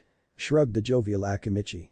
With any luck my clan's restaurants will have some more customers. Any idea how many will be in Konoha? No one was really surprised. When off the battlefield Chauza was rather laid back, and as an Akimichi he was naturally more interested in his restaurants than the fact that they had been infiltrated. Konoha was still standing, wasn't it? That was good enough for him. There was no use worrying over something that had already happened, after all. We don't know how many will be here, but I wouldn't be surprised if the number fluctuates regularly. They're operating more openly lately, they should become a common sight. And how will we know who's a wolf and who's just using a disguise to get in? On that note, how will we know they aren't smuggling in foreign shinobi? They will have specialized identification as a part of Hai no Kuni, but beyond that there isn't much we can do.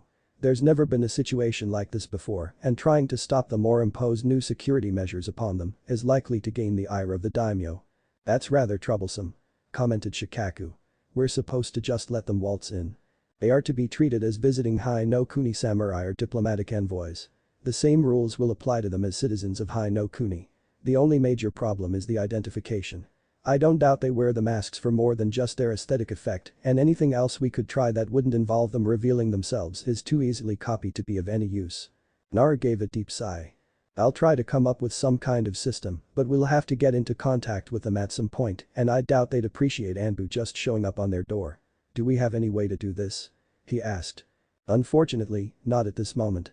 It wasn't a lie on Hiruzen's part, Naruto was still out of Konoha at the moment, likely with the wolves, and so they'd have to wait until his return.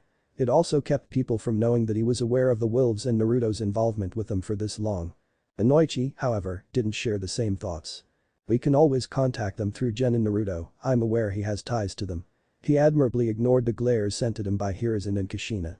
And even if he can't do it himself, he's bound to be able to direct us to someone who can. You're sure he's involved with them? Hiashi wondered how this would affect the dinner he was planning on inviting the genin to.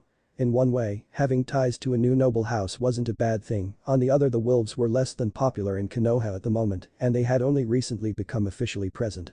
I don't know to what degree, but I know he has ties to them. The first attack on my clan was a warning, an official declaration, and he was present flanked by 2 wolves. Part of them or not, he knows them. I see. If nothing else, the dinner would let him feel out the young man's relation to the wolves. Just that was enough reason for him to go through with it. Besides, preparations had already begun, and he did need to thank him on behalf of the clan. It was already shameful that he hadn't done so before. Well, I think that's enough on the subject for now. Thank you for bringing it up, Inoichi. With all that said, however, I do believe I'll call this meeting to a close. No one was about to argue with the Hokage as they all rose and made to leave. Unfortunately, Inoichi's work wasn't done yet. Clan Head Tsume, might I have a moment of your time? He just knew this was going to be a long day. Chapter 39. Welcome home. Clan Head Tsume, might I have a moment of your time? She could have pretended to not have heard him had she not been an Inyazuka, but even knowing that there was no way anyone would believe her if she claimed, so she briefly considered trying anyway, as her heart sped up slightly. The look he had given her earlier when speaking of the wolves had been easy enough to understand. She didn't know how he found out, what he was going to do with that information, or why he wanted to talk to her, but she didn't like it. No one was supposed to know no one. And yet he did. If word got out about a relationship to the wolves in a month, it would be nothing to worry about. An alliance with an up-and-coming group, despite it being rather out of character for the politically inclined Inyazuka Tsume, was something easy enough to accept. The same was true of it being revealed in 2 weeks. Hell, she could probably get away with it without arousing too much suspicion as early as a week, so long as people bought her explanation for the acceptance and familiarity of her pack as natural synergy. It was a stretch, but it could be pulled off. Less than that, however, would be impossible to explain. Well, not explain, the explanation was plain enough. No, it would be difficult to lie about, because that was what she was really doing in the end, wasn't it? Keeping her relationship with the wolves cloaked in secrecy because it had been going on for over a month, and her daughter was currently working in a rather high position as the governor of Nami no Kuni. Nami no Kuni wave. How had he learned about the takeover? Was that how he discovered her own clan's involvement? Did he see Hana or perhaps just some of her daughter's entourage? What, exactly, did he know? She wouldn't be able to know, not for certain, the true extent of his knowledge, and even a basic understanding would be limited almost exclusively to what he told her. She could usually detect lies, and she could sometimes understand what emotion the clan head was feeling, but dealing with Yamanaka was never easy, and you couldn't be sure what they were really thinking. Much unlike herself, who was probably filled with minute calls for the Mindwalker to take advantage of. Perhaps that's why he was interested in speaking to her now. Turning away from the doorway, sweet freedom, escape just beyond her reach. She met his eyes, knowing immediately that he had probably picked up on the nervousness on her own. Sure, what she did wasn't technically illegal, but that didn't mean having her actions known wouldn't cause her trouble amongst the other clans, and even Konohagakure no Sato itself. The fact that the wolves were now a noble house, when was she going to be informed? Wouldn't help much. Then again, every bit would help if it was known she had been consorting with a potential enemy all this time. The potential would keep her and her clan out of the fire, but they would still be in hot water. Fortunately, she mused, if everything went to hell, her clans would have the support it needed. They could flee to the capital as friends of the House of Wolves, or seek asylum in Hai no Kuni's ally Nami no Kuni as partners of their daimyo.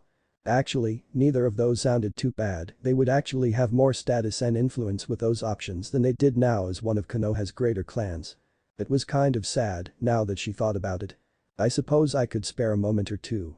She answered back as calmly as she could.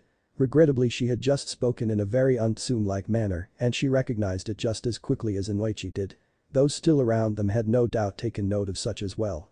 It would seem some of her other relations were going to cause trouble too. She had been spending too much time with Mai as of late. Sweat starting at the back of her neck, she tried to ignore her rising unease as Inoichi rose a single brow in question. She didn't dare look away to see what looks others were shooting her. Doing so would have made her look as nervous as she was feeling. You have my gratitude in advance. I know you must be busy. Tsume flinched ever so slightly at what they both knew was a blatant untruth. She didn't have a damn thing she needed to do, and they both knew it. Hopefully only she knew it was because her daughter was currently working for the betterment of the clan, leaving only the daily Konoha paperwork for her to take care of each morning. Have to see the territory, you know. Can't be having newcomers thinking they can steal from my pack.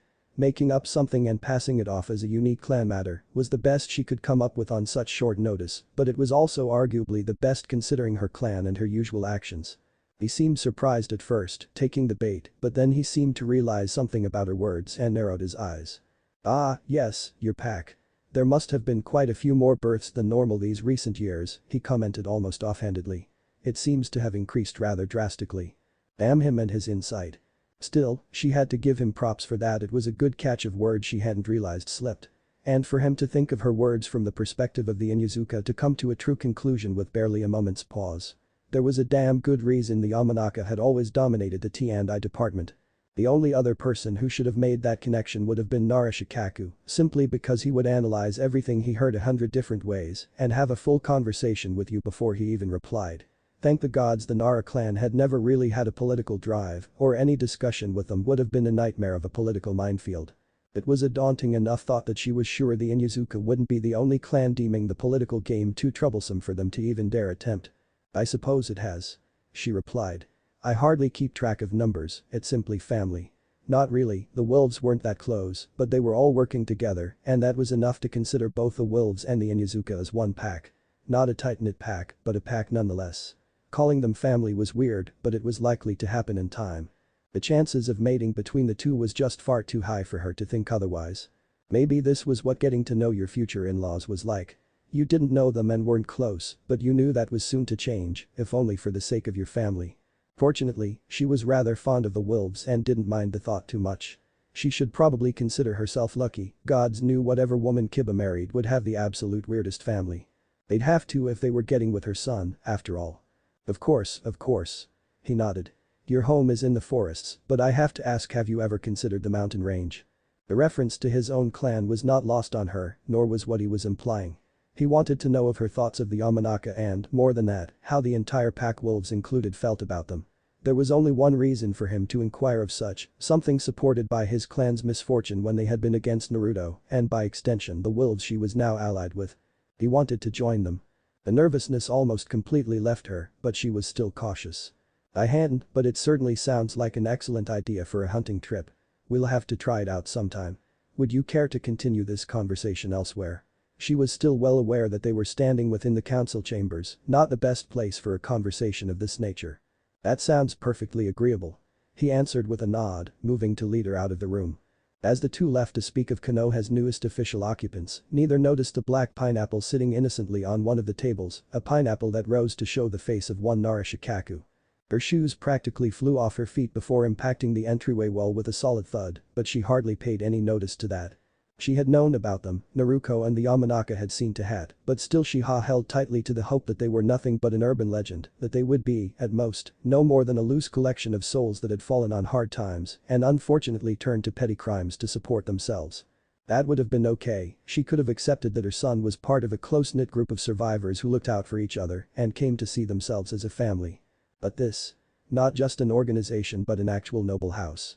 If nothing else, the claims of family were certainly absolute, one could not deny a family that had managed to gain the favor of a greater daimyo. Even then, this was not a small group that had become a noble house of the Imperial Fire Court, this was an organization that had started small and grown in ways few would have imagined. And her son, her baby boy, was part of it. But in what capacity? Was he a wolf? An ally? Did he provide some sort of service, providing information or infiltrating groups that would never trust them? Was he simply friends with some of them, their leader perhaps, or was he more deeply involved with this group?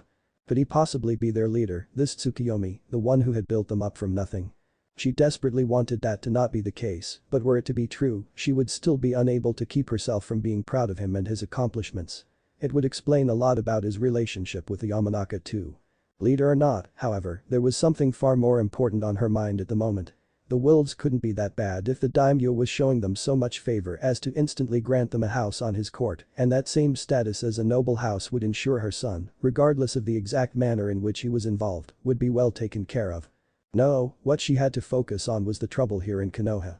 He was gone now, off having himself a little vacation that reminded her painfully of how she and Naruto had left Konoha to return 4 years later. He was only going to be gone for a little over a month, but even with him not being close to her anymore, his absence still felt heavy on her heart and made her wonder how he could have possibly gone through 4 years of feeling anything close to what she felt right now. He was going to come back, she knew he was, but the thought that he might decide not to, the small chance that he never would, filled her with dread. Had he shared her fears when she left, or had he, never receiving her note or being taken in by Tsunade when she learned he had been locked out of the compound, immediately assumed she would never be back? She shook the thought from her head. Now was not the time to contemplate that. She was back, she had returned to him. For him. She wouldn't have left in the first place if she didn't need to separate herself from him for his well-being, but even if the three of them had left together, she had to wonder if they would have bothered returning. There really wasn't anything but her children that kept her in Konoha, and both of them would have been more than willing to leave with her back then. Considering how wrong they had been about how the Kyuubi's chakra was affecting Naruto, it would have been better to simply take him with her then and avoid all of the problems they were having in Konoha. Problems, admittedly, that wouldn't have existed if she stayed, either. But as she said, it wasn't time for those particular thoughts to haunt her. Naruto was out of the village, and that meant, hopefully, that he'd return with a fresh perspective and be more open to her efforts to restore the family to what it was before she destroyed it in her haste to protect him. And when he did return, the last thing she needed was for his attention to be caught by other things spinning out of her control. Things like the Yamanaka clan. Inoichi. She practically growled at the name as she thought of the head of the Yamanaka clan. He was up to something, she knew it, but she just couldn't figure out what. He was approaching Tsume, for fuck's sake, unless he was trying to court her, tying the clans together and perhaps using the increased weight to wrest the Yamanaka from her grasp. Maybe, and that could be done with their heirs, too. She couldn't imagine why he had wanted to speak with her after the meeting, a meeting about the wolves and their recent movements. Something was up there, she just didn't know what. It wasn't a surprise that he knew about the wolves being in Wave. Her daughter's friendship with Ino was likely to thank for that, but his confirmation that they had completely taken over. One could have gathered such from simply knowing the wolves as he seemed to and making the logical conclusion, but that didn't feel quite right. She knew she was missing something, maybe even a lot, she just didn't know what it applied to. Was she missing something with the way Inoichi had known about the wolves?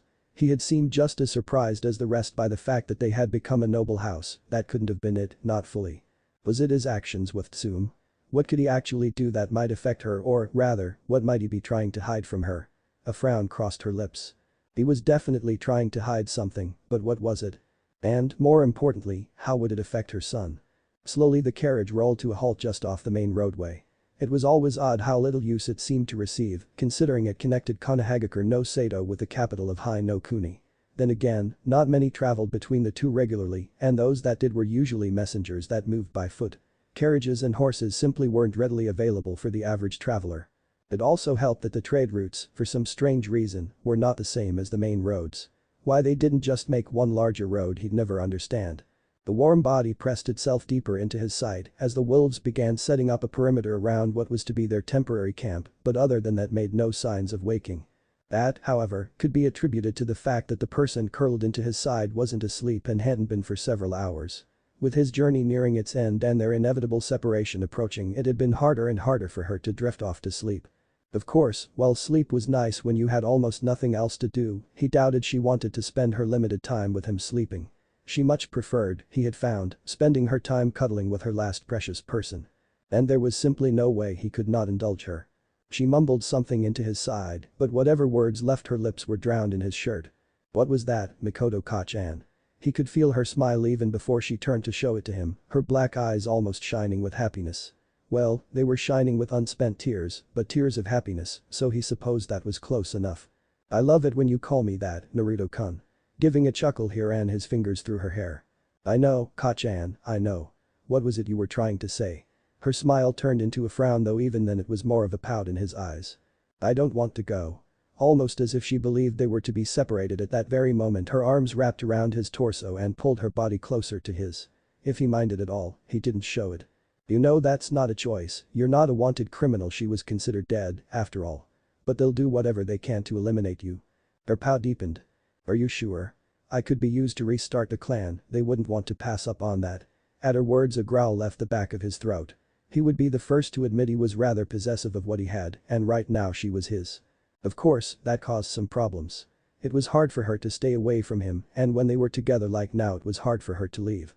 As her last precious person, she had a tendency to be nearly as possessive of him as he was her, and her desire to protect him often led to her trying to convince him to leave the wolves and stop being a shinobi for Konoha. It felt nice, he supposed, but it could become a bit irritating. He wasn't about to let all his work go to waste, and while she knew this, it didn't stop her from trying. Her having someone else in her life would have her toning it all down, but he couldn't accept the idea of someone else having her. No. His hand left her hair as his arm wrapped tightly around her. You're mine. Art this? She giggled softly. Don't worry, Kachan's not going to leave you. Her head turned away from him to rest back on his torso. Still, her voice had lowered until it was just a breath above a soft whisper. I could be in Konoha, I could take care of you. Wouldn't you want that? You escape them, the High Council's going to want control of you. It wouldn't surprise me if they turned your escape into you going rouge. Even if they let you live, they would take you from me. She gave a disappointed sigh but didn't argue his point. She knew of the massacre, after all, even if they were to restore her clan she'd be kept under constant guard, and it was likely after the first few kids she would be eliminated so they could control the birth of the new clan. But if I could return, you'd want that, right? Leaning down, he kissed the top of her head. Of course, Ka-chan. I'll see about getting you a wolf mask so we can smuggle you in every so often. That caught her attention, and her eyes turned back up to meet him. Really? The sheer innocent hope made her seem almost childlike. Really? At his confirmation she tightened her already iron grip on his body, nearly to the point he couldn't breathe. A few moments later her voice was almost timid, but none of the hoe had left it. "See, can you get me in today?" It was obvious she didn't want to leave him, and if he were honest, he really didn't want her to either. Frowning, he mulled it over, aware that her eyes were still glued to his face, as she eagerly hoped he would let her.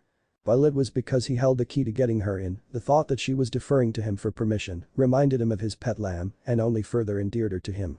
It also made this harder because he really didn't want to see the disappointment on her face were he to deny her. That alone wasn't easy, how could anyone deny her anything? But he couldn't ignore facts just to make her happy, as much as he'd like to. The House of Wolves had just come into being and they were about to become an official part of Konoha. Actually, if the runner he had sent to Konoha managed to arrive, which he was certain of, they were already an official part of Konoha. Now, however, they were going to be seen regularly. At the moment, there was only a small force in Konoha, mostly left to protect Mai and Hinata, but with Naruto's return, there was bound to be an increase, even if he didn't order it. Sai, the bastard, would no doubt send a full guard behind his back, and that was if he was lucky. Naruto was half expecting 2 full guards and supplementary forces to the base in Konoha. Considering a full guard ranged between 10 or 12, even 13 occasionally, often jokingly called the Baker's Guard, there was going to be a dramatic increase in the presence of the wolves. And while it might slightly alleviate suspicion, having a group no one saw was guaranteed to put the shinobi village on edge, it would also focus their attention. As much as he'd like to take her into Konoha, now just wasn't the time. "I'm sorry, Ka-chan, we're going to be watched too carefully." "Oh, okay." The crestfallen look her face adopted had him nearly smuggling her in anyway and damning the consequences, but he had to think about more than himself in this situation. Despite wanting her with him and not wanting her to be disappointed, bringing her right now would be bad for both her and the wolves, and he couldn't do that too either. No, it was better this way. She had looked away from him, trying to hide her disappointment at being denied both the chance to spend more time with him and see her home again for the first time in years, and he corrected that using his free right hand. "I'll bring you to Konoha with me when everything calms down, Ka-chan," he assured her. "I promise." She didn't bother asking if he really meant it, that would be pointless. Naruto never promised anything. He was a man of his word and because of it he never gave it. For him to promise meant he'd do everything he could to make it happen, and that was enough for her. "Alright." There was silence for a few minutes, both enjoying the company but knowing it was soon coming to an end. Eventually Mikoto's voice rose again, tinged with resignation. "I guess I should probably get going, we're pretty close to Konoha already." Both knew it had been a risk coming his way, but it had been worth it in the end. "We are," he acknowledged. "It was good to see you again, Ka-chan." She gave him another smile, slightly subdued by their coming parting. Grabbing her cloak from the other side of the stopped carriage, she easily shrugged it on. The mask, on the other hand, she frowned down at irritably. She hated the damn thing, and she hated more the thought of hiding her face from Naruto. It made her feel untrustworthy funny, considering she was his spy, like she was hiding something from him. She wasn't, of course, but that couldn't rid her of the feeling. "You'll keep sending me letters, won't you?" she asked, turning away from the hated mask to meet his gaze. Spending time with him had comforted her, but it was still one of her fears that she'd be left with nothing once again. She couldn't stand the thought of losing him after everything else that had been taken from her by her traitorous Itachi, taken from her by Itachi. He was no son of hers. No, her only son was before her, grinning gently in a way that warmed her heart and convinced her everything was going to be okay. "Of course, and if a raven is unavailable, I'll beg a favor from one of Ak's children." She shot him a puzzled look, having no idea what he was talking about, and he made no effort to explain. He'd leave that as a little surprise then. "Speaking of children," he continued, catching her completely off guard. "I'd like to ask you to deliver this to the wolves for me, if it isn't too much trouble." He pulled a letter from beside him and made to hand it to her as she stared at him blankly, desperately trying to figure out how the wolves were related to any children the 12-year-old daimyo might have. He didn't really have any pups running around, did he? And pups? She sounded like Tsume. His voice pulled her from her musings. "I figured you might like to meet the rest of the family." Rest of the family? Did she have a daughter-in-law, then? Grandchildren? The thought wasn't unpleasant by itself, but the related idea that Naruto might be married with kids certainly was. Family. He gave her a strange look. "Of course," he said, slightly confused. "What else would my pack be?" She could not begin to describe how relieved that made her. Of course he would consider the wolves his family, but how did that relate to children? You mentioned something about children. The wolves, naturally. He explained, wondering why she had difficulty understanding this. I'm the father of the wolves and that makes them my children. Ah, yes. Now she felt kind of stupid, she should have been more than capable of making that connection on her own. And then he remembered he had asked her to do something for him. Oh, of course, I'd love to meet your family. I guess that kind of makes them like my grandkids, right? He raised a brow. I suppose it does. Well, it did if she were his mother, but despite his words, he really didn't see her as such. An aunt, maybe, a very close aunt at that, or perhaps even a sister. Hell, sometimes she felt more like a daughter, but she was looking to fill the void of her missing family, and that left only two positions for him to fill in her mind. He could be her husband or he could be her son. Considering he was 12, she made the only logical choice. Still, it made her happy and took no real effort on his part, so he indulged her. He did have to wonder, however, how long it would be until she no longer needed someone in that role. Would his filing of it even allow her to reach such a state, or would she simply choose the other path and start looking to him in a romantic light? Already her actions were far from what a mother's should be, so it wasn't too hard to imagine that she was just trying to be close to someone, and with what had happened to her family, that was the first relationship that came to mind. In that case, it was by name only that their relationship was that between a mother and son. Eventually, he knew she would have to realize that for herself, but when? And more importantly, what would she do? Would she try to keep things the way they were? Would she act differently? Maybe she would just give their relationship a new name and leave it at that. But true nature or not, she currently did her best to fill the role of mother in her life and look to him as her son. Indulging her as he did, much like a father wrapped around his daughter's finger, he would play along until she grew tired of it. Though I don't think any of them would be able to see you as such. Why not? She seemed slightly distressed at not being able to take on the role of grandmother or the idea that his family wouldn't accept her he didn't know. You're too young, it was simple enough, but she was rather partial to his compliments he had noticed during their journey. Knowing that he continued. And far too beautiful for them to think of you as a grandmother. A faint dusting of red painted her cheeks, as he had expected. Really? She tried to act shy, but it was obvious she was just after more compliments. Despite knowing this, Naruto gave a grin and like most things indulged her. Like a goddess. He thought that was pretty funny, personally, considering that Hinata had been named a goddess by her cult, he had been named after a god because of his status over her, and the woman he was complimenting had claimed the position of his mother. After all, what could the mother of a god be but a goddess? The soft giggle left her lips before she leaned in for a quick hug, planting a small kiss on his cheek. You're so sweet, Naruto-kun. Write to me soon, okay?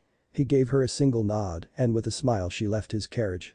He had no doubt that by the time he were to leave himself she'd be out of view. Shaking his head, he made to leave anyway. After all, this was their first break in hours and the last one before they reached Konoha. He might as well make the most of it. They had snuck him into Konoha easily enough, not wanting to give people any further reason to believe him to be Tsukiyomi. As it was, the less people that knew the better. His home, which he hadn't seen in over a month now, was welcoming. No doubt some of the wolves he left for Mai had taken it upon themselves to take care of the apartment while he was away. Their effort was appreciated. The quick shower, the luxury of bathing having been unavailable since his stay at the daimyo's palace, left him more relaxed than he had been in weeks. The combination of being clean, warm, and in a place he was so familiar with led to him lying comfortably on his couch. It came as no surprise that he soon fell asleep. Later, perhaps minutes, maybe even hours, he felt hands gently cup his head and lift it into the air. He didn't bother so much as opening his eyes at the feeling. Not only would the wolves have stopped anyone who could have meant him harm, but the actions were far too familiar for him not to know exactly who was in his home with him. True to his expectations, a weight settled on the couch where his head had been, and he was gently lowered to rest on the person's lap. Cracking a single eye open confirmed it as Mai, who smiled softly down at her lord. Leaning down to kiss his forehead in a surprising display of affection, her smile grew ever so slightly. Welcome home, Naruto-sama. Tired as he was, it didn't stop the smile that spread over his own lips. It felt good to be back. When nimble fingers began running through his crimson hair and a soft hum filled the air, he relaxed even further, sinking again into sleep's comforting embrace. Mai seemed pleased by this, her smile becoming serene as everything returned to how it should be. She was here for him again, by his side as she was always meant to be. With tender fondness she continued to gaze down at her lord. If she had any say about it, this is where she'd always be. But even if she wasn't, she'd always be waiting for his return. Welcome home, master. Because even if she wasn't always with him, she'd always be there for him. Chapter 40. The Ungodly Hour of 11. A light grew in intensity until the room was awash with the burning orange of a dying sun. Still, she maintained her position as her fingers gently trailed through his crimson hair, her soft sound of her humming filling the otherwise silent apartment. Much to her disappointment, it was not to last. She wasn't sure when she noticed the change in her lord's face, nor could she tell you the exact moment two brilliant purple eyes had opened to watch her as the land of Nod lost its grasp upon him, but when she did notice her soft smile grew. "Good evening, Naruto-sama." She greeted him. "Did you sleep well?" He made no move to remove himself from his position resting on her lap or stop the fingers that slipped through the mess of crimson atop his head. Similarly, she made no move to stop, intent to have as much contact and spend as much time as she could with her lord now that he had returned to her.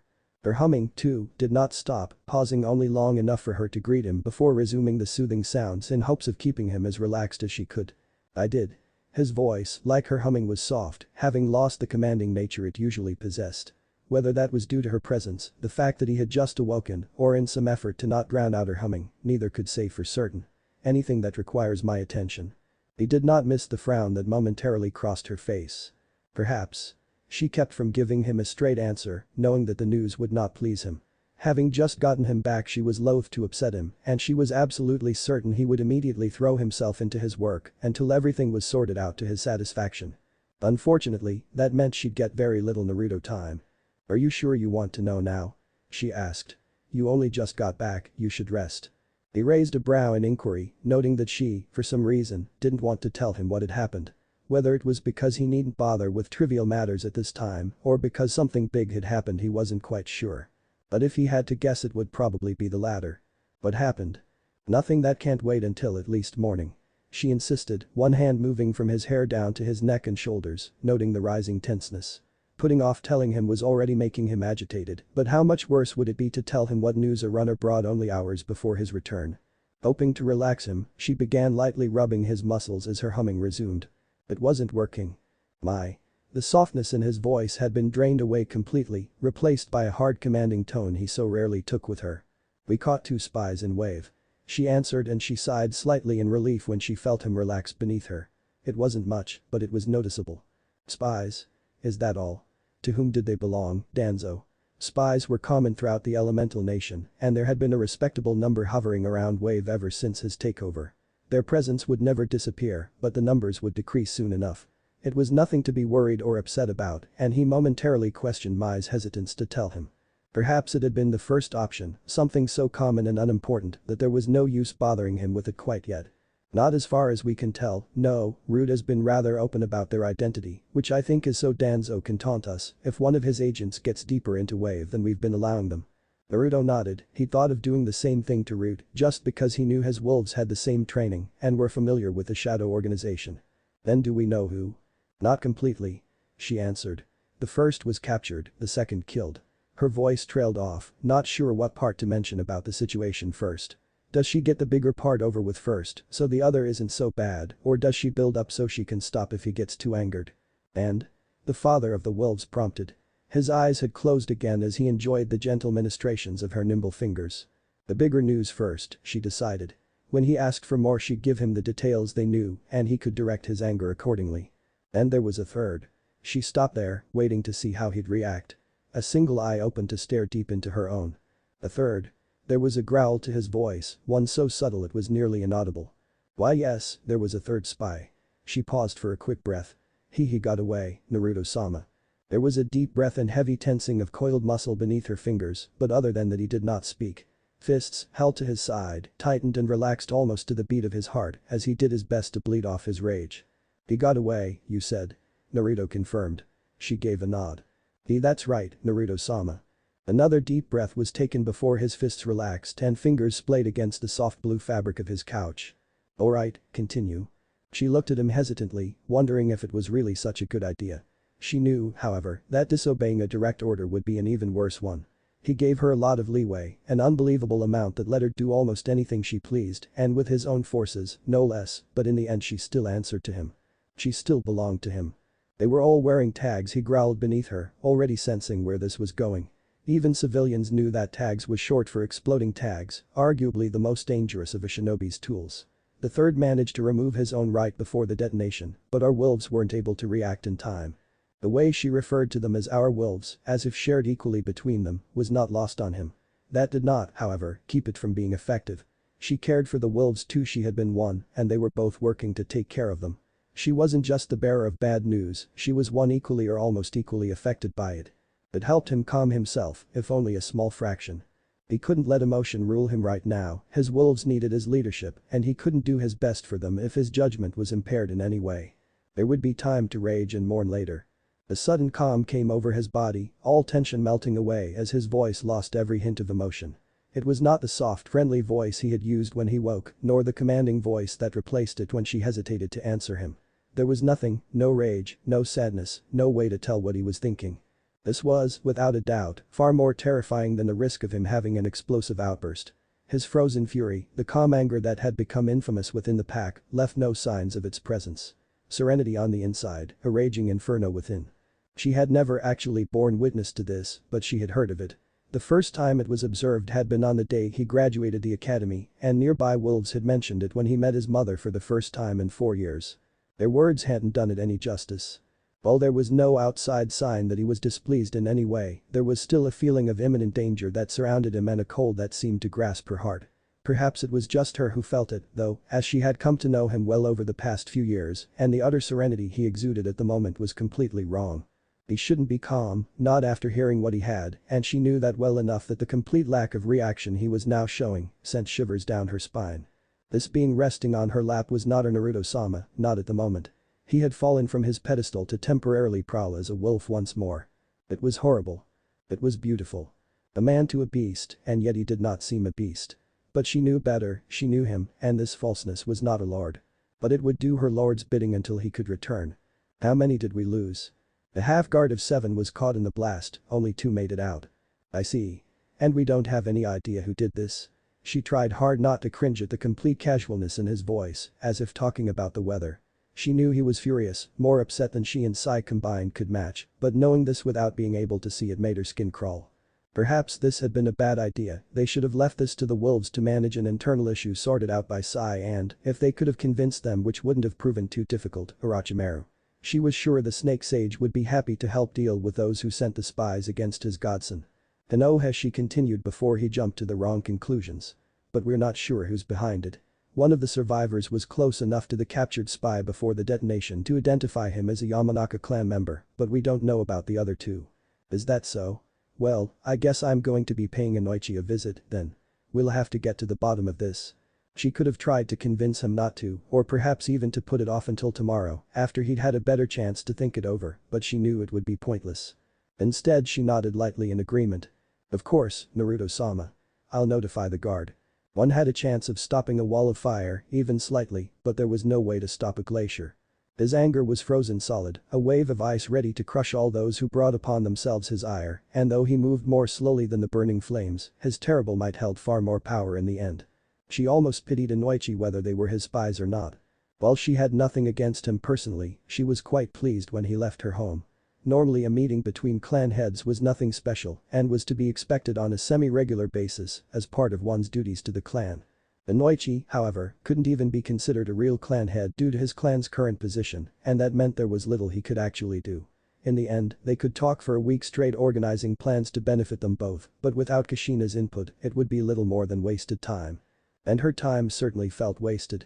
That's not saying it wouldn't have felt wasted talking to someone else, like Kushina herself for example, because while she may be willing to feel out other clans, she wasn't going to be making any sort of move without consulting Mai. As an ally of the wolves, whatever affected them would affect her own clan, and the last thing she wanted was to try making an arrangement to benefit her clan with another head, only to learn it interfered with plans of the wolves and ended up hurting her clan more than it helped. But at least with Kushina she'd have something to take to Mai for the girl. With Inoichi it could be nothing but half promises for the future and declarations of intent. Declarations that coming from him didn't mean too much. His daughter's Ino's word was worth more, but even that was shaky. For all she or anybody knew, Naruto would hold the Yamanaka clan under Uzumaki name long after her mother was gone. It was unlikely, of course, as the two seemed to be friends, but it was still possible, and Tsume wasn't going to disregard Kushina's unpredictability. There was no telling what the woman might do when she became more desperate with every failed attempt to entice her son back to the clan. Unfortunately, she didn't have much to offer him. Fortunately, she seemed to be realizing that, albeit slowly. Perhaps she'd calm down sometime soon and stop trying to bribe him back into her arms, but rather start building a relationship with him once more. It would never be the same as before she left, and thinking it might become stronger was ridiculous unless they aimed to form a more intimate bond than was proper between mother and son, of course, but that would be no business of hers, but depending on the work they both put in, it could be close to what it once was.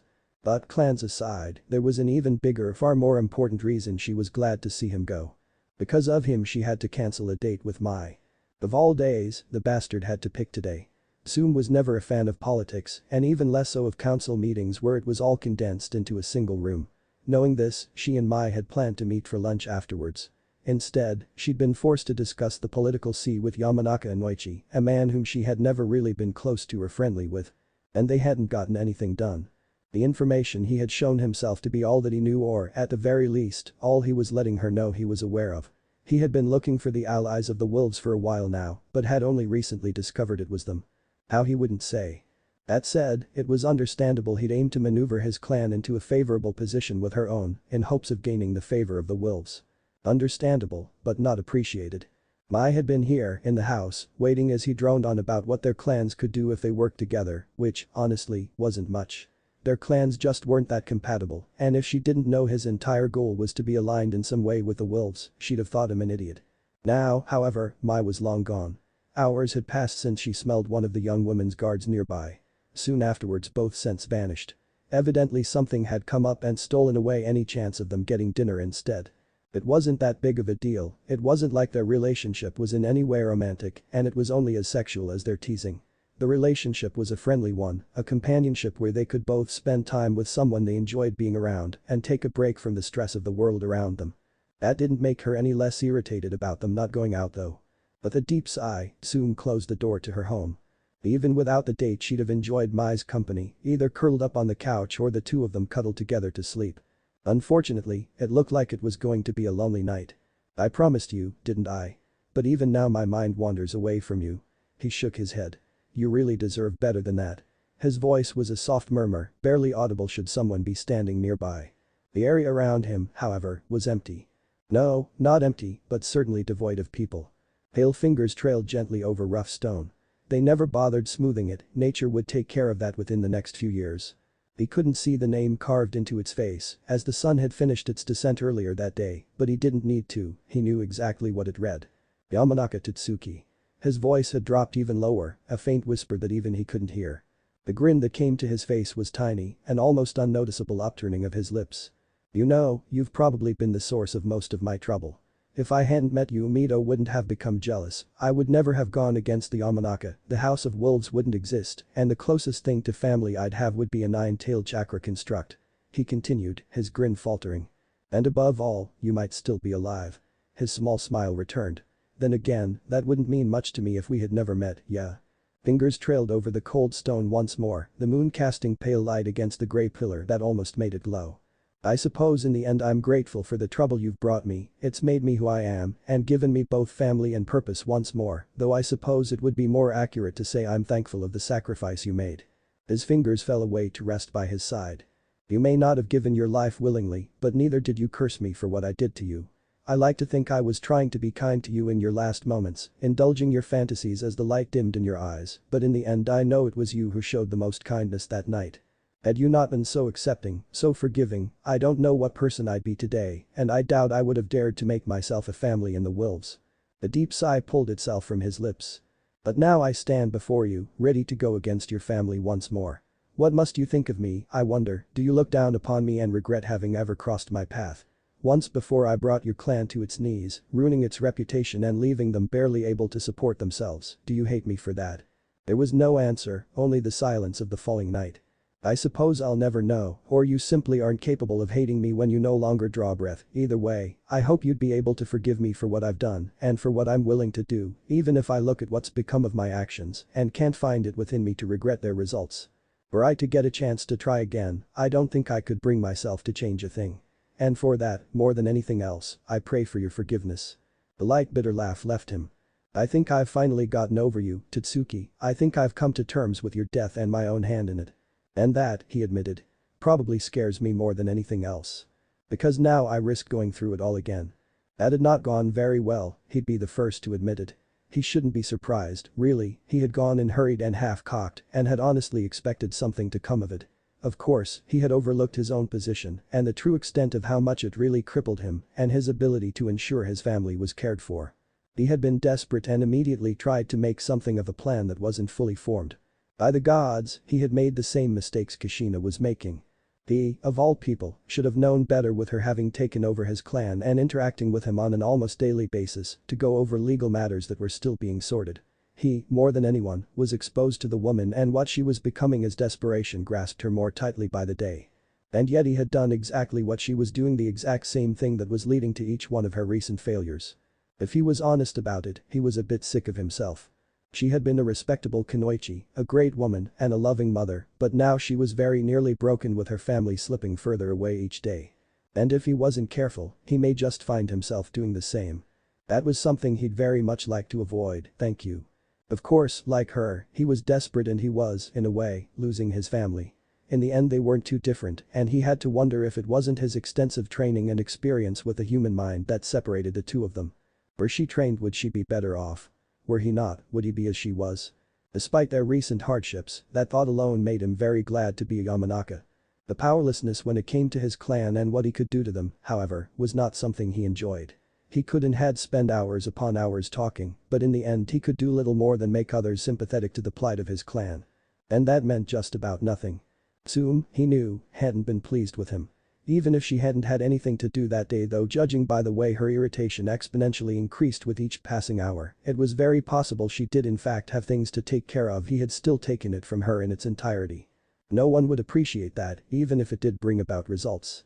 In this case, it did not, and that would only serve to earn more of her ire, he was certain. He'd have to wait another month or so before trying again, but at least it would give him more time to plan.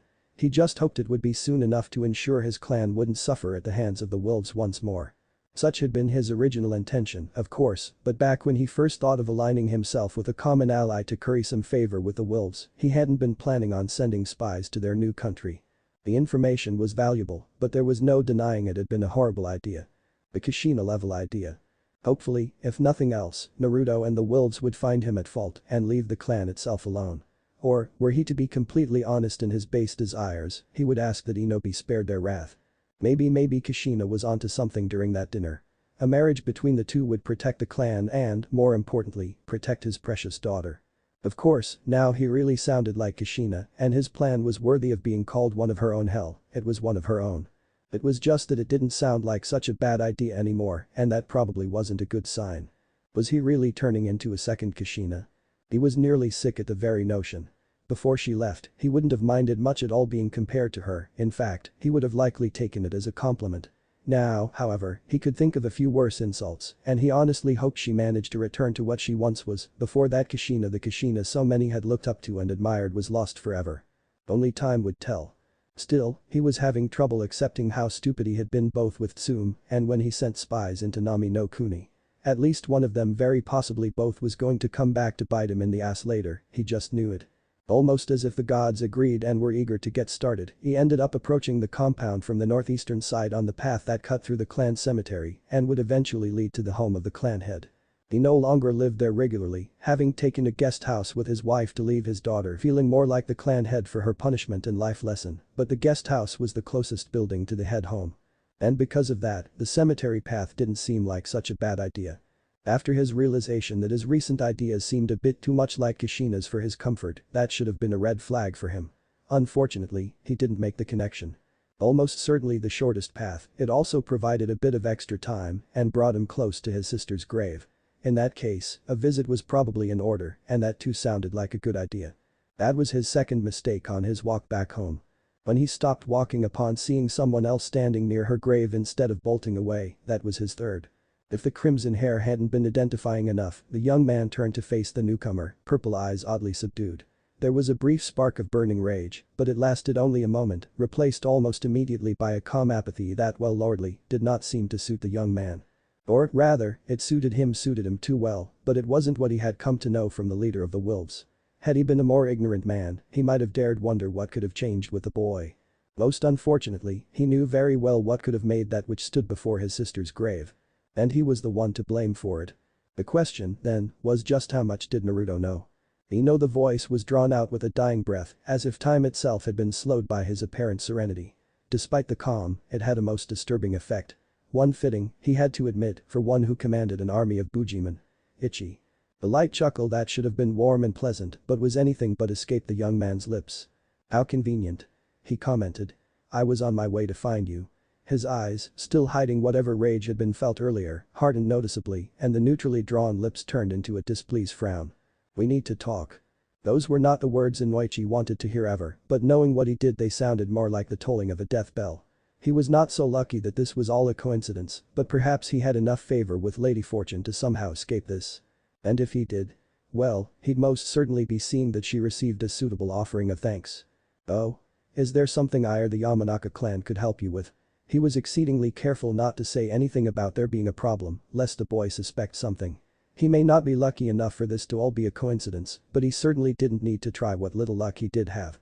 Unlike the Hyuga, he knew better than to tempt fate. "Yes, I do believe there is." Naruto turned fully away from the grave to look over the clan head, almost as if his appearance alone could provide all the answers he sought. "Tell me, Inoichi," the Mindwalker tried to ignore the sweat he felt forming at the back of his head as he employed his training as a Yamanaka to continue looking as calm as could be. "Have you been missing anyone lately?" "Missing?" He decided to go for clarification before leaping to what he wanted to say. The opportunity had presented itself by design, perhaps. And he was intent to take advantage of it if he could. Of course, there was always the chance Naruto was saying things the way he was in hopes that he'd recognize the outcome and would confirm guilt. It might have caught someone else had nearly caught him in his panic, but the Yamanaka was able to avoid it, if barely. That is, assuming there was something for him to dodge in the first place, he might just be paranoid. Scratch that, he was a shinobi, there's no doubt he was paranoid. He could simply be acting a bit too paranoid at the moment and overthinking things, which could be just as bad as not thinking at all. He continued to clarify his question, acting for all the world like he wasn't quite sure exactly what it was Naruto was asking. As in wanting to see them. It wasn't too stupid a question, after all the young man was still between him and his sister's grave. How he came to such a conclusion should be easy to see. He did not, however, make any mention of his lost sister, as that was a sensitive topic for the both of them. Like he said earlier, he wasn't going to try his luck and he wasn't dumb enough to tempt fate. Both fortune and fate could be equally cruel mistresses. Naruto was a perceptive one and that worked to his advantage in this case. His quick look to where his sister's grave would be had been almost involuntary and Naruto had seen it well enough. It would certainly help him believe Inoichi really wasn't sure what was being asked. "No." Naruto's voice softened but was still just as slow as it had been before. "Perhaps the young man had bought it after all. I was wondering if there were any members of your clan that may have gone missing." Inoichi's first thought was to mention 3 missing shinobi, but he caught himself before he started. That would have been the most obvious slip he could provide. Hell, he might as well have asked if Naruto had managed to find them for all the subtlety it possessed. The last spy had managed to get away and another's body was destroyed before he could be unmasked. As far as Naruto should know there was only one confirmed Yamanaka in that group. If Inoichi had his way it would remain like that.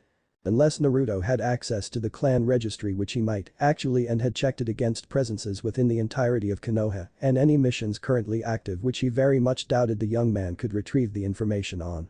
Yet, of course then he should be safe. There was a risk, but compared to the trouble he could be in it was absolutely minuscule. Actually, now that you mention it, I do believe I heard someone mention not being able to find Yatsura the other day and I've been getting complaints that he hasn't shown up for his guard shift these past 2 days. Is that so? How Naruto paused blandly, looking wholly disinterested but at the same time almost accusing. Interesting. A single bead of sweat trailed down the back of Inoichi's head and he wondered if he'd managed to get away with that. The only successful spy would have to disappear, he could probably be set up as close as Tenzakugai, but with the other 2 dead, the chances of being discovered had decreased exponentially. Something he was very much grateful for. It seems he decided to take a little vacation of sorts and ended up running into the local wildlife. Wolves went unsaid but was obvious enough. I'm afraid to say he's no longer amongst the living. He certainly didn't seem that way. In fact, if Inoichi didn't know the truth he might have believed the young man before him had killed the man himself without a second thought. That's unfortunate, I'll make sure his friends know. No family? A small chuckle escaped his lips and Inoichi found himself on the edge of panic. That had been a slip, a very poor slip. It was small, but would it be enough to reveal his guilt?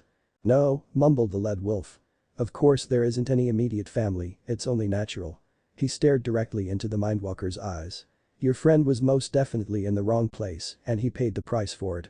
The space between them was quickly devoured by long strides of Naruto's legs, his moves smooth and elegant, yet possessing a power that gave him a presence not expected in one so young. I'd recommend you keep a better eye on your clanmates, Inoichi. It would be a shame if more ended up wandering into the territory of aggressive animals. I'll take that into consideration, Naruto-san. Thank you for your advice. Naruto continued to stare at him for a few moments more, separated only by a scant few feet, before nodding in acceptance. See that you do. With that he swept past ahead of the Yamanaka, only to pause a few feet away. And Inoichi? He called back, not turning to face the man he was addressing. Yes. If I find you were responsible for him being in the wrong place, we will devour you. He turned his head just enough to meet the taller blonde's eyes. And as angered as I am, that might just be literal. Finished, he set off again, fading into the early night and leaving Inoichi staring in horror. A shiver worked its way down his spine, his stomach churning. There were many things one could do to send a message, and the one chosen was usually determined by the exact message you wanted to send. But to actually consume an enemy? There were many ways to interpret that message, but Inoichi knew that sending a message wouldn't be the goal in that case. No, they were not trying to say they were above them in the food chain, or that they were brutal, they would consume him simply because to them he was nothing but flesh. And what does a wolf care for the name of the hot meat that states its hunger? This was not a message, it was a threat, a promise that if he was the one who had injured the pack, he would be used to feed the pack. It was fitting, or it would be if they truly were wolves. But maybe, just maybe, even if they weren't wolves, they weren't quite human either. And that was a thought that would rob him of sleep tonight. It was not the brightness of the rising sun that awoke him that morning, instead it was when his guard wrapped tightly in his arms, naturally squirmed in his grasp, and her soft voice interrupted his dreams. The voice wasn't directed to him, not at first, at least, but rather to someone else in his room. Which meant Mai or another of his guards. Considering the masculinity of the voice, it probably wasn't Mai. Whatever conversation the two of them were having concluded, and he faintly heard the door click shut. Unfortunately, that was not a sign that he would be able to return to his rest. The body in his arms turned to face him before trailing fingers over his cheek. Naruto-sama. They whispered. You have a guest. He didn't reply, in hopes they might just let him sleep, but that didn't seem to work all that well. I know you're not asleep, Naruto-sama. Her voice was half admonishing and half playful. He was sure if he were to open his eyes it would be to an amused grin. No thanks to you. He grumbled, still not opening his eyes. Whoever's here can wait a bit, they can't be too important or they'd know not to come this early unless it was an emergency. Early? He could hear her giggle. It's nearly 11, Naruto-sama. Oh, was it that late already? Damn. He shouldn't have been that surprised, he didn't get to bed until early this morning because he was too busy poring over Mai's reports, too angered by the news of his lost children to hope to sleep at a decent time. He eventually calmed down enough to sleep sometime around 4, and sleep had done well to dissipate most of his remaining anger. He was still rather upset, of course, but the cold fury of burning rage kept under careful control by sheer resolve alone had run its course. There was now a slight emptiness, a faint throbbing of pain within his chest, despite not personally knowing those lost. Because close to them or not, they had been under his care, they were his responsibility. And he had failed them. But while he was saddened by their loss, he would not be brought down by it. Instead he would use it to push himself to new heights, in hopes of being able to prevent a similar tragedy in the future. He would not succeed, not at first, and he would continue to lose to wolves, this he knew well enough, but each time it happened he was determined to have done better than the last. It was this thought that allowed him to release his otherwise all-consuming rage and continue to be the leader his children needed. Telling Inoichi they would eat him had helped too, though. Still, he hadn't been asleep for an abnormal amount of time, and that meant everything else could wait for now. So? He asked, pulling her closer to his body and slowing his breathing in preparation to return to the embrace of sweet sleep. It's the goddess, she needs to speak with you. He didn't even hesitate in his response. Which one? He mumbled. Hinata or Makoto. Hinata or Makoto.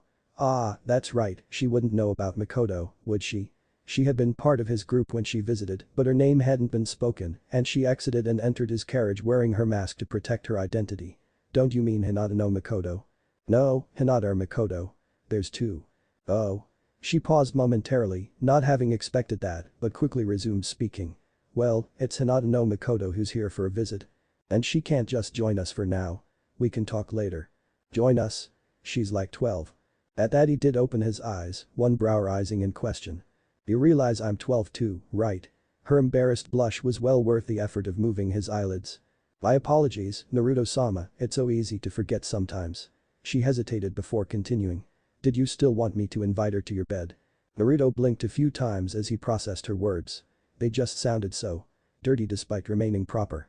It was like listening to a polite Anko, if he thought about it. And the very notion of such was simply far too strange for his tastes. No, he sighed.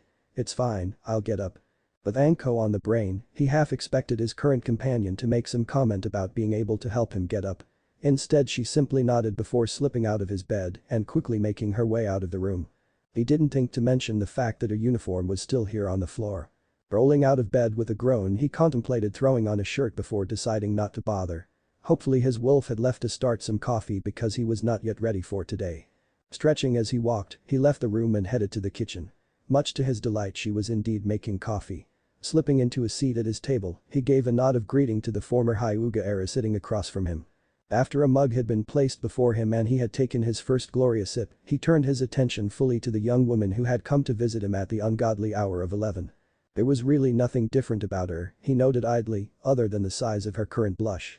Whether it was due to his shirtlessness or the half-naked woman returning to his room for her clothes he couldn't tell. He also couldn't bring himself to care. So, Hinata, his voice broke the silence. You needed to see me? Yes, I've been instructed to invite you to the compound. An invite to the compound? His brow rose. Whatever for? The Ashi-sama never properly thanked you for defending the clan's pride. Come again. Defending the clan. When had he done that? When you stopped Ino from pushing me around. She offered helpfully. Oh, yeah. It could be seen that way, he supposed, but they were going to thank him for it. And this late. He had to wonder why they'd even of course. It was really more of an excuse than anything else, wasn't it? Just a way to meet with him.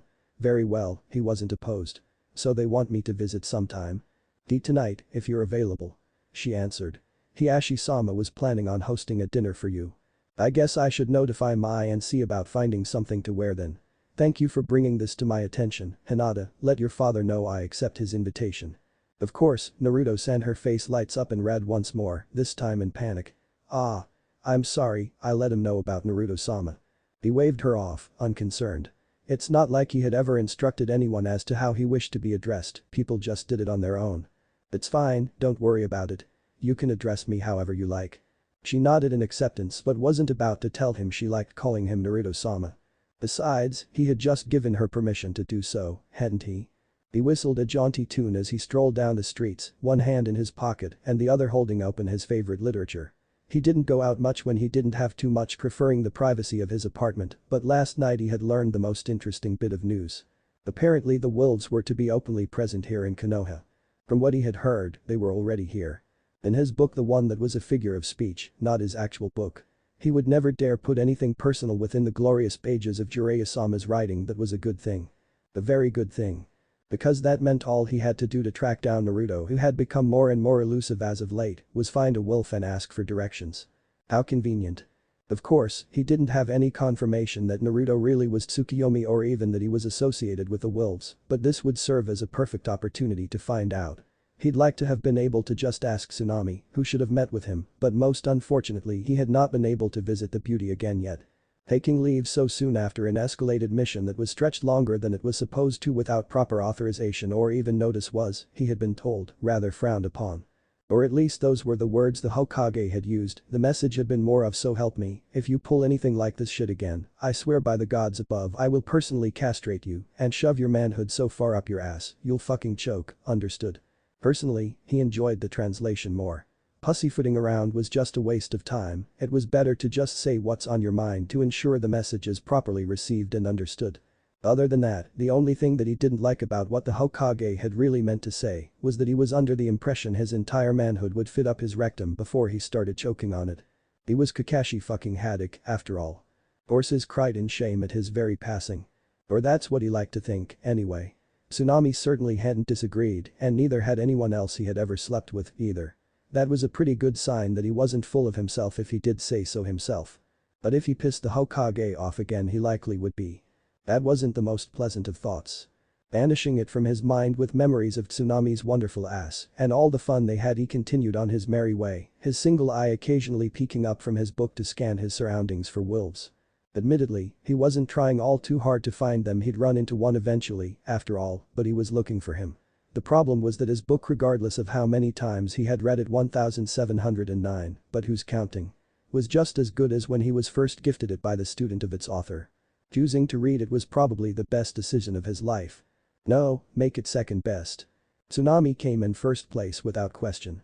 Anyway, he had come out of his apartment, or, rather, had refrained from returning immediately to his apartment after dismissing his students from a half-assed training session with the intent to find a wolf. Honestly, he did. Uchiha, however, just had too much power over him. Not that he was complaining. Still, he was irritated a minuscule amount, but just enough to count that he wasn't actually accomplishing the goal he set out to. He had two options here: go home and just read, or put away his book and actually look for his targets. Being Kakashi, he chose the third option and continued what he was doing while thinking of ways to take out his frustration at his current situation on his students during tomorrow's training. Across Konoha, 3 unlucky genin shivered in simultaneous dread for reasons they didn't quite want to ponder. Deftly avoiding the crowds that swarmed around him, he wondered what Naruto had been up to. You know, other than running a mercenary organization under Konohazor the majority of it knows. He had never been close to the kid, busy with his Anbu work, and now that he was a sensei with lots of downtime, the boy was busy taking over countries and joining imperial courts. He had heard something about Yugao giving him some training while he was still in the academy, maybe they could spar or something. They could always go to a bar too, and then the young man could be his wingman.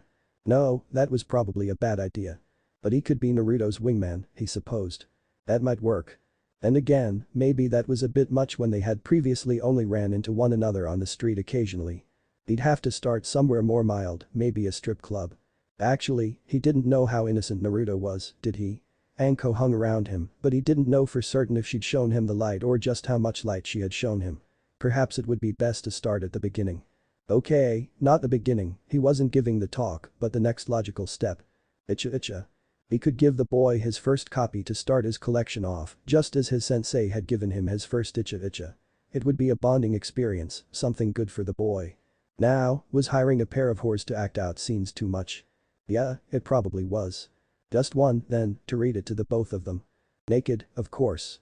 And Yuzuka Kiba considered himself a pretty laid-back guy, one who, while energetic, wasn't bothered by much and had just as much chance of laughing at your insult as punching you in the face. The idea that his mother might have a lover, however, was definitely something that bothered him. It wasn't like he didn't know about sex and didn't understand how his mother might have been lonely all these years, but it was his mother. The idea that someone was sleeping with her just felt wrong. If she had remarried, it might have been easier for him to accept. After all, it would only be expected that a married couple share a bed. It would be easy to overlook some of the activities they might get up to in said bed. The problem in this case was that he hadn't even met the bastard. There was some fucker in his house sleeping with his mother, and he didn't have the faintest idea who it was. His mother had always been rather upfront with a tendency to be brutally honest, so for her to be doing this in secret had him suspicious. Were it not for her recent good mood, he may have wondered if she was being blackmailed or otherwise forced into the situation, but she seemed pleased enough with whatever hidden arrangement she had. Well, until yesterday, at least. She wasn't very pleased when he returned for dinner, but his thoughts that it may have had something to do with her mysterious lover died when she began complaining about Inoichi, Ino's father.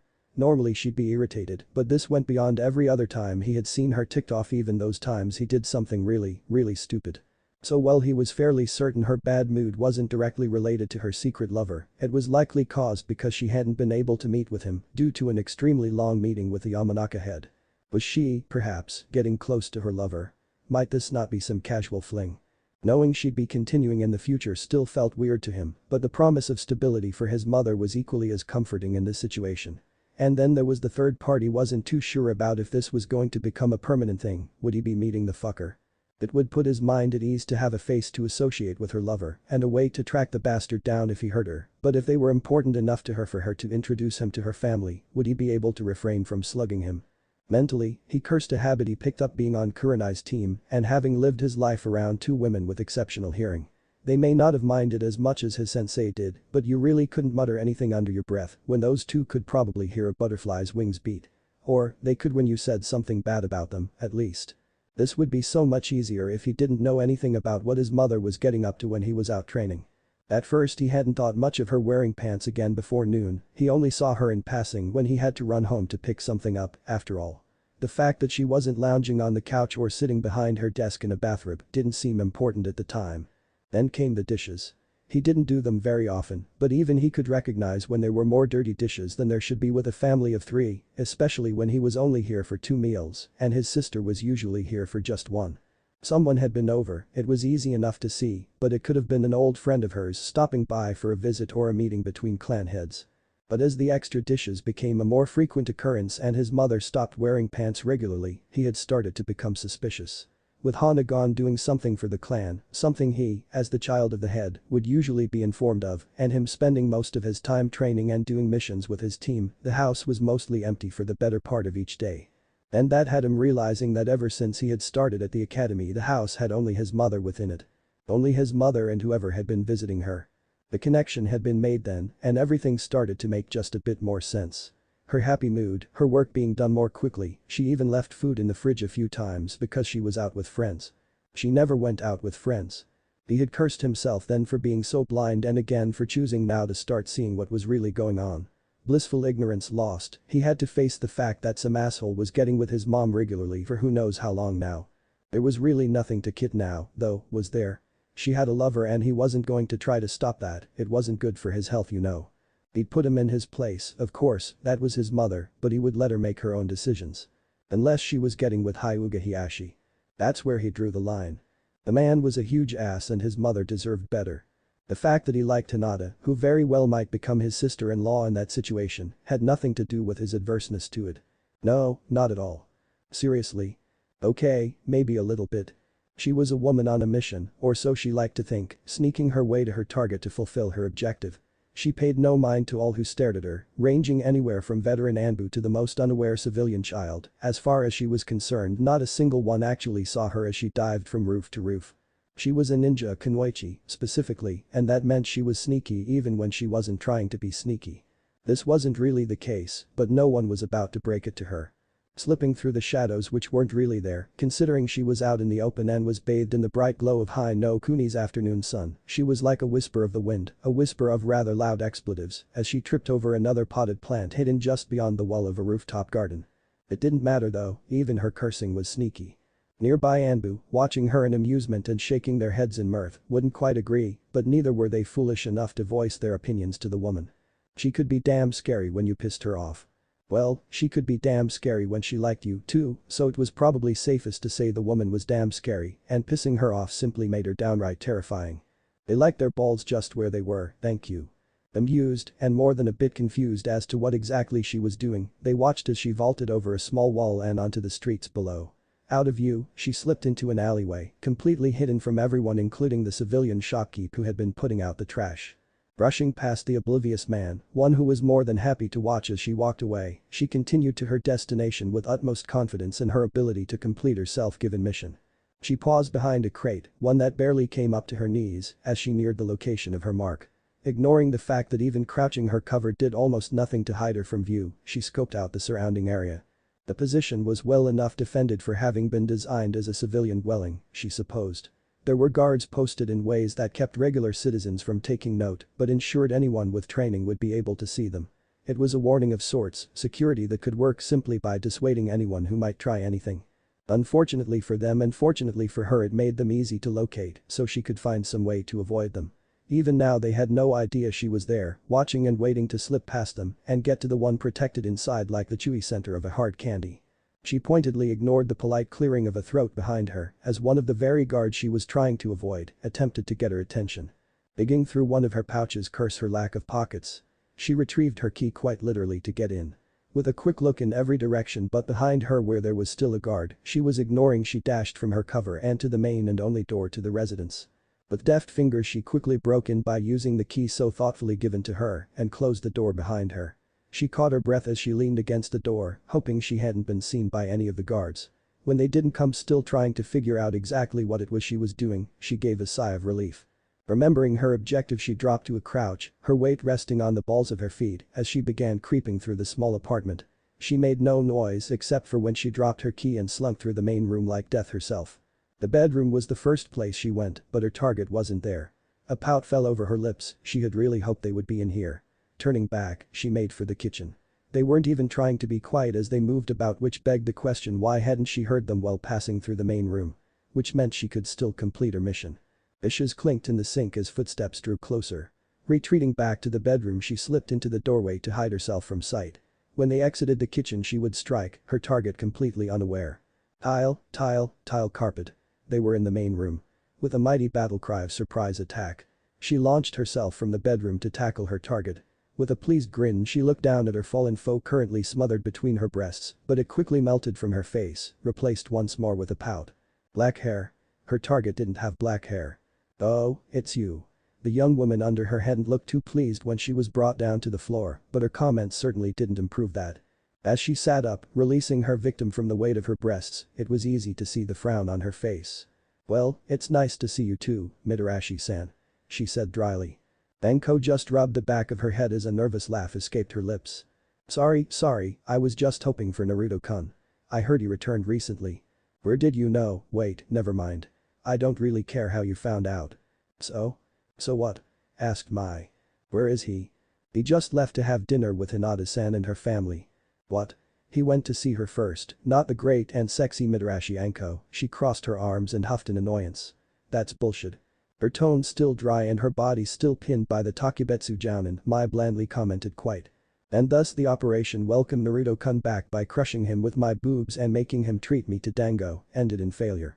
If Mai hadn't seemed so irritated at her, she may have tried to salvage it with Operation Pounce on Mai and make her treat me to dango. But she doubted it would work. Say, Mai. But she tried it anyway. Thanks for listening.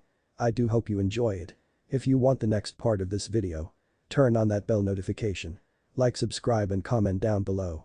And also check out the others videos I have created and enjoyed it. See you guys next video.